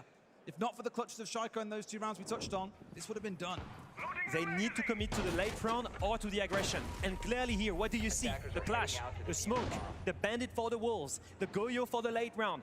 Everything is set up for them to hold that basement for a 3rd time they're going there. But this time they have just the right amount of utility. The main thing is, can they burn as much time as they did on the roam? And then this time, punish the late execute, using the guy's grenades, using the clash to retake upstairs at the same time simultaneously.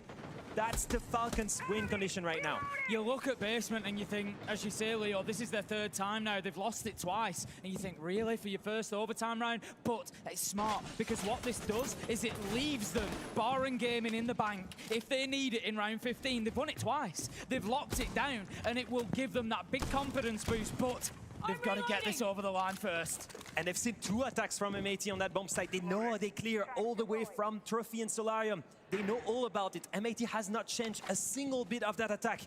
It's the same clear, the same win condition, and the same story for Falcons. Can they burn as much time as possible and abuse the late round and use the clock as their advantage?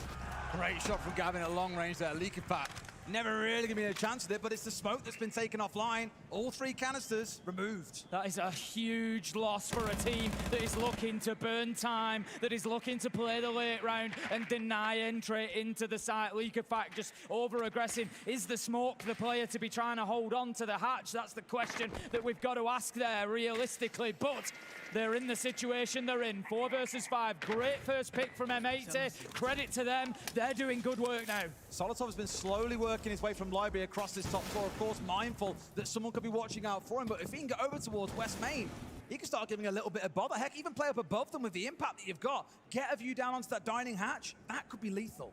M80 doesn't care about the full clear anymore. They've got exactly what they need. That drone upstairs, they're gonna hold towards dining. It's gonna be a wine cellar take. They don't need more than that. If they can hold the flank from West Main, if they can make sure no one retakes dining, they can go for the execute, and no amount of utility can stop that. Especially since Leaky-Fat died with 3 guys grenades. Oh, just can't quite find him. Solotov knows that the game is up now. All guns are blazing, impacts out, and gets rid of Gunnar. He can carry on being that thorn in the side. They know that he's here. Diffuser turns and takes him down a 3v2, Tim. Solotov's movement has given a little bit of a space to the players inside the site. Falcons managed to find 2, and we find ourselves now 2 versus 3. Kino low health pillar. The nitro comes out, but it will be shot down by Gavene. Brede needs to be careful. He doesn't want to give himself away. Diffuser takes a lot of damage, but Gavene manages to get a cycle, and the final kill. Diffuser stepping up. M80, they have the patience, and you just feel that entry kill onto the smoke gave them everything they needed. Why was the smoke the first roaming? Why was he dining? Why did he have to die? Could have been the Legion and the Goyo out there being busy, but they caught the key operator, as we say. And that was basically a textbook copy-paste from the last attack we've seen on that site. Get trench open. It's a classic execute. We've seen it a million times over. At least we saw Falcons trying to do something with Solotov off on the roam, but well handled by Diffuser. Did not give him a chance to have the threat that he required. How many more rounds? How many more matches? How many more grand finals do you have to lose by trying to do too much? It's the tough one to learn. Still, they can save this map, and they need to. 2 more rounds Falcons need, and M80 can close it off on the defense. I'm smelling the 3-1, so if this one goes the way of M80, I think on console there might just be a bit too much for the Falcons to overcome. We thought that about Skyscraper. We thought that about Skyscraper, but Falcons were able to find an answer. You're him. Honestly. You're him. For the amount of stuff that Fabian has won, the passion still pours out of him, and I love it. I absolutely love it. The fact he's been so emotional about this roster, saying that this is the best group of guys he's ever worked with, I think it tells a lot about what he built as a culture in that roster, what he flipped by joining M80, how much it means for him to win another title with them. And that roster just really comes alive in arena, in front of a crowd. You can see it, right? The number of them get excited. Like, you see Gunnar going crazy, of course, and Diffuser doing it. Kino. Dare I say Hot and Cold is one of the quieter players in the team. And even he's had his moments throughout this event, are very much enjoying the progress they've made to get them to this point. To get this one done, they're on championship point. They can win the whole thing. They could be lifting the trophy in just under an hour, Tim. Leaky-Fac's just going to be racing around with the drones, trying to gather that intel for the time being. They do spot the player, Gavene, out in bar stock, so they are aware of his location at least. It's going to be an attack onto Master and Bedroom, so they may need to deal with that underneath. They can't just ignore him, because if he moves through bar, it could cause them a serious problem later in the round. Gavene, for the time being, he's just staying put. He's going absolutely nowhere. So Falcons definitely need to be aware, definitely need to have a plan. They should be able to cut him off realistically and make sure that there is no escape for him. The side is dining, but you see a library setup, you see a top blue setup, you see a bar setup. That's M80 fighting strong. That's M80 putting a lot of utility into aggressing early.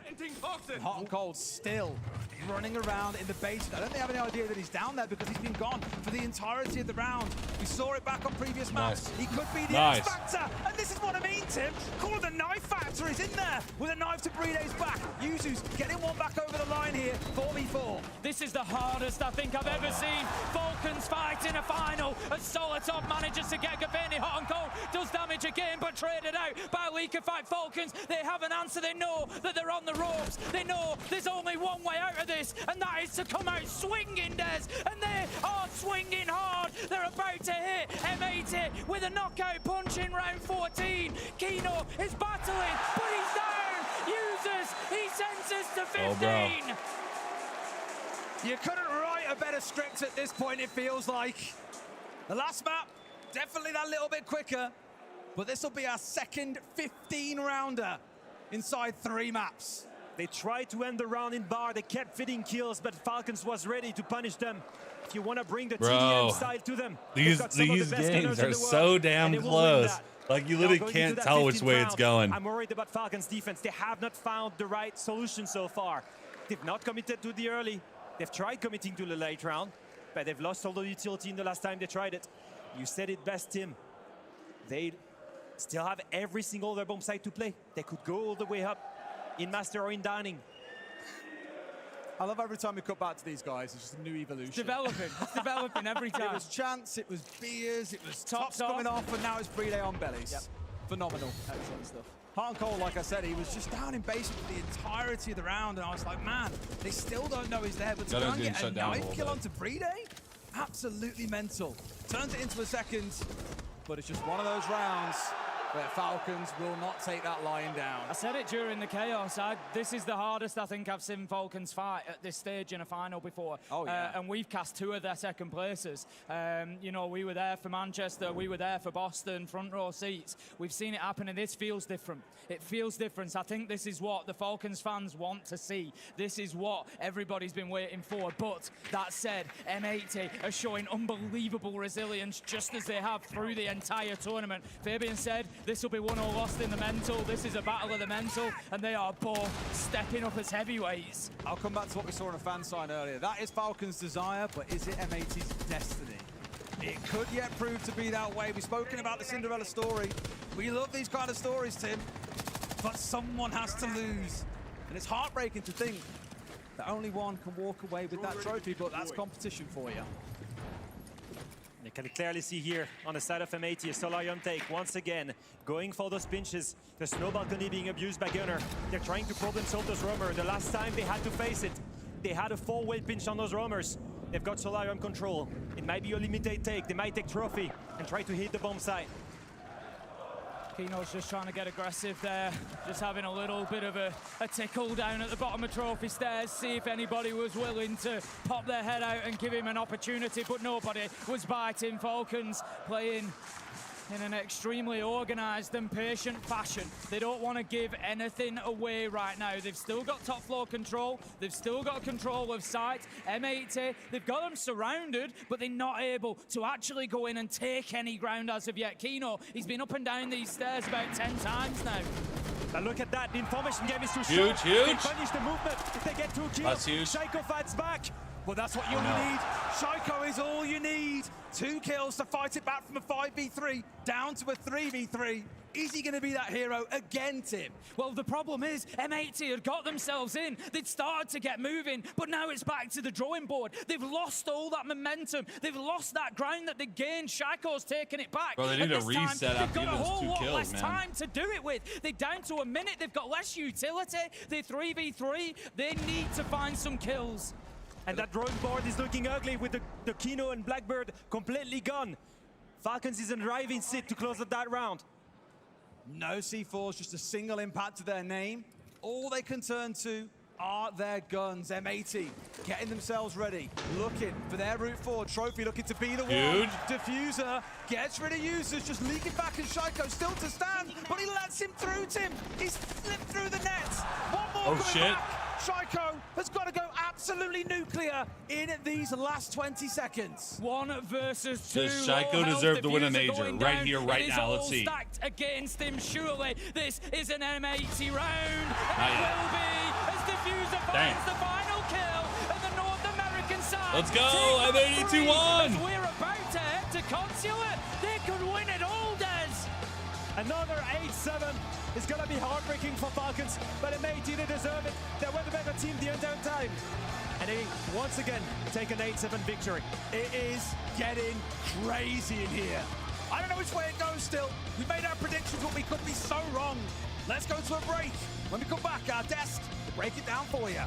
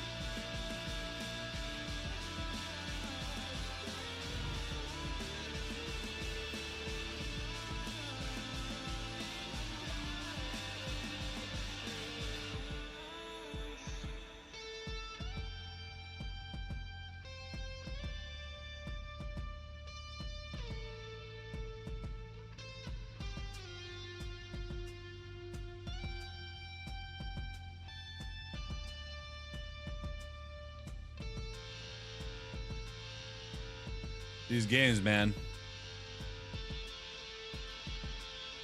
Squeakers.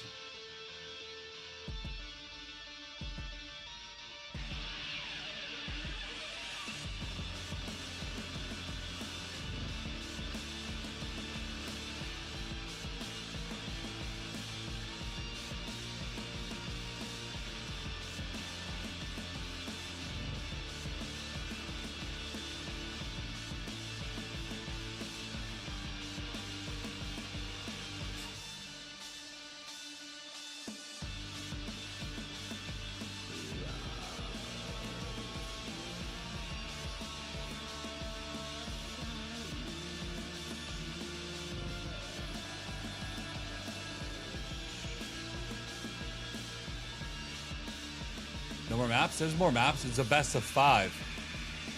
They've played 3 maps. M80 has won 2 of them. Falcons have won a single one. M80, if they win the next map, it's over.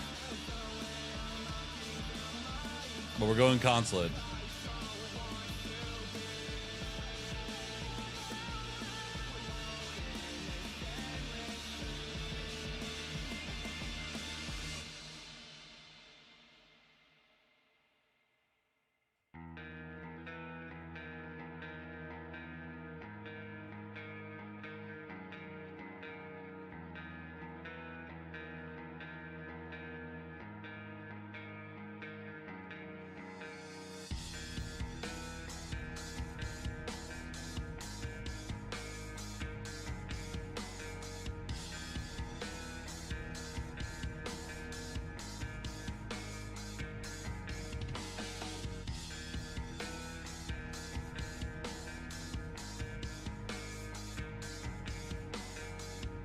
Green Bay, what?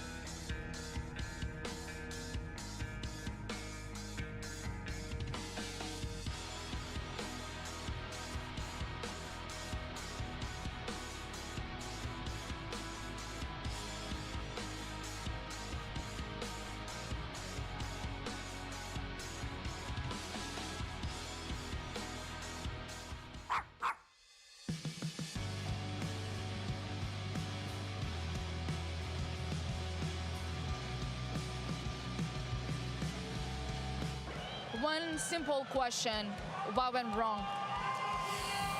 We just make some mistakes, I think. We had the game in our hands, and we just didn't find the solution at the end. So, what kind of mistakes?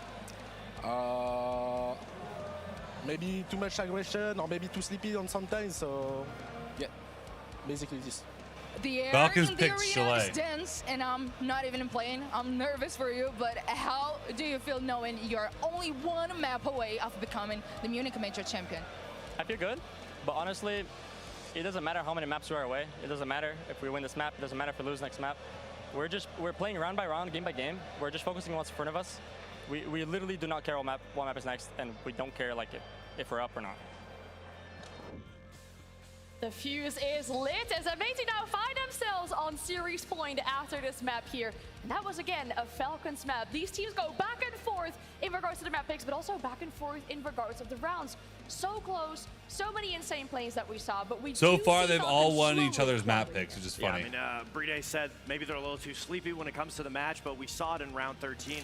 Already the composure from Falcons' side just shaking out. I mean, when it comes down to essentially how they were taking the site, you can see Falcons didn't have a game plan on how they wanted to be able to respond to the diffuser being put down in the first place. We heard it in the Julio timeout. If you're going to play this, you need to be able to make sure that you're bringing the utility for it. And specifically in this round that sent it into the overtime, Solotov had full top floor control. He got the pick. The communication in the site from the rest of the Falcons players was not there. They weren't able to relay the info to him. He drops, gives up the prime positioning. And we talk about the X factor for both of these series, both these teams. Anyone can pop off at any given moment. It just happens to be Diffuser. He has been the X factor in this Chalet matchup. I mean, that last round in particular, being able to get that 3K, hold that coverage for that post plan, being able to shut out, get this series, and putting them one game away from winning the entire grand final. Yeah, just one player sometimes it really makes that difference for a team here. And as we said, that puts M80 on a map point now, or a series point rather as well. And we're looking at Falcons. It's gone dark outside. This series has taken a long time so far, but the pressure is on them. We've mentioned they've had a difficult time against this M80 roster, and they're now down on the back foot as well, especially with this next map. Looking like it might be favoring M80, but we'll talk all about that after this.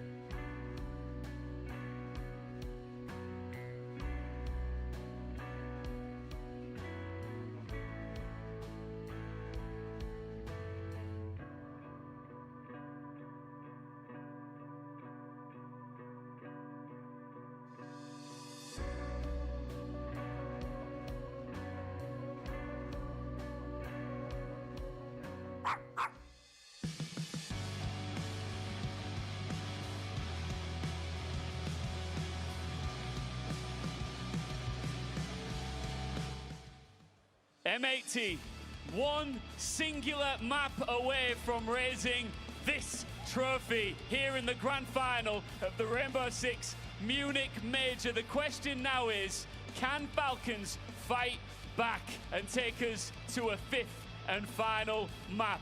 Falcons fans, if you love this team, they've never needed you more than they do right now. So if you want to see the Falcons bounce back here on map 4, let me hear you!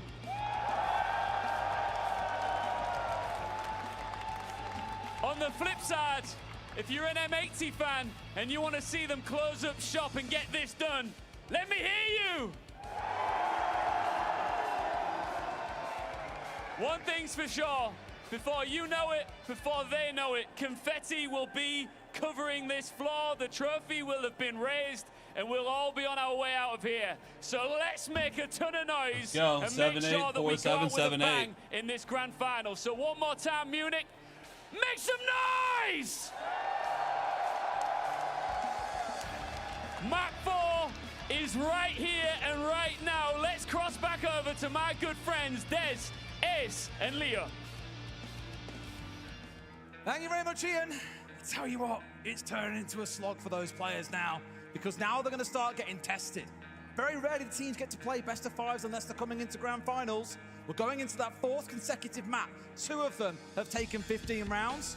We're going to start seeing the tiredness kick in, and that's when it all comes down to instinct, Leo. Yeah, absolutely, and I think you want to pay attention to the faces of the Falcons player. You want to know if they believe in themselves. They think they can do it. They've been here before. In fact, they've been here before 3 times, and not a single time have they looked like they could make it. We've seen a difference team before. We've seen a difference in this matchup. They're giving a huge fight. We believe in them, but is hope still there on that 4th map? This is the ultimate test, because in between those maps, now that you're facing championship point, you're looking at it thinking, it must surely creep in. Not again. 100%. Not this again. They can tell people as much as they like, we've worked hard on this now, the resilience is there, we're better, we're ready for this. That definitely comes into your mind of this could happen again. We could yet again fall short.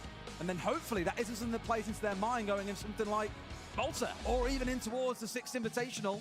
You've got to fight your way back in. And the thing is, it's so heartbreaking because second place is better than 99% of the people in this tournament. There is only one team better than you, but it is that one that matters. And second is still the first loser, Tim. But our map's ready. Map 4 is here. Let's lock in for Consulate.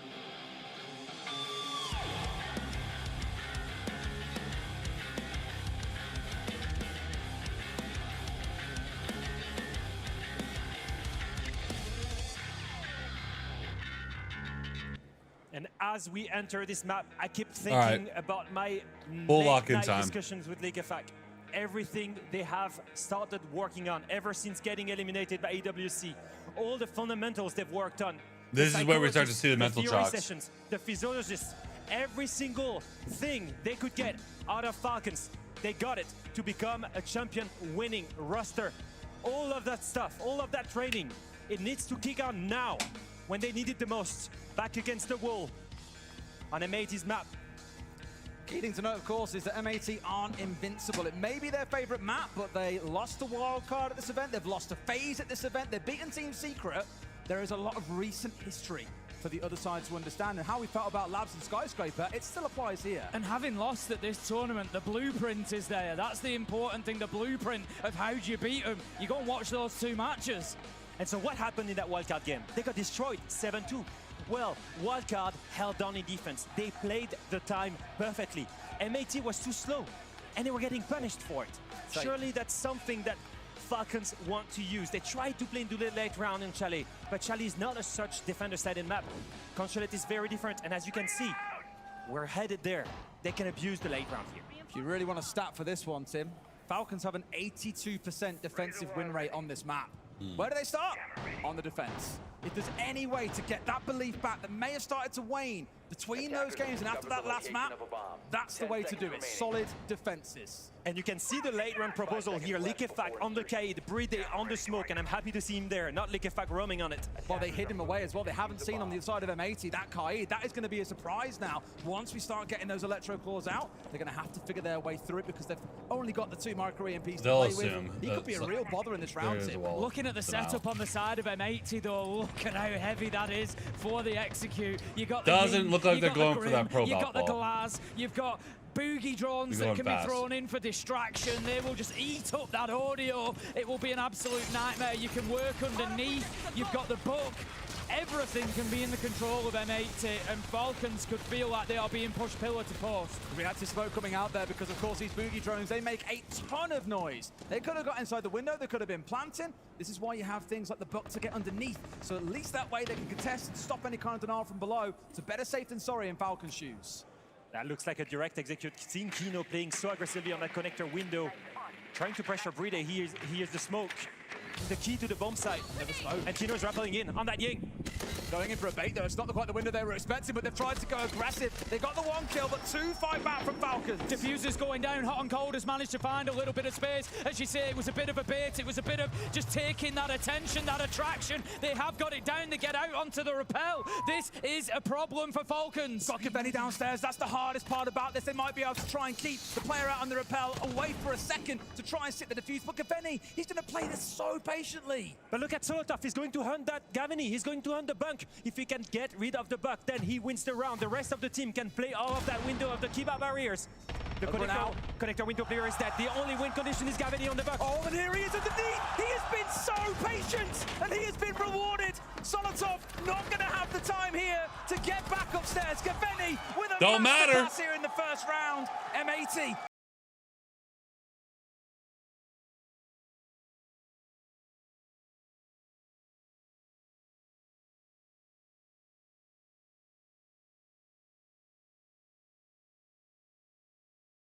Bit of support coming Let's in. go. W-Mans. Hey. He made his choice. He went for the player outside. The fucking but that one they could subs. have dealt with a Kiba barricade. Perfect timing on that too. It was the book that they could do nothing Good about. fucking start. At that level of siege, the slightest detail, so much as finding the wrong See you in Paris. And it will make all the difference here.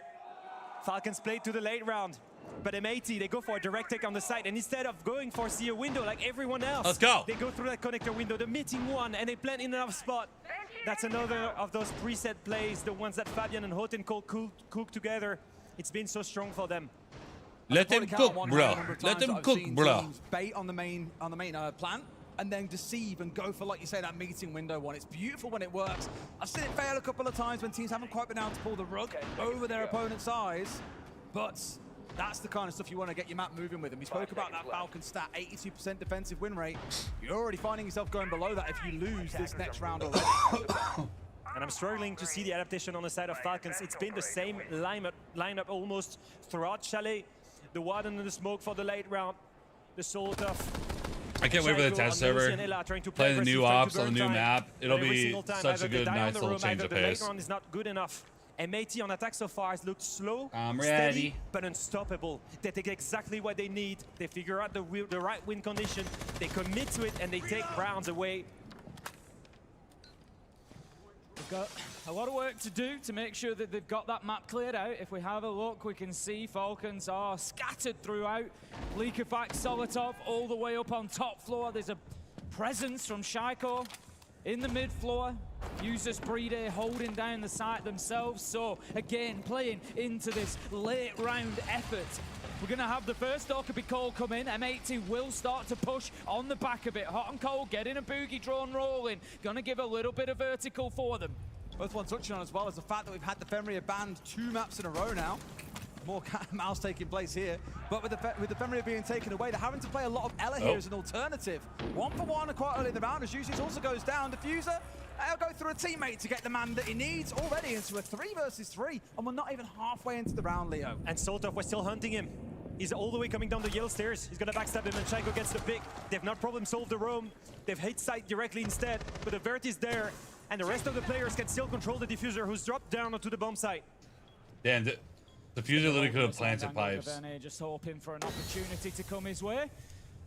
Falcons much more in control of this round than the last, it feels. Smoke canisters will go off. That's actually going to give Hot and Cold a little bit of access to roam around and get into sight. Is there an opportunity for him to put the diffuser down? There's nothing above yet opened up by the side of Falcons. I don't think they've got any idea here. They go for the top, they kill the cover, they get the last man. The plan was successful, but that's all M80 are going to do. Oh, you can't miss those shots, bro. You can't ADS when he's falling. From on high, find the final kills, disable the diffuser, and take round 2. A wise man once said, if they go for the plant, one gun is down. And they went there. They waited for the plant and went 3v1. Yes, Tim, speaking of you, they had the right plan. It's the first time I've been described as a wise man on the desk, I'll say that. It's just a fancy way to say that you're old, Tim. Here comes Leo. I tell you, we invite him to a final and he comes with the burns. Right now it's diffusing whose water is mine. That's mine, friend. It was a hard one because really, we really need to see Gaveni get that first kill on Solotov on that hatch drop. He's left standing and just immediately picks up the kill in response. He hits that shot. It's a 2 versus 2. Suddenly, things start to look very interesting. But we spoke about it at the start of the map. Now 4 maps in, you're going to see a little bit of that tiredness. Reactions are going to slow down that little bit. Things might not quite line up the way that they did for our first 3 maps. Let's see how round 3 plays out then. One where Falcons, as I mentioned, need to take as much. Remember, only the beta for dual front, so I assume that the devs were going to make it available for console players only. The M80 are planning for them. I still feel when we asked the question at the beginning about Falcons. At one point, the test server will be available for console players. I'm not sure if it's this season though. This is a different team that we're looking at. They were supposed to be available for console players. Whatever happens, I'm not sure when. Resilience has been there. Yes. The fundamentals that have been worked on, they've been paying off. BBK. I don't care in the end. Appreciate it. If they win or not. Go. I know that the goal is 6 Invitational in Paris. I know Go. that this roster can prove to themselves that they can play well in grand finals. Shaiko certainly has proven that so far. And I like to see this adaptation here. Looking to dump everything inside the window and then pushing below, and sure enough, Shaiko has just been absolutely flattened on the downstairs. They've hit them quick, they've hit them hard here, and Falcons are having to react so quickly. Gunnar getting leak effect gives them the man advantage, and Solotov is sat staring at the Blackbeard, who's of course calling out his location to the other side, drops the shield, Kino falls. Can Solotov go big for his team, Tim? Such a beautiful shot from Solotov! He manages to find a second with a headshot to Gunnar, but then he's cut down in the trade. That leaves us in a 1v1. It's all up to Gaveni, but look at his health. He's barely got a fraction. This is truly 1 HP and a dream. 2 minutes on the clock. This is almost unheard of. He's going to try and put the diffuser down. Users is unaware, I think. It's going to come down to this last duel between these two. He knows where he is as well, but baiting out towards his left, swings out towards the right. They've changed rooms at this point. One's pushed far deeper back. Gaveni's looking No! He's flicking around too much. Does what Yuzus does best. Wins out a big round for his team. 2-1 to Team Falcons. Every single round is so close between the two of them. On the mute nerf? That you expect from two teams that are absolutely crazy. Got Look nerfed? at Julio getting riled up. He wants his troops to feel like they can do it. I agree with you, Tim. I don't agree that Mute got nerfed. It feels different, and that's no copium. I know that Falcons has it in them. They need to believe in themselves. But at the same They time, made his gadget slightly worse, but they made the operator himself slightly better. Attack was great. So it's more of a neutral again, change. On exhibition and piano, they just keep on innovating. It feels like being back on labs and they were just throwing every single round, something new, something different. Oh, it's a double rush for you. Oh, we'll slow down this round. Then we'll go fast. The constant tempo change. Like I was saying back on Friday. I personally plan on playing Mute more, not less. Against opposition, you're always in fear. Am I about to get rushed by a couple of shields, or is this a really slow round? I'll take a look. Oh, my head's gone. It is so hard to deal with sometimes. And M80, despite a couple of those rounds going against them, still looking pretty damn lethal. As we said at the beginning, Falcons have an 81% win rate on the defense here on Consulate, but let's not forget there are two teams in this server. Falcons look good the last couple of rounds, but M80 are no slouchers when it comes to the defense of Consulate. They come in with about a 63% win rate themselves, so Falcons need to make sure that they are collecting as many rounds as they can in this first half if they want to be competitive through to the end. I'll say something that our good friend Laxing came to tell us in the break, and he said, if I'm in M80's shoes right now, I think this is a sprint. I want to close this off as quickly as possible. You don't want to give any hope to Falcons that they can come back, especially not on your map. You're only a few rounds away from another major. You can do it. And you see, that's the kind of things that we were expecting from Falcons. That confidence is back. A double spawn pick. You can no longer counter ace charges. You are right on that. Go, we're on that one together. Now, if you got hot and cold there, again, massive to take a capital. But he can counter Hibanas. He can counter Thermites. Usage, proficiency with this operation. And I personally don't really ever use mute as a true blue wall denial because so many EMP impacts. It's more anti-intel more than anti-wall. Still 5 versus 5, 30 seconds into the round. Nothing too exciting just yet. We're having M80 positioning themselves on those windows, looking for those picks that they've been getting. You know, hoping to catch Falcons moving around. See if they can get themselves a little freebie to start things off. I'm a big fan of the Vigil pick here from Lekefak. He's been trying to be annoying to these guys. He knows this is an admin tech. He wants to burn as much time as possible. The C4 from Yujus on the window. The only guy that could cut off the Vigil was Gunnar. He's just gone with the C4. It's what we call a bait in the business, I think, there, Leo. Wonderfully done. Have got rid of the Grim, and B's no longer available to them in the round. Often say, losing attackers hurts you more earlier in the round than it does the defenders. You'll happily play that 1-for-1 game all day long with Lekefak and Solotov. Both can afford to disappear as long as they're getting something for it. They've got Gravini and Diffuser both working from underneath at the minute, looking to clear utility, but also looking to clear manpower, but it's not going to matter because they've got holes to replace. Hardcore gets taken out. Solotov with a second. Falcons are fighting, and they are here for it. Solotov wakes up on Consulate, finds a double, and it's 5 versus 2. Come on, he's unstoppable. On for a fourth, surely. And it's exactly what he finds. A flawless round, a 4K for himself. When you need someone to go big, Solly's the one you turn to. It starts with a Vigil pick, then it's just a double spawn pick, and after that, Solotov goes aggressive. Everything was predictable in that take from M80, but most importantly, what do you see from Falcons after they get the first 2 picks? They keep on going. Solotov keeps on fighting. He does not care about that man advantage. He wants more. He's hungry for kills. It goes to show that it won't give up. The resilience is there. They believe in themselves. Solotov, 9-1. Only after 4 rounds. The best player in this tournament keeps on going. Absolutely balmy business. That's when I thought we might swap. What is balmy business? Balmy. That's obviously a very British word. We've had some very, very good conversations with Leo about British ways sometimes. You ever heard the word balmy before? No. It means like crazy. Like balmy, I don't know. That's a... Like a bit mad, like... Yeah. That's a honking level of siege. Oh, that's one you got from Fresh. It's not over. From him.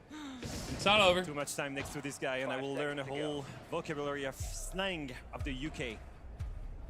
Attackers are heading I still remember a conversation with you about shoes once.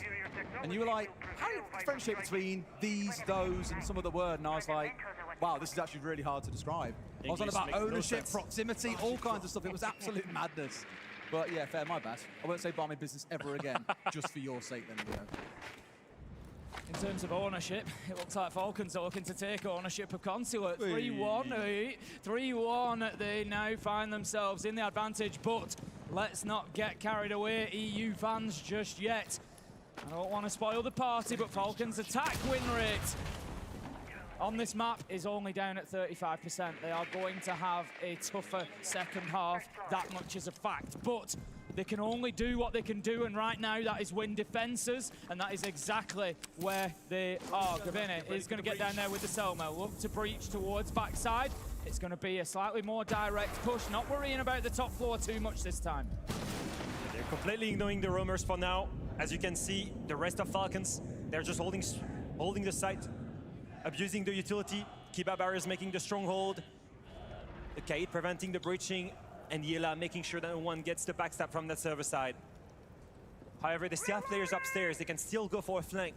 Oh, speaking of flank, one shotgun beats out the other this time around. Gunnar removing Solotov at point-blank range. The second dock would be cool coming online here. And of course, we still have those tracks on side for Gunnar. The pairing together, lethal for working your way through the map and even through sight and an execute. Why hunt the roamers if the roamers come to you? Now he can focus on the other one and choose the wrong operator. Lekefak is still upstairs, but Deimos tracks the Azami on site, and that will get him a kill. Yeah, small mistake made there by Gunnar.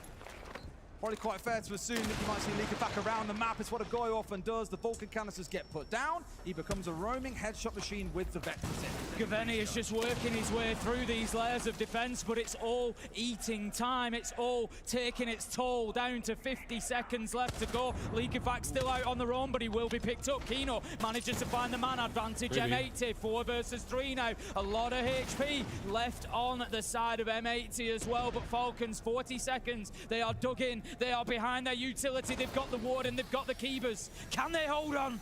It took the second Dockerby call as well to keep tracks on Leakerback and finish him off. That's not bad. It does give them the numbers advantage, but they won't have the call available for the execute itself. Gunner's gone, no tracks available. They're going to have to flood here and crush these 2 or 3 players on site. That's certainly one way to get it done elsewhere, but it's Freeday who domes Kino at the bottom of Spiral. Now a challenge upwards coming in from Shaiko. He's dug in that little bit deeper. It's a 1v2 as he finds the first, looking for the next. We're coming down to the final few seconds here as well. Someone's got to Shaiko's actually pretty fucking nasty. They don't make the same mistake as they made on Chalet. I know he lost that, but kill, not the plants.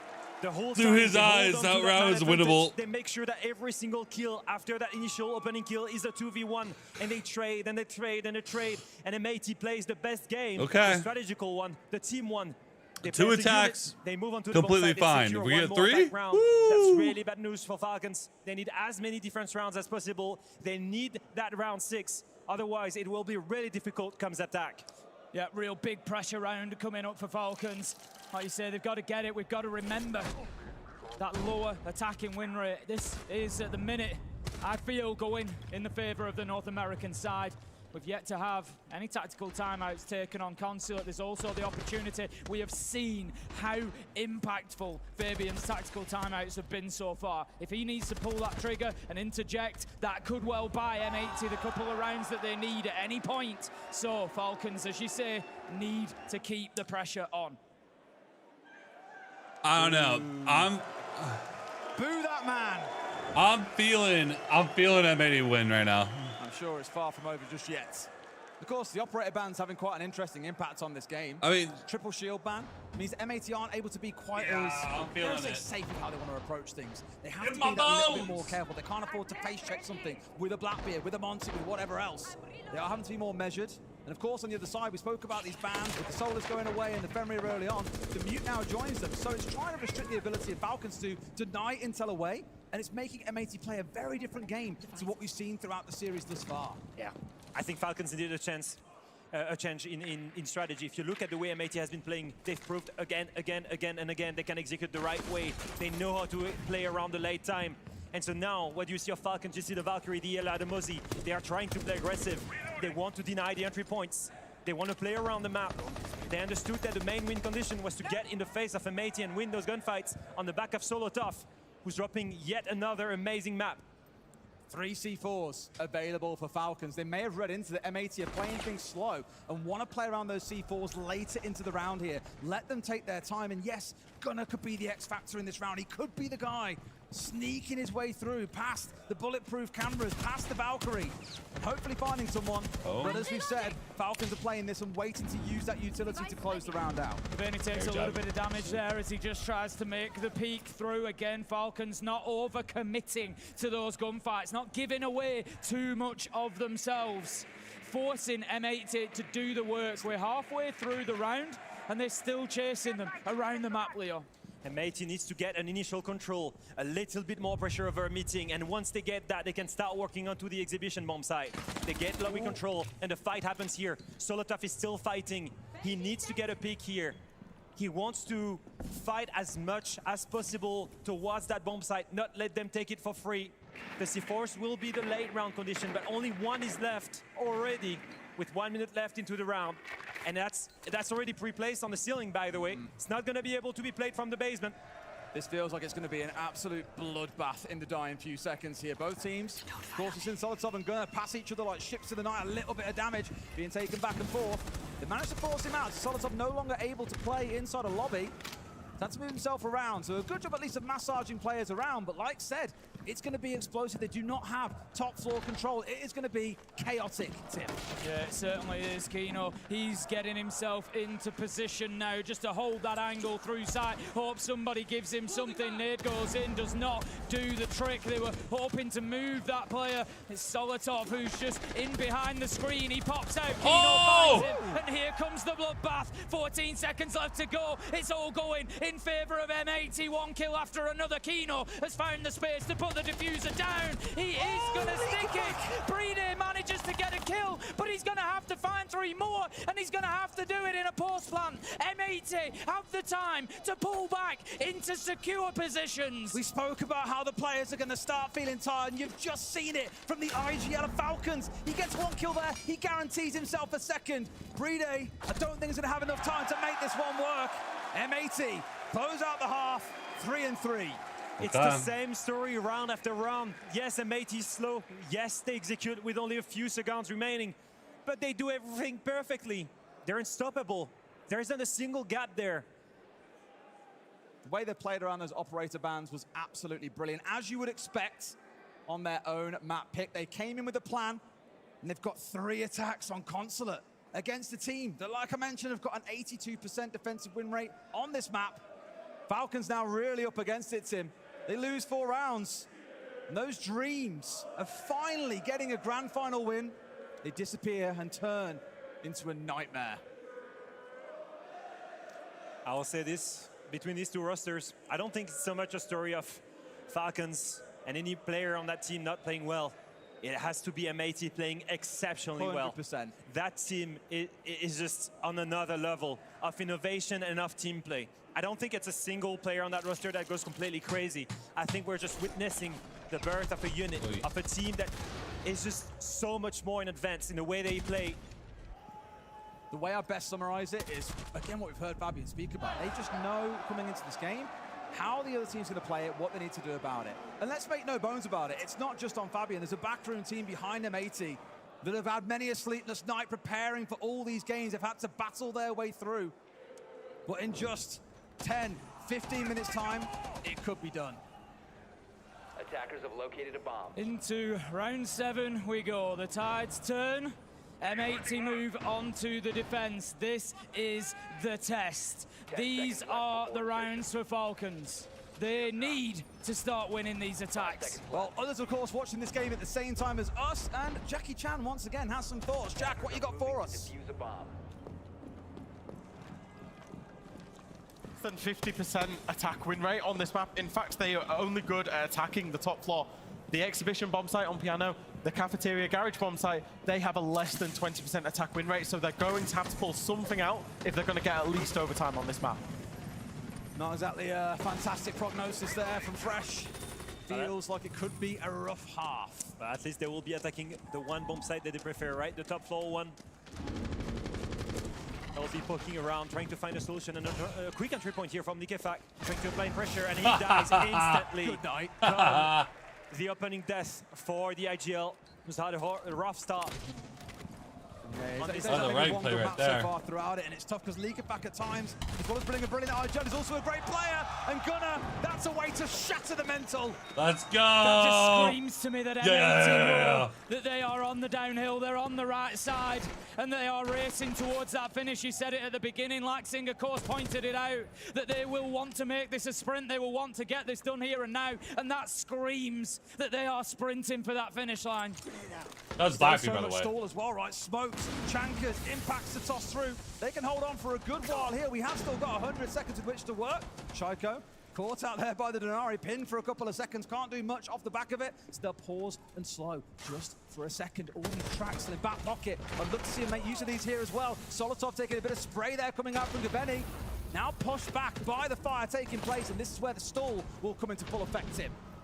Peeking around the corner here, trying to get something going, but there's absolutely nothing to be found. Gunnar is there waiting, ready, pounces with a headshot, takes him down, and it leaves Falcons now 2 versus 4. Make that 3 for Gunnar. He's just collecting them at this point. They're in his pocket. He owns this top floor. And right now, there is one more available. Kino finds it with a shotgun. And M80 take their first defense, and this could be This could be the start of something really special for the NA team. One step closer to the major trophy. On the back of that first kill, Liquefact tries to get aggressive on the top of statue or spiral. He's spotted quickly, dispatched by Diffuser, and after that, everyone's locking down. After that, the rest of the team, all 4 teammates at the top floor, they lock down the perfect crossfire. And the same lineup using the Denari and the gas grenades. A completely different take than Falcons had in attack. Way more readable here for the Falcons. Just looking like the momentum has drastically shifted. We've said it a lot, but they are in control. Consulate is their backyard, and they're showing it with the kind of confidence they've played with. And the sheer aggression here, that jump out from admin, that screams, like you said, Tim, that they believe that the hardest part of this grand final is behind them. They believe they had it in them now. They're on one of the best maps of that roster. In fact, their highest preference map. They're on the defense side. They had 3 attacks. They're only 3 rounds away from possibly lifting another major trophy, from possibly having Kino win his first major, from possibly Fabian being the first person ever to lift that major trophy as a player and also as a coach. It's a funny story looking through the entry stats throughout this game as well overall. It is not a pretty picture for Falcons, currently down -8 across the series. And the player dragging M80 through so many of these, Gunnar and Hot and Cold, 10 and 6 and 6 and 2 respectively. It's again that aggression, the willingness to get up in Falcons' face that's been doing them so much wonders. They're always catching them by surprise, the jump outs, the surprise aggression. They really do just like they're a little bit, just a little bit further ahead than Falcons this time round, Tim. Gonna be just trying to change things up a little bit here in the approach, Falcons. We saw Shaiko just relocating out of the building, gonna look for another point of ingress. It's gonna be Liquefact roaming around in the basement at the minute, trying to track down, but look at this, they've got him on the pulse scanner the whole time. That information from Hot and Cold is gonna be fed back to his team. They're gonna know everything that's going on around them. Kino, Gaveni have both taken some damage though. Here comes the challenge. Damage is all well and good, Tim, but it's got to be kills they're collecting. That's their first phone call coming out. Again, I always sing about these 2 operators for Falcons. Dockerby, Deimos, bread and butter for them, but not if they can't capitalize. Hot and Cold on the pulse, taken away. A lot of that information now disappearing for the side of M80s, who've still got half a round to go, Leo. But the control is very limited for Falcons. They can get more man advantage, but they need to start on getting more control here. The problem is that they cannot execute on site yet. They don't have the floor control. And even though they have the man advantage, they need more than that. They need to flood, they need that kill on the player here. Kino's the one to watch for. They've got no nades to really make him move as well. Shaiko just holding and waiting. As long as he can keep one player pinned down, then it is far from the end of the world. Kino made him going upstairs. No, he's gone downstairs here, actually. Hovering around with that C4 in back pocket. The other 2 players both upstairs. And so Falcons have really got to respect the damage that can be done. Kino working underneath with that C4. Tim, they could delete them here from top floor and basement without ever having to fight them on the ground floor. And it just shows exactly why they are playing so well, both of these teams today, looking to find answers at every turn. We can see utility being dumped into the site by Falcons. Kino, however, he's the one with the utility that pays. Nice. It's going to be a nitro, it's going to be a kill onto Brede. Do we need trade? 2 as Usus is there with the trade, but Gaveni picks up Liquefact at the same time. Usus, Shaiko, they've got it all to do. Malusi, the track comes in, but it doesn't matter. Gaveni has got the answer, he backs his teammate up. Shaiko, he might be able to stick the plant. They find some damage, they find enough. It's 4 Let's in the go. for Gaveni. It's 5 on the scoreboard for M80. I said earlier in the series, Nah, having an incredible tournament. And when your needs start going big, you had a massive round on the previous map and now a 4K to get one of those 3 rounds that M80 need to wrap this up. It's all good and well to get 2 opening kills, but if you don't have any single control on that map, if you don't have the control of the top floor, nothing you can do. Tag time up for Falcons, let's take a listen. Try run round, full default, with multi, we go step by step, no gaps, and then you progress. You can try to direct as well, and like rotating above mid-round, because it's good to know. We put pressure side, we let them have the doubt about what we're doing, and then we rotate above. I feel like what we did last round was really good, but then we lose control of the map, you know? We don't have drones, they just like keep refragging. So we either play really compact together, or maybe 4-1, or maybe more direct to site, okay? Yeah. Let's go, guys, round by round. And remember the rush on CO, the W7M. If you guys feeling it, you can do okay. Let's be creative, guys. Let's go. Let's go, guys. To the end, guys. To the fucking end. Let's go, guys. Let's go, guys. Let's go, guys. It's not over yet. Let's fucking go, guys. Let's go. Let's go, guys. Let's go. That's the change we're looking for. That's what's been missing at previous events, Tim. But being hyped doesn't guarantee round wins, I'm afraid. We need to see Falcons really stack up here and get something magic happening as we step in to round 9. M80 now just 2 rounds away from an absolute dream finish for them here in Munich. It's time. They know what this is all about. They've got plenty of experience stood behind them as well to help guide them through. Of course, in that tactical timeout, Fabian will have had the opportunity to feed back to his team at the same time, and we've seen the impact. It's been visible as the impact that those tactical timeouts have had for M80 today in the grand final.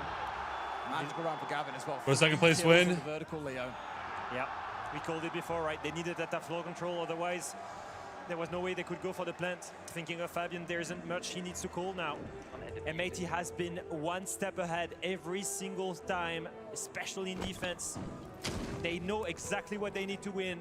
They play towards that late round. First place wins 250,000. Second place wins 125. And the same story will apply here. You win half the prize. They go defend tellers. They've got information with the pulse again. So it's effectively they're playing for like $130,000. This time it's on Kino. Again, having a great game despite his support role. I always worry when we get to this point. We've heard teams talk about it throughout the tournament. When a team starts running back to playing Shields team, especially the Monty, that's panic station. If you heard Julio speaking during the timeout about wanting to see the play off a 4-1 split, spoke about that being the old way. Back when they were on BDS, that was often how they play. They've definitely evolved over time, but is this a hark back to what they're comfortable on, maybe? Shaco's got himself straight into the map, just looking to create a bit of space here. We can see that front breach opening up. They are looking to push across from basement, from that garage entry, and put pressure direct onto site, horizontally, rather than worrying about getting that whole map control wheel. It's slow, it's steady, they're getting information with the drones, and most importantly, they're compact. They should be in a situation where they should get trades. The only loose one is Liquefact now. You've seen him on the ground floor. He's looking for a first pick. If he dies here, there is no trade. The problem is, every move they're making is being read by M80. They see it on the Solus, they see it on the Pulse. They've got more intel than what Falcons do. They're down to just a couple of their drones being left alive here. They've been chewed up by Gaveni running around on the Solus. But Gunnar is here. He's in piano. He knows about the Ash. He knows about the Ash in lobby, and he gets a kill. And like I said before, Liquefact is by himself. There is no trade potential. And once again, that's the opening kill going the way of M80. I think they're just going to try and hit site here. They've gone in pretty rapid, but you've always risked now being hit on the flank by someone.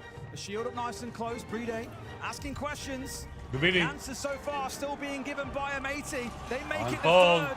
They're about to go to championship point, Tim, and a flawless round is a great fashion to do it in. What an amount of momentum that is going to give M80. They are playing quite simply beautiful siege right now, Leo. This is a phenomenal performance from them. I always say it's one thing getting to championship point, it's another closing it out. But I have no doubt about the ability of this team to do exactly that. They are operating on another level right now. The innovation is at an all-time point. I think once again, completely spread around the map, exactly the control they need. They let Liquefact go through. They have the information with the pulse and also the default cam. They play around it. That exhibition player gets rid of him.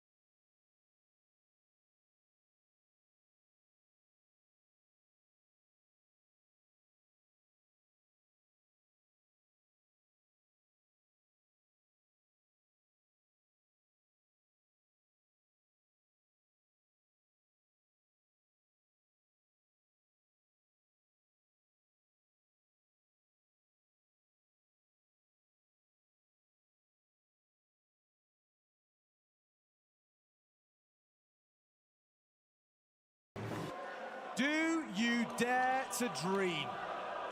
Do you dare to bet against this Falcons team not being able to win 2 more? The odds are against them, but M80 have shown that they are not infallible. They can lose rounds on the defensive side of Consulate. All it's going to take is one small gap they find, and Falcons will still crumble. There is a lot for them to do, Leo. Absolutely. And that one round, that one single round to me screams hope. It gives hope to me, to you, to the crowd, to these guys, that they can still make it. That's just 2 rounds. 2 rounds is nothing. That was a proper attack, that one. And they can do it again. Munich, you've heard it said many a time, but if you want them to get this one over the line, they need your support more now than ever. This is what it comes down to. Still 2 more rounds to go. And even then, they'd have to fight their way through OT. Fight with them, and you may yet be rewarded. Jaga's not the play. It was the play. From M80, they have got 2 So Jaga wasn't the reason they lost that round. To close this out, 2 more championship points. But as I said, the pressure that you feel under that championship point is just another round of siege, right? Wrong. It builds, it eats away at you, and everyone that slips by will make it more difficult for them. They will want this done here and now on the top floor. And look at this setup, it's completely different. This time, Gavini, they've lost the pulse. They're going on the Vigil on the Denari. They're going to play aggressive. The late run condition is there with Holten, Cole, and Kino. They've got the 3 gas grenades and the gas canisters and the fire canisters, but Gunnar and Gavini, they're going to get aggressive. That must be the 3rd round in a row now. They've tagged someone on the side of M80 early in the round, taking them down a few points. What could have been a headshot and giving them a massive commanding advantage just isn't going their way. Hot and Cold lives to fight another day and still has 20 Schumachers in back pocket. It's the exact same strategy. Liquefact going downstairs with a buck, but the rest is an admin take. And as you can see, the Vigil, the Denari, they were there to try and prevent that admin take, that admin push. They've burned a lot of time, and it's exactly what they wanted. They are not giving up that admin. They're falling back. They're going to hold the site. They've burned almost 1 minute there. And Solotov and Bride, they advance. They're trying to get the control. Gunnar Gavini will come later. They will try and prevent that execution with sheer firepower. Falcons have got themselves in full control over of the admin side, but right now it feels like there's just a little bit of a struggle for them to move forward. M80, they are dug in deep, playing behind that utility. We see, I think, maybe a little bit of a misthrown nade there. It's going to leave that shield in position. It just shows what the pressure can do at this point, Des. Diffuser working his way up from the basement as well. Probably trying to hunt down Liquefact, who they know is sniffing around underneath. What a crucial kill it would be, and another one where Liquefact will get caught out with 0 knowledge about what's going on below. Benny's up on the top quarter on the Vigil as well, keeping himself busy around long desk. That is going to be the first battleground here. Liquefact knows he's just baiting. He wants to kill. Shaiko drops Gunnar. They've got the opening kill. Diffuser wins the fight against Liquefact. Tachanka is looking to challenge. Diffuser manages to find another. It's 4 versus 3, but we see a team kill. Kino takes out Gavini. The plant is going down. The pressure continues to mount onto Hot and Cold, but he fights back. He digs deep. The diffuser is down, and the retake is on. The Blackbeard is still alive. There's 30 seconds for M80 to close this out. Trying to use the Schumacher launcher. It's a 1v1. It's Hot and Cold versus Shaiko. Falcons keep alive. Oh, fuck. We're getting all 12. 2 match points saved, and Shaiko, we say it once again. He needs to tell in that grand final. He gets a triple kill. Close out the round, gets the clutch they need. Oh, no. And he's not giving up. They're fucking slow as fuck. Yeah. Wait, we can do CEO Clash. CEO Clash. I think we do have that over there. Pause that. Crow's ass. Yeah, I can get Cade or even fucking Vanity if you have. We can go Benny. Let's give up the Tachanka. Don't be afraid. Yeah, I think we go with the Tachanka. Give up the Tachanka. And then we relax. Push the end of round. Let them walk into our crossfires. That's all we need. The Clash is going to mess with them. What I am going to ask you for now is that they're probably going to try something similar and then pull. Or do the other way around. Deep breaths, guys. Deep breaths. Yeah, all in our own fucking hands. Fenrir is great. The Clash. Who's playing the Cade now? I am. Let's get this fucking done, guys. Okay. We have this in our hands. Whatever This you is want. our game. I believe in you guys. Wait, shut the top. Yeah. Oh boy. Telling his team to take a few deep breaths. I feel like I need a few. Just so happens that once again, Shaiko is the guy that's left in the 1v1 and finds another way to keep his team fighting. What a crazy call from Fabian. He's going to call that roster to go to the same bomb site again 3 times in a row. They're going to go and try to defend it once more.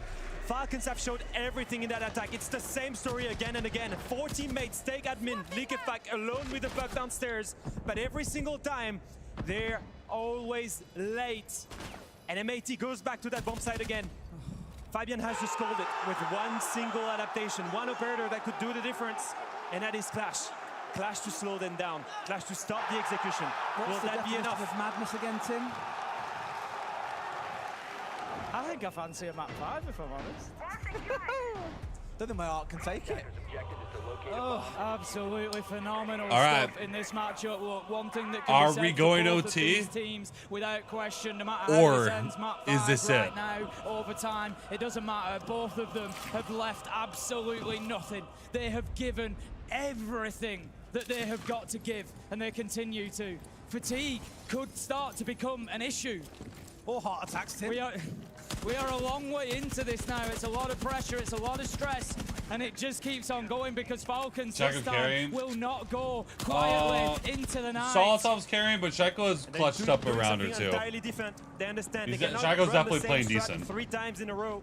Fabian's call has forced them to try and innovate, try to do something new. But can they do it every single time? They've went away from that attack. They've failed. They have to do it now to save the final match point and make it to overtime. Call me a cynic, but I don't know if the Clash is going to fix everything for them. They've tried with the Chanker a couple of times. Hasn't quite offered what they needed. It nearly burnt Brede to a crisp in the prior round, but he managed to escape just in time. Eventually went down to the gunfight anyway. But they're really going to have to hold on here, Tim. He died said, to let's the get this done, close it out here. fire. Now it's your game and to then win. got finished off by a gun. The Falcons, you just feel something's in the air. Solotov manages to pick up that opening kill. They're using those shields to pressure 4 versus 3 as we get a bit of a back and forth. Brede does take a lot of damage. 3 versus 3 as Diffuser manages to find one. The challenge is there onto the Blackbeard. 3 versus 2. This could be the moment. The NA team, plenty of time left on the clock for them to eat up. But Brede is low health and Likefak has got a serious job to do. No utility available here for the defenders to stave off this shield. The last call comes on through from Likefak. They have to do You can walk all the way to the window. 1 minute left on the clock for Falcons to rescue themselves, but it's 3 No, Kino killed him! There's a Brede left on his own on a Monte. Most of these players... No, it's Likefak. He's left alive. He's 1v2. He's fighting back. But we look at the side of M80, they've got him either side. Most of these players, they took the title in Manchester, but they were scattered. When the wave that they rode crashed back with a bang, a new blood. That's all she wrote. They've beaten all opposition. M80 are your Munich Major champions.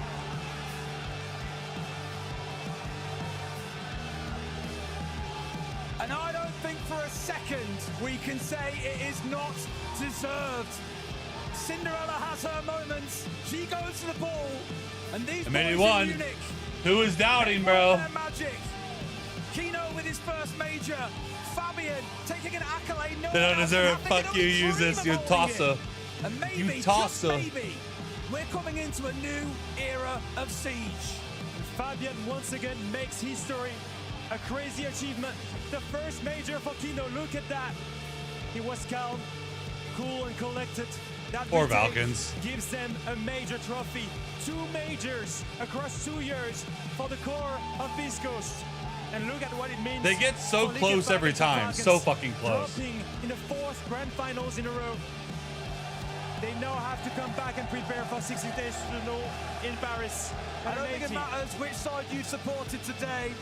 M80 deserving of our praise, of our applause, of everything they've won. And at the end of the day, it's heartbreaking for Falcons, absolutely. But let's not forget on the other side, for every loser, there has to be a winner that is more than deserving. a phenomenal performance. They won EWC several times. They have money, so I don't feel that bad. Through the entire tournament, it takes a lot to win it, and they've shown exactly what is needed. So nice for these guys as well. A number have got their parents around. It's a lot to celebrate with both friends and family, but of course, down on the stage, the man himself, Ian Chambers, is standing by with our winners. What a grand final. M80. Bro, the worst feeling in the world is like having to pack your gear up after a loss and all this hype music stuff going around. Like the dreams once again for Team Falcons. I'm standing by here with the main man himself, Gunnar. You've done it again, and you fought so hard for this one. Yeah, I mean, you could ask anyone in NA. No one would have ever thought I'd be a 2x major winner. The first one people said was a fluke, but here we are. Everyone here is fucking shit that we play. I'm just kidding, but GG's everyone, and let's fucking go! Listen, I want you to go with your teammates, grab that trophy and bring it right here.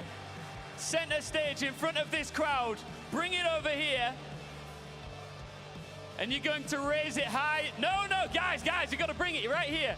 This is it, center stage. Ladies and gentlemen, your Rainbow Six Munich Major Champions, it's M80! Who won Finals MVP? I don't know. If I had to guess, it probably would have been Kino. Gunnar had really big games, and so did Diffuser. But the Diffuser and Gunnar also had occasional bad games. And Kino was always like very consistent, playing weird fucking roles.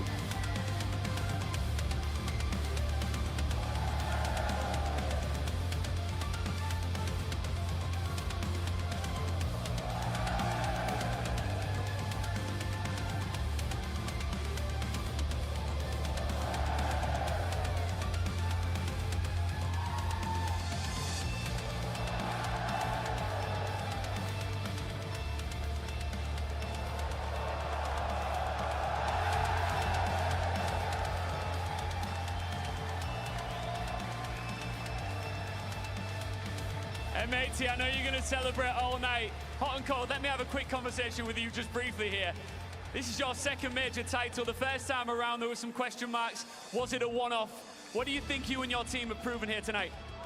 I mean, obviously, we've proven that we're not some one-off miracle run. We got what it takes. I mean, we're going to keep racking them up. I'm not stopping until I get an SI. That's next. Yep, that's next for us. I love that. Hot and cold, congratulations. Where's Kino gone? I want Kino over here. Come here. Fabian, come here as well. Enjoy that ugly ass trophy. Kino, come and join me here. Congratulations, man. You've been part of this scene for time, and you are the only member of this roster who's just achieved his first major. How does that feel? I don't even know what to say. I'm literally crying right now. It feels amazing. You deserve it, man. Congratulations. Fab, come on in here. Let me have a quick chat with you. Come on. Right here. This man has done everything there is to do in this game. 6 Invitational, winner as a player and as a coach. And now a major winner as a player and a coach. Fabian's fighting off the tears. Your legacy just continues to grow and live on. But I know for you, it's not about you, this, is it? It's not at all about me. This team is so hardworking. They believe in everything that I brought to them. And the way that we work, it's not because of me. It's because of all of them embracing it and building the team culture we have. Without them, I would be nothing. So it's all them. One thing that I really enjoyed, I've been watching you and your coaching methods verbally a lot over the past few days. But in that final round where you knew you had to clutch up, you brought a real calm demeanor. You relaxed your team and you brought it home. How important do you think it was to make sure everybody just kept their head? They kept level-headed, but simply small fixes was all we needed. It was so close. And when people have small nerves, it makes it more difficult. Calm them down, just let them do their thing. One thing is for certain with us though, we're not fucking done. We're gonna take every fucking trophy we can, and if anyone tries to stop us, I wish you the best of fucking luck. Couldn't have said it better myself. Guys, go and raise the trophy one more time. You deserve it in front of this phenomenal crowd. One more time, Munich. for your major champions, M80!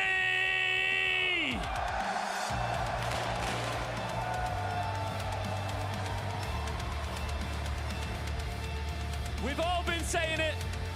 It's arguably been one of the most competitive majors we've ever This is his had. first coach trophy. Other trophies are his player. No, I know. On top, M80 close out the show as your champions. And that leads us on to looking ahead now.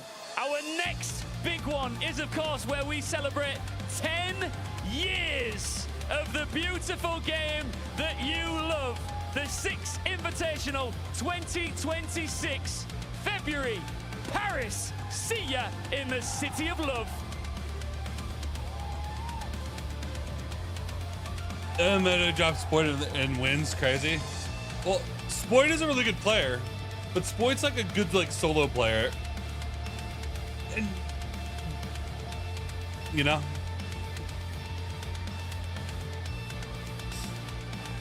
And it's not that Spoit's bad. Spoit's won a major too.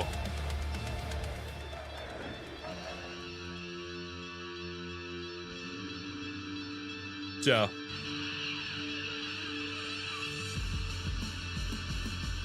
Wait, Krusty, what did you say? Hot take? M80 will win SI 2026? That is extremely hot take. I don't think that M80 is bad, but everyone's gunning for them now. Like, you have people that kind of prep for you, and now people are definitely going to prep for you. Like, you can't get away with nearly the same amount of shit as you did before.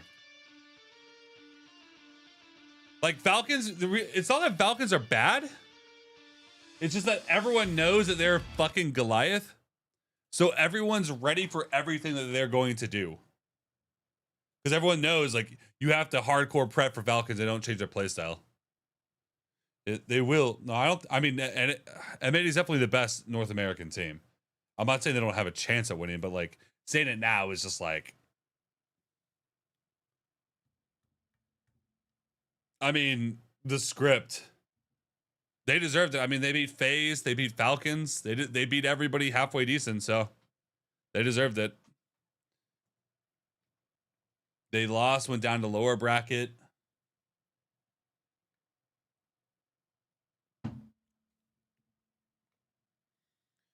Woo! And the major streams are done after today. Thank God. It was fun, but my God, there was a lot of streaming, bro. This fucking marathon. I mean, we're still going to be streaming for a bit because, you know, people are even going to be coming in for drops and shit. But like after today, like, my God, finally back to fucking normal.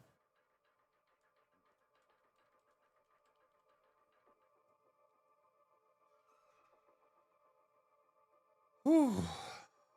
Back to fucking normal.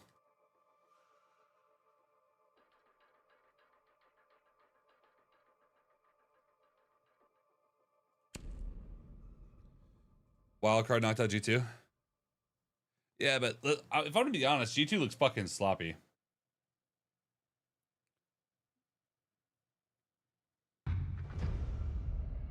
G2 is not the team that was going to win this event. I appreciate Nerfed. Not that G2's bad, but there was just no way that G2 was going to win this event. Nice break for you after. Yeah, no, it'll be good. And then tomorrow we start grinding the test server and we play a little bit more Arc Raiders. So, hey, for those of you that don't know, hey, Arc Raiders, bro, hit up the variety channel. We be posting Arc content. I need to get on that grind again. We got a little distracted with all this shit, so.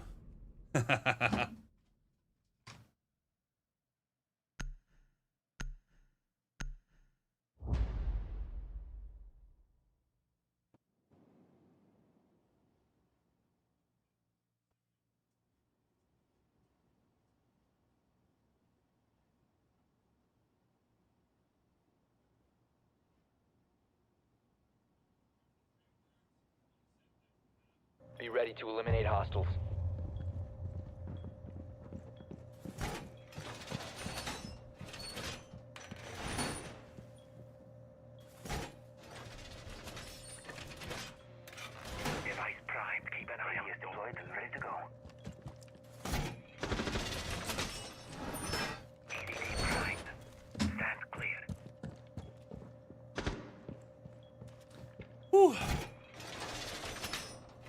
To make a video about grand final prediction? No, I just talked about it on stream because there's only one prediction, so I just said what my prediction was, which was M80. 5 seconds left. I said M80 was going to win. I was very confident. They beat him once, they could beat him again. There's no reason they couldn't. But, to be fair, Falcons were really... Every map that M80 won besides the last one, Falcons, like, it was like 8-7, bro. Like, it was a real fucking close. Device positioned. I mean, M80, they have one weak player. I mean, who? Who's the weak player? The Fuser is hot and cold. Like, he goes real hard, and then sometimes he's just kind of like, yeah. But everyone else is, like, really fucking solid. You couldn't replace anybody on that team. The only one maybe is the Fuser, but, like, he's, like, so ingrained in their shit, like, you wouldn't replace the Fuser. Like, the Fuser for Spoit, maybe. Something like that. But, like, they already tried the Spoit thing. They've been winning with the Fuser. Why would you swap that up? You voted M80? Of course I fucking did. Device activated. I ain't no bitch.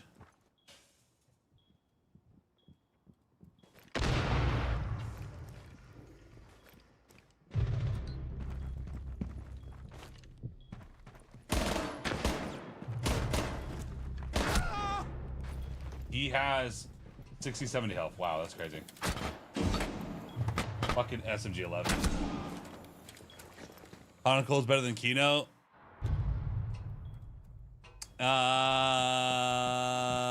No. Sorry. You don't believe that.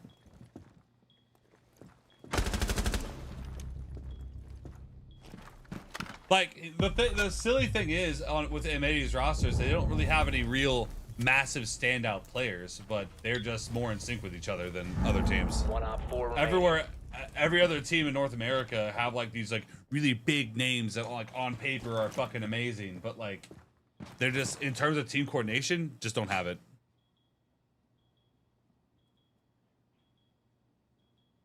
They're just like they're not like this. Like M80's more, I mean M80's not like this, but like they're more like this, and all the other NA teams are like this. Like,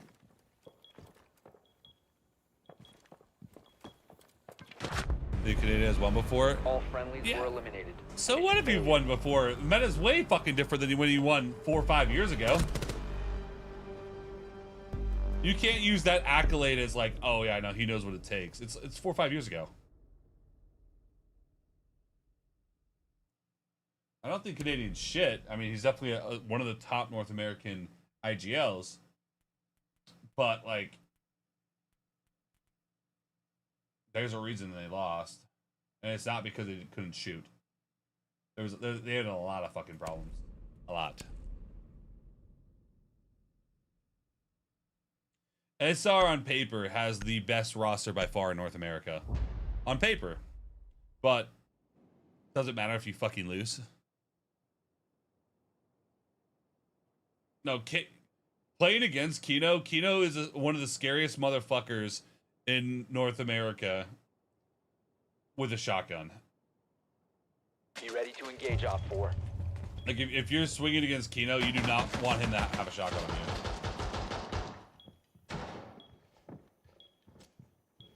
you. Pistol ADS change. There's a reason why he wouldn't, like, smoke every defensive round.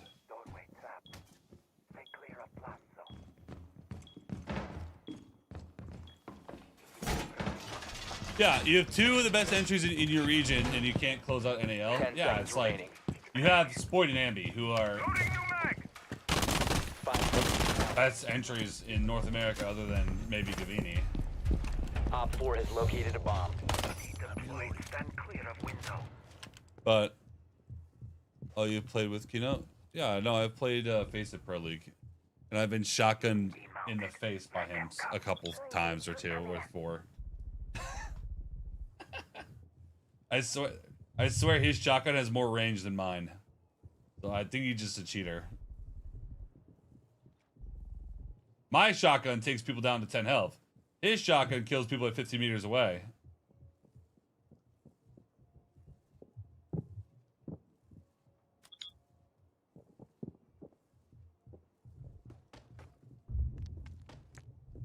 People give any hype is all fake. People need to start calling the best entry because that says so.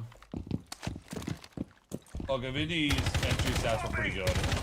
But for this major, it definitely didn't show it. Gavini was like not a bad player on M80. But like I personally didn't see like anything like ultra fucking massive from Gavini. There were a couple moments where he shined, but like this was like Kino, Hot and Cold, and Gunner show. And everyone else was just along for the ride.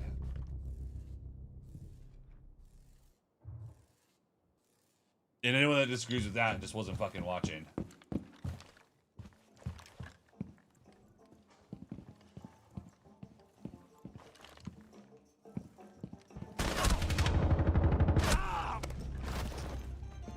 The way that he swung out scared the shit out of me. It was just...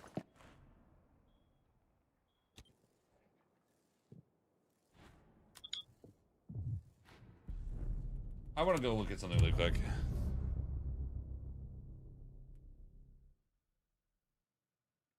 Just because they heated up doesn't mean Gav was bad. I'm not saying Gav was bad. They won the fucking major. Like, if you have a really bad player on your team, you're not going to win the major. It's not going to happen. Don't forget about the Fuser. Yeah, but the Fuser has like moments where he's fucking amazing, and then he has moments where he's going 2 and 10. Operators prepare to engage. And the 2 and 10 happen more often. I want to see this guy really quick because I'm just curious because just he gave me weird fucking vibes.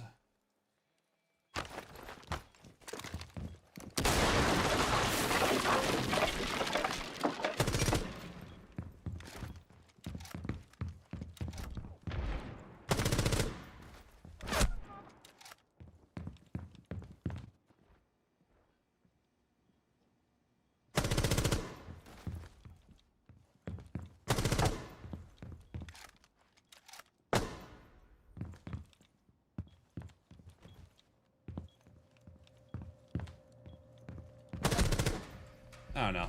It just felt weird to me.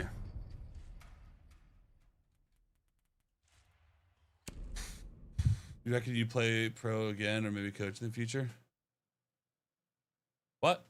No, I was never pro. The highest level of comp I played was T2. Basic Pro League wasn't like Pro League. It was like I don't even know how to explain what Basic Pro League was. But I was never a pro.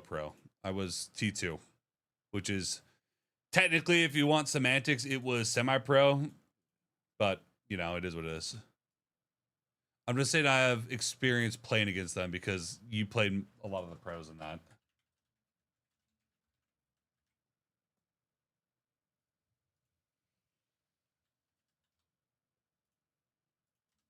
Sorry, I'm having to clip all the fucking new season content. I've been posting out a clip every single hour of the new stuff. Wrapping this one up.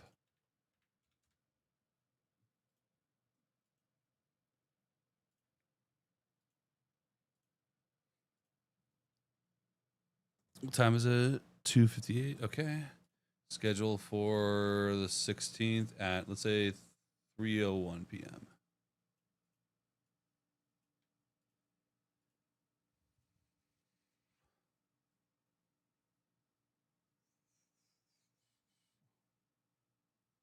Yeah, but just because someone has a different opinion than you doesn't mean they're dumb, brother.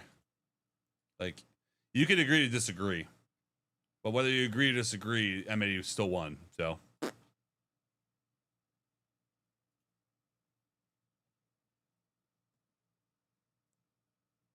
Okay, cool. Got my thing out. Alright, cool. Lily pad. Assembly tank. I'll go Jackal for this.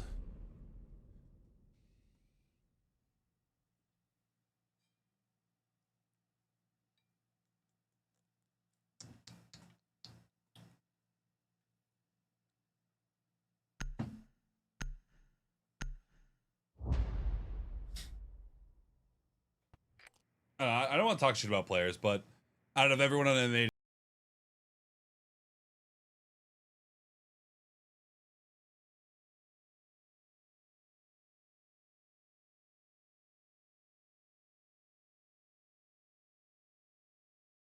Op 4 is reinforcing its location.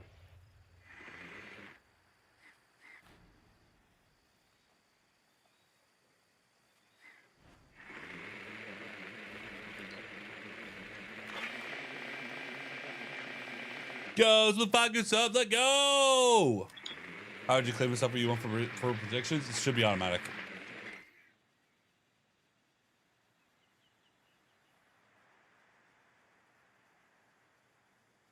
Goes with the Falcons subs. You go, baby. Let go. 10 seconds.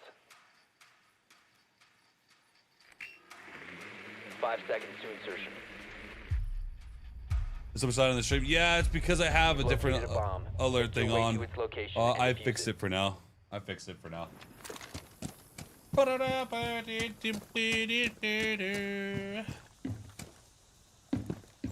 Yeah, it's a lot louder than it should be.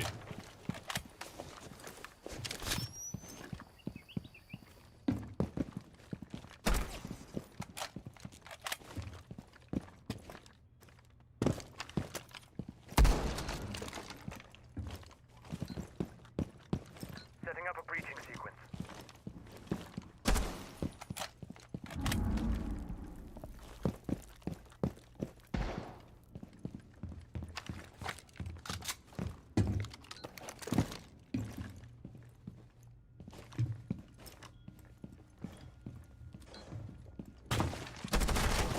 Reloading. Just keep them on their toes.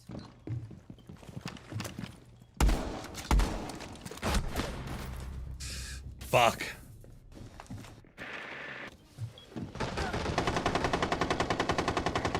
Fuckity. For the finals, M80.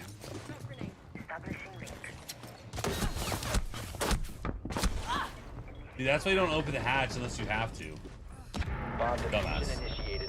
Protect the diffuser. Because when you die, you look like an idiot. Friendly operator remaining.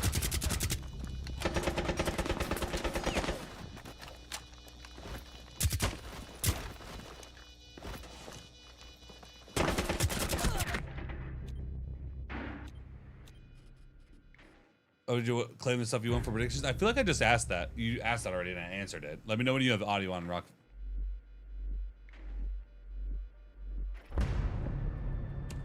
I'm not going to answer it a second time unless I know you for damn sure you're listening. Another Falcons joke, yeah. Yeah, like, regardless of, like, who people think are bad on M80, etc. I mean, I don't think anyone played bad because they won the major. You can't really win with a bad player, right?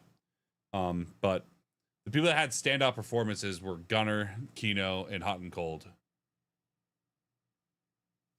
So, not that Gavini or Diffuser played bad. Like, there were a lot of moments where they both single-handedly won rounds over it, but their performances were definitely lower overall.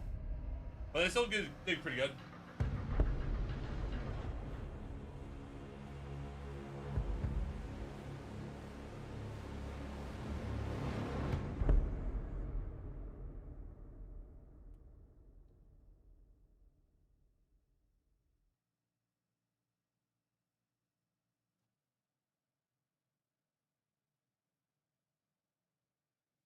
But I wanna be everyone.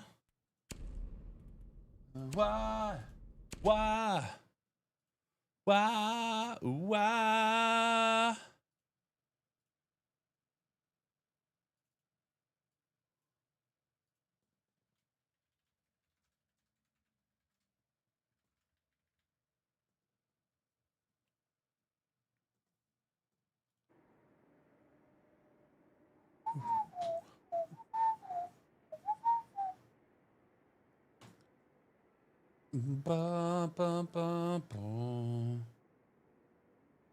Friendly drone deployed. Op 4 is reinforcing its location.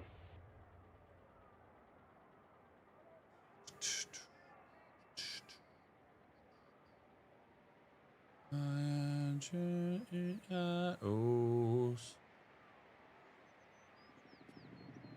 drops are turned off already? If drops aren't on, that means they got turned off. This is the best I got for you because I'm not told when they turn off.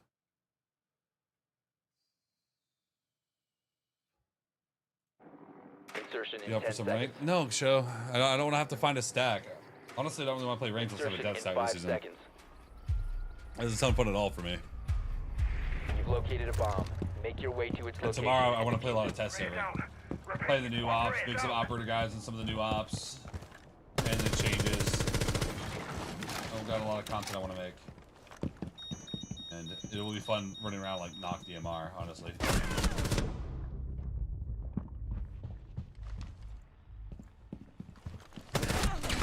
I knew I heard him to my left. I fucking heard that shuffle through that goddamn drone hole. Fuck. And I'm just chasing shadows. A Phantom Ass, I don't know if you saw it. I definitely did not see it. Don't wanna get scared.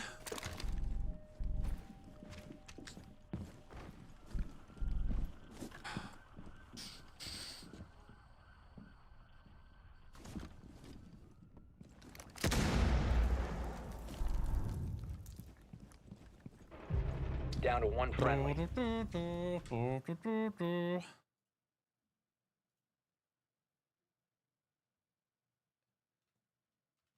Yes.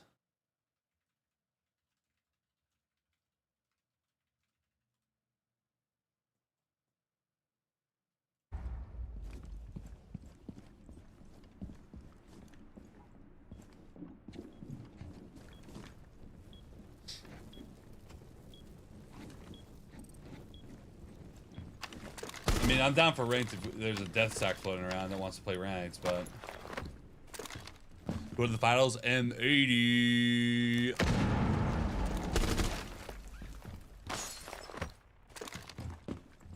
Yeah, no, tomorrow is all about test server shit. Like, I gotta do Thermite gameplay, I need Ace gameplay, I need Knock gameplay, Ebana TMR gameplay. Like, oh, there's a bunch of new things.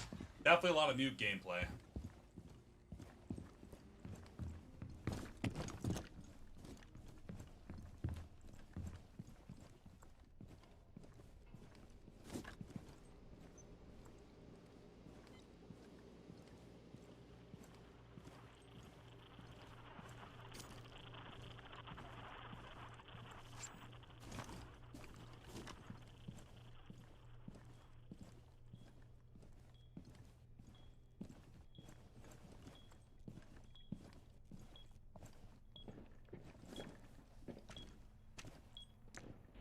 Seconds.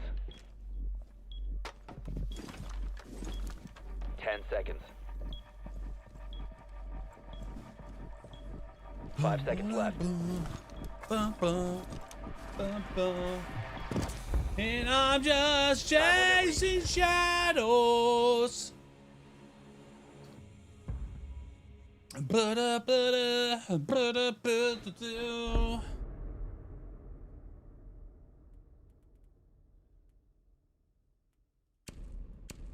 But yeah, no, so let me talk to you guys about drops really quick. I don't want to say this over and over.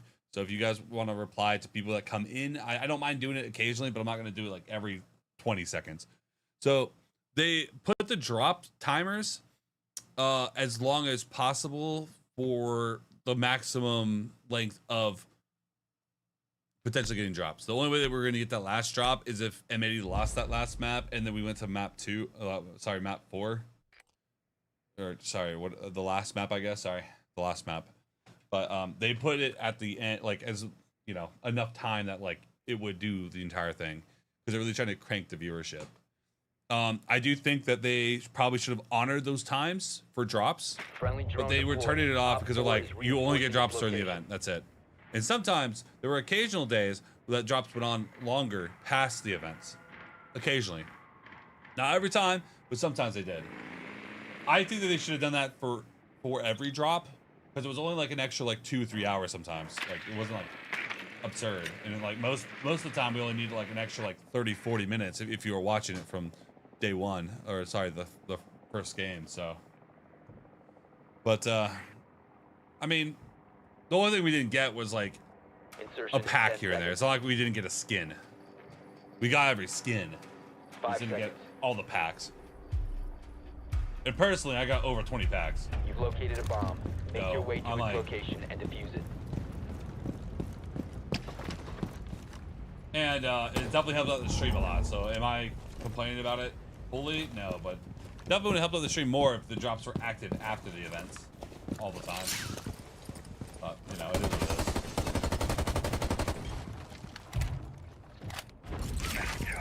Drone up and running.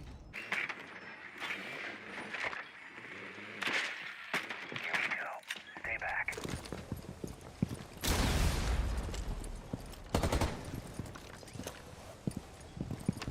Throwing a frag. Time to make a new door. I went for the fucking knife.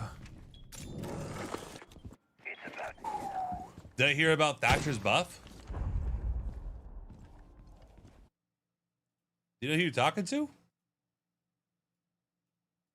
Brother, I gotta play this new season early. I gotta play the new op already. I gotta play all the changes. It's in the video that's posted in stream right now.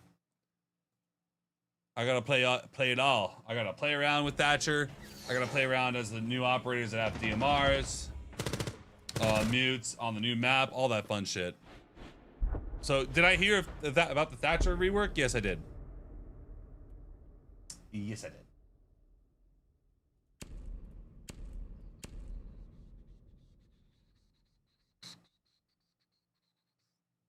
Thatcher was going to be interesting. Yeah, I mean, my biggest thing is, what's the point of fucking IQ now? Like, why IQ? Why go IQ?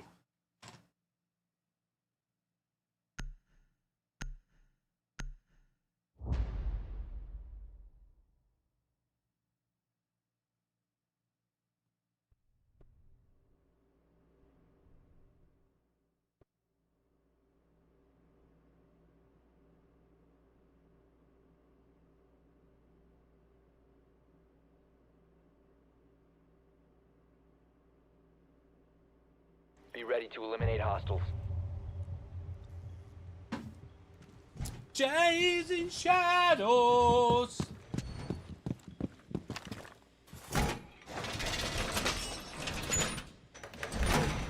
Because fun? Camera ready to act. Is IQ fun? I didn't think IQ was fun. There's no util and you have to funnel a door frame and then you die against anyone halfway decent. 10 seconds. You want automatic pellets? Yeah, you can shoot pellets this. 6, 6, 6, open everything. Op 4 has You can shoot pellets at like a machine gun practically. Not quite that fast, but EDD primed. Stand clear. EDD primed. Stand clear. okay. Swapping mags. Excellent jammer.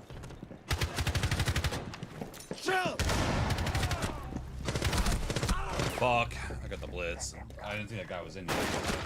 Oh, you crashed the door when I threw the impact.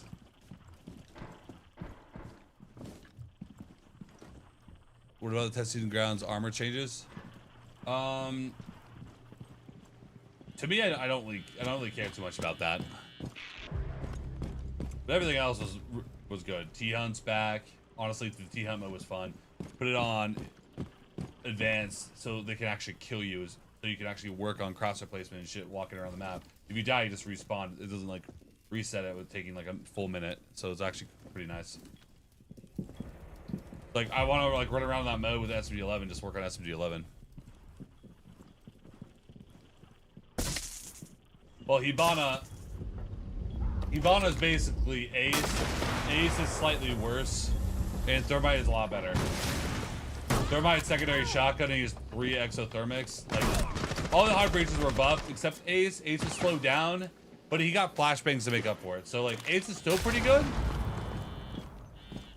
but he's a fatty now.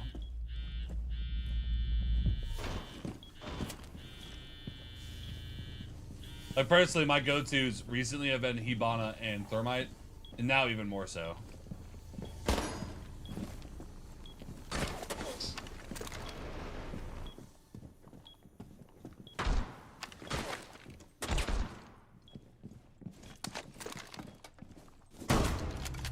One friendly operator remaining. Ooh. Mission failed. All friendlies have been neutralized. Ace's flashbangs, yes.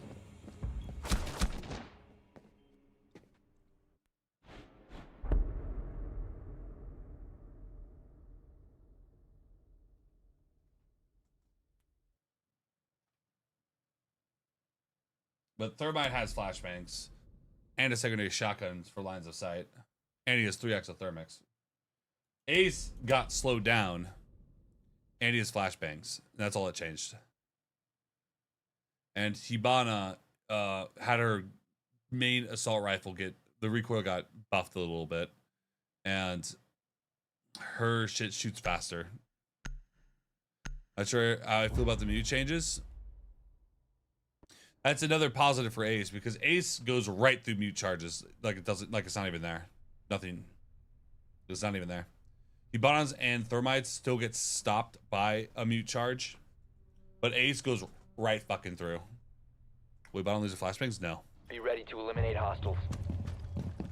I think the mute changes were nice because mute 2-speed. Honestly, I know mute's a good operator, but I was very hesitant on playing mute as a fucking 3 armor because I feel like I can't make plays like I need to. Mute being a 2-speed gives me a lot more flexibility. Anti-intel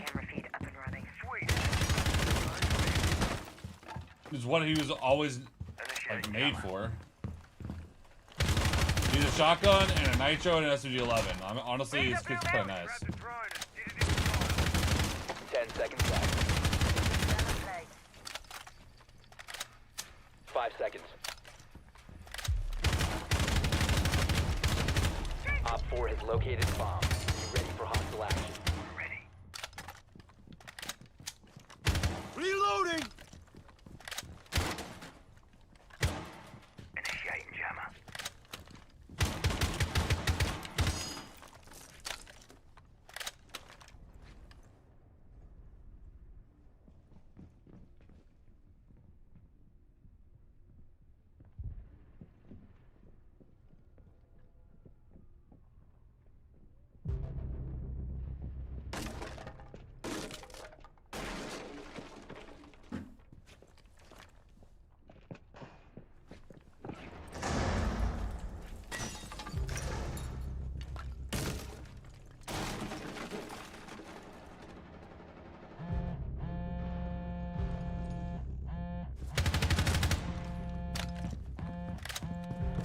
One Op 4 remaining.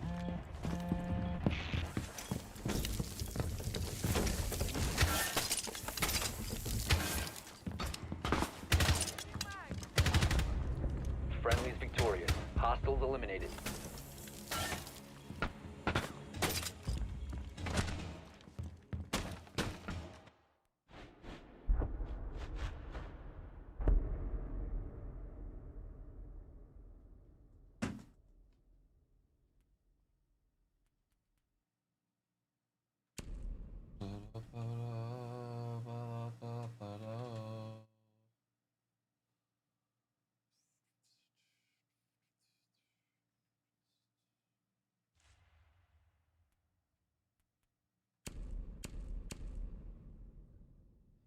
You can K castle barricades? Yes, you can also bandit them.